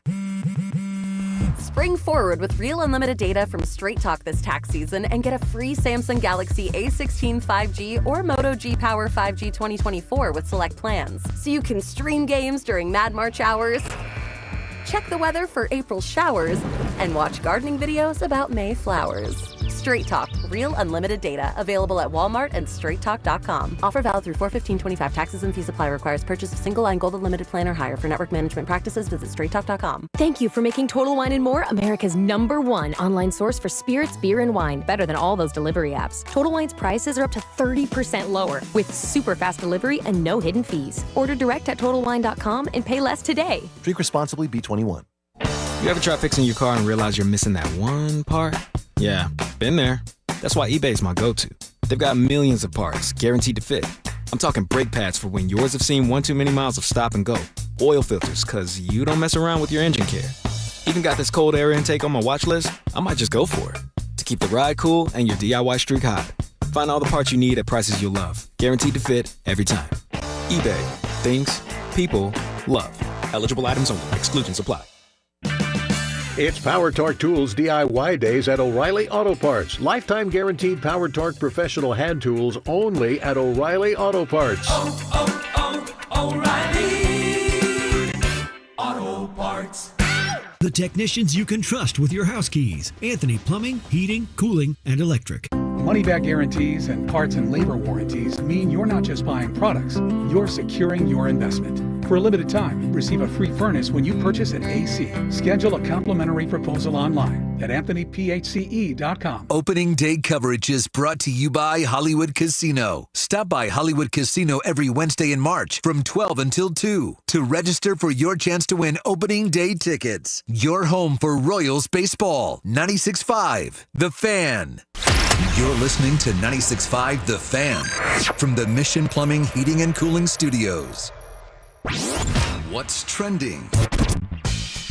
What's trending here on Cody and Gold is brought to you by Baker University, where graduates earn higher salaries and land jobs faster than any other university in Kansas. Apply today at bakeru.edu. Number one centers around another free agent signing for the Kansas City Chiefs today. Christian Fulton, veteran corner, spent a couple years out in L.A., was drafted originally in the second round by the Tennessee Titans. It's a 2-year, $20 million deal, $15 million of which are guaranteed, according to Adam Schefter. He adds some depth to the quarterback room, and he's going to give them some flexibility. If you look at some of his snaps from the last couple of years, he plays on the outside significantly, which should give them some flexibility to move McDuffie at times back inside. Plus, we all know last year when Jalen Watson was hurt, it was kind of ugly with Josh Williams and Najee Johnson.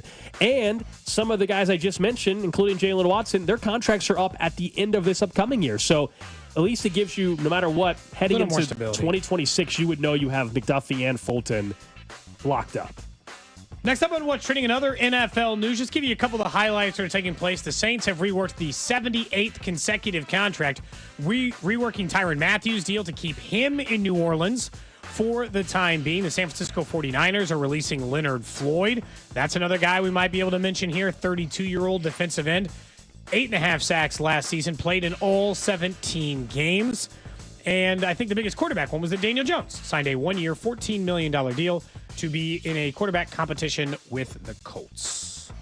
Still no firm news on where Aaron Rodgers is headed, although everybody seems to think it'll eventually be with Mike Tomlin and the Pittsburgh Steelers. Elsewhere, Big 12 tournament, as we said, begins today. We already saw the first game of just about, I don't know if it's officially wrapped up. There's 20 seconds left, all right? Cincinnati's going to advance. They're up 87-67 on Oklahoma State. The next game tips off in 20 minutes. Colorado, TCU. Then this evening, Kansas State, the 10 seed, taking on 15 seed Arizona State. That's at 6 o'clock. Tip off right here on 96.5 The Fan. The late game tonight, UCF and Utah. The winner of that will play the Kansas Jayhawks tomorrow. The other day, that popped up on the Big 12 schedule. My wife said, UCF plays in the Big 12? I was like, you know what? When conference realignment went through its last one, it got weird across the country. So, yes, the University of Central Florida plays with a bunch of other schools in the middle of the country because, why not? That's exactly right. That's a fair question by her for someone who doesn't closely follow Big 12. Oh, yeah. Yeah, conference realignment. Absolutely. By the way, Big 12 coverage on 96.5 The Fan, brought to you by Twin Peaks Eats, Drinks, Scenic Views. So that is what's trending. I want to talk more about the free agency moves, but also who's still available. Because as you and I were discussing names and positions earlier in the show, around 11 o'clock today, who we wanted. You said you wanted a veteran corner. I said I wanted another defensive lineman. Drew said he wanted another wide receiver. And in the middle of that conversation, the Chiefs went out and signed Christian Fulton, a veteran corner. All right, so corner's off the board. Defensive lineman is still obviously my answer. Specifically, I would love Charles Menahue back. I don't know financially if they can swing it now that they also just gave another $20 million contract out. To a corner. And that's a small one. We know that is. cap hit won't be but 6 or 7 probably in year one. Right. And the draft, we've acknowledged, is very deep on defensive line. But I'm just going through like the depth chart. You look, it is Karlaftis, Chris Jones, Mike Dana, Felix Anudike-Uzomah, and maybe I'm missing one other name. Felix Anudike-Uzomah, you said? I think that. So they don't have somebody that can play inside and out. Really, right now, it's like across the board, it's what you mentioned. It's Chris Jones, it's Felix Anudike-Uzomah, and it's Dana. It's just not very deep. So, like, if you're asking me a question of we did this conversation a little earlier in the show. It is name a free agent you wanted. Gold answer defensive end, and you can mention why Menahue stronger here in a minute. I had mentioned specifically a veteran corner on a short-term deal with maybe a little pedigree. I was mentioning Jeff Oladokin, now I'm thinking of the former quarterback. Okudah. I had mentioned Okudah from the Lions, the former draft pick, but instead they went with Christian Fulton, who I'm fine with, and lands in that exact same category. Now, if you're asking me that question, Gold, it's a defensive lineman. He would be on my list. I can't figure out. I know Draymond Jones is going to be high, but he's probably like the highest priced guy remaining because he was just making $17-20 million a year in Seattle. I don't think he's looking to take a pay cut. So unless they can get him cheap, I don't know, man. I'm starting to run down the list, and while it's deep and there's a lot of choices, I'm not in love with anyone more than Menahue. For probably the same reasons you are. I think he's still motivated. He's still pretty young. He's put up production numbers when he's been healthy in Kansas City. And maybe you still can get him on a 2-year prove-it deal that he thinks one more paycheck's coming, although defensive ends are getting paid this offseason. The longer it goes, the better for the Chiefs. Like, honestly, from a Charles Menahue standpoint. Like, if the market's not what he thinks it is, the longer this drags out, it is definitely better for them. On the text line, 913-586-7965, a couple of you mentioned, you wanted somebody like Joey Bosa. Joey Bosa. It looks like Joey Bosa is going to sign with his brother, Nick Bosa, in San Francisco. That's the reporting. Yeah. But the Niners keep on clearing house, man. Today, you mentioned Leonard Floyd. Kyle Juszczyk is gone. We're talking about some mainstays there defensively they've moved on. The Broncos, I thought, we didn't get into the AFC West as much today. We'll do that maybe tomorrow. But the Broncos have had a really good offseason so far. We can go through team by team tomorrow. But, yeah, for Kansas City, yesterday we thought, maybe are they done after the 2 moves? And clearly not. Christian Fulton, are they done now? I don't think they're going to sign a defensive lineman. These type of deals, though, right? Like nothing bigger than what we just saw from Christian Fulton. I would be stunned if there's much bigger than that. What do you think a Menahue costs, though? He's going to be more than Christian Fulton. He's not 2 for $20, is he? Not because if he's 2 for $20, then they did a great job letting Turk walk and signing. I think a Menahue is going to be like 2 for $30 or $35. So, like, if you want a Menahue, I think he might be more in that 15 to 17.5 million per, and maybe it's backloaded or there's a void year or something. Yeah, how much of it's something guaranteed? They've completely avoided, but like, I can't say I'd be stunned. I just don't know what the guaranteed money is going to be, man. Like for someone that's had injury history. Now he's only 27. He'll turn 28 before. That's the why I start want of him the instead season. of Floyd, who's 32. I see people mention him. Leonard Floyd's interesting. He is. He had 8.5 sacks last year. Well, so he longest active streaks with at least 8 sacks in a season. Leonard Floyd has had 5 straight seasons. Only Myles Garrett's better. Yeah, I'm not saying he's a bad player. It's just he's old. And if he wants a 1-year deal, there are no bad 1-year deals. Sure, I'm in. Let's go. But Here's the projection. At his age, I still feel like he's going to want multiple. See, this seems way off. Somebody had a projection. This is from last week too. So that's before we see. Yeah, that's probably before. What was their projection last week? Yeah, right. This said 2 for 18. Well, at 2 for 18, I would do it. Does in a that same heartbeat. article have an estimate for what Turk would have gone for? Because I guarantee you it was less than 3 for 54. 2 for 18. I would do that in a heartbeat right now. Get it done, right? That's one projection. That seems off to me, but I would love that. The longer he's out there, though, Cody, the more realistic the price is. Not what we think it is either, though. He's like the part of the third wave of free agency. He was just on a 2-year, $16 million contract with the Chiefs. I know, but I know he's not more proven. Does that right? Like technically, Turk Wharton is He missed the a whole more year, proven. yeah. But like for instance, the guy we were talking about, the former first-round pick out of San Francisco that just got 3 for 45, that I was so flabbergasted by. He's not proven. He was hurt last year. He was hurt 2 years ago. He has 9.5 career sacks. I mean, Hughes got him beaten. He got 3 for 45.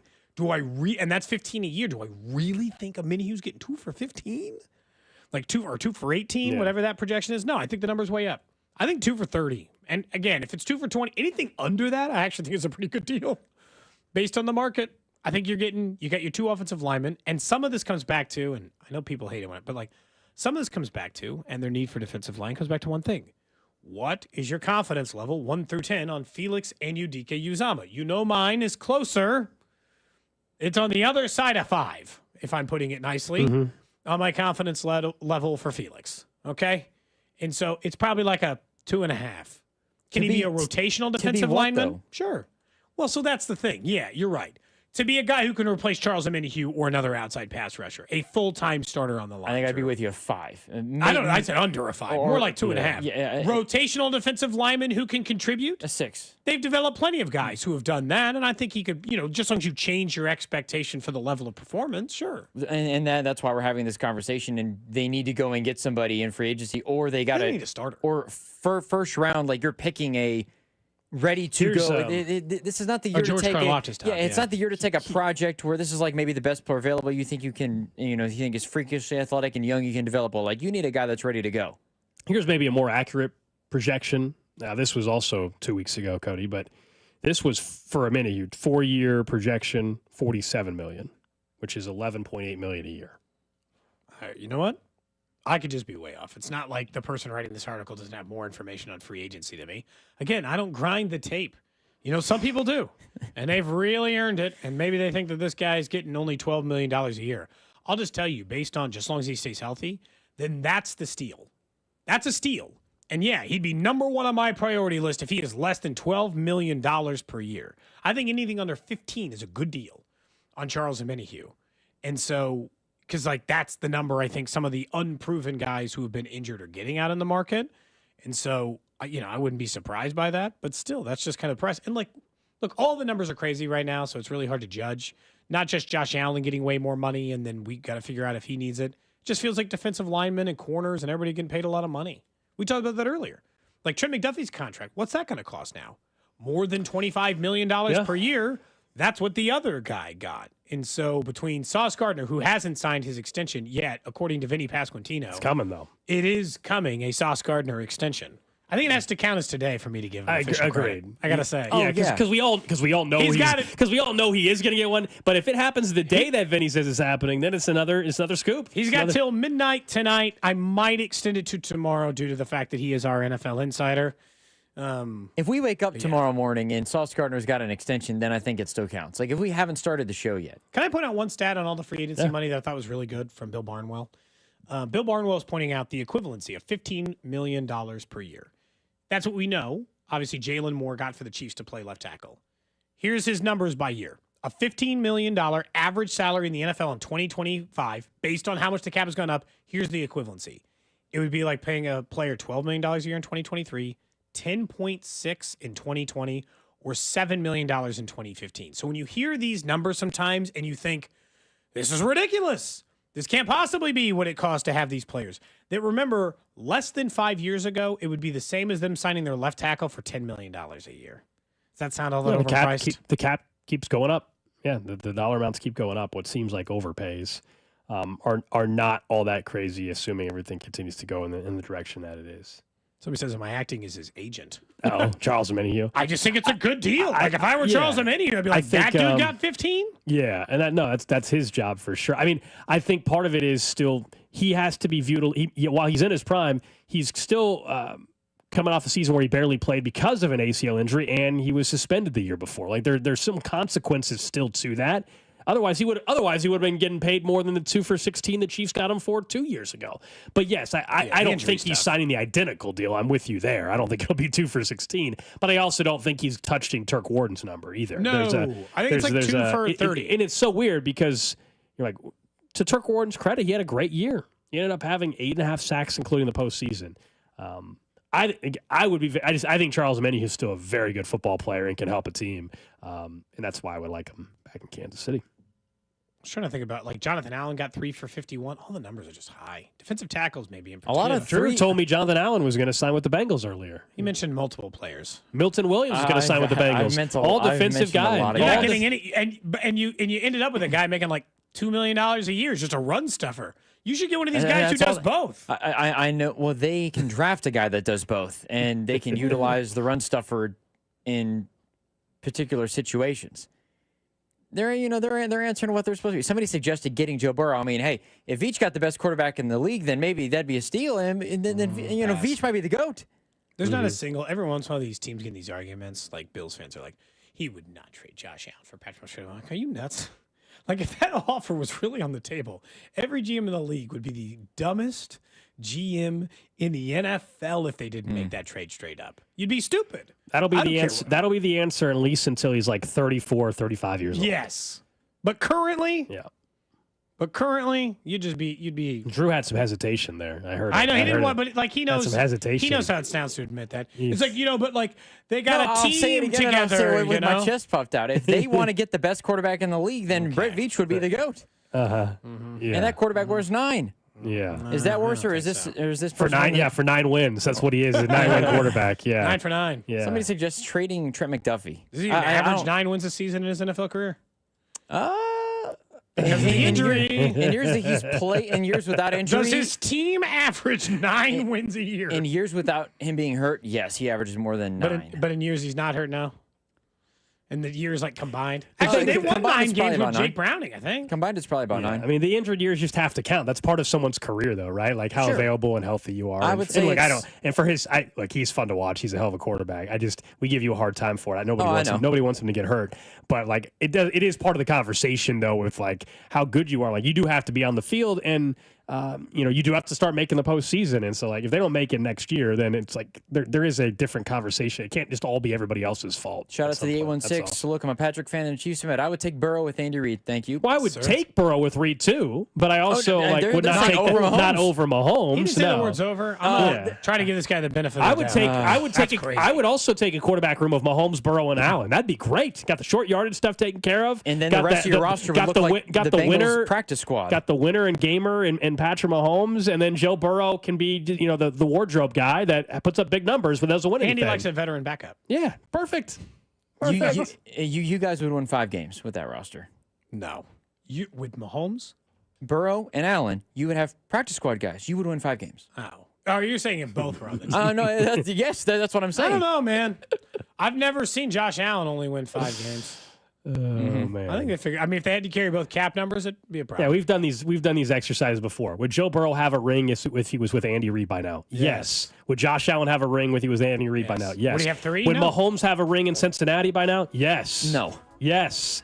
Yes, because he was. Yes, he would. Absolutely. Final segment of the show. We had fun today. Brought to you by Awaken 180 Weight Loss. Results every week, and then receive free support for life online at awaken180weightloss.com.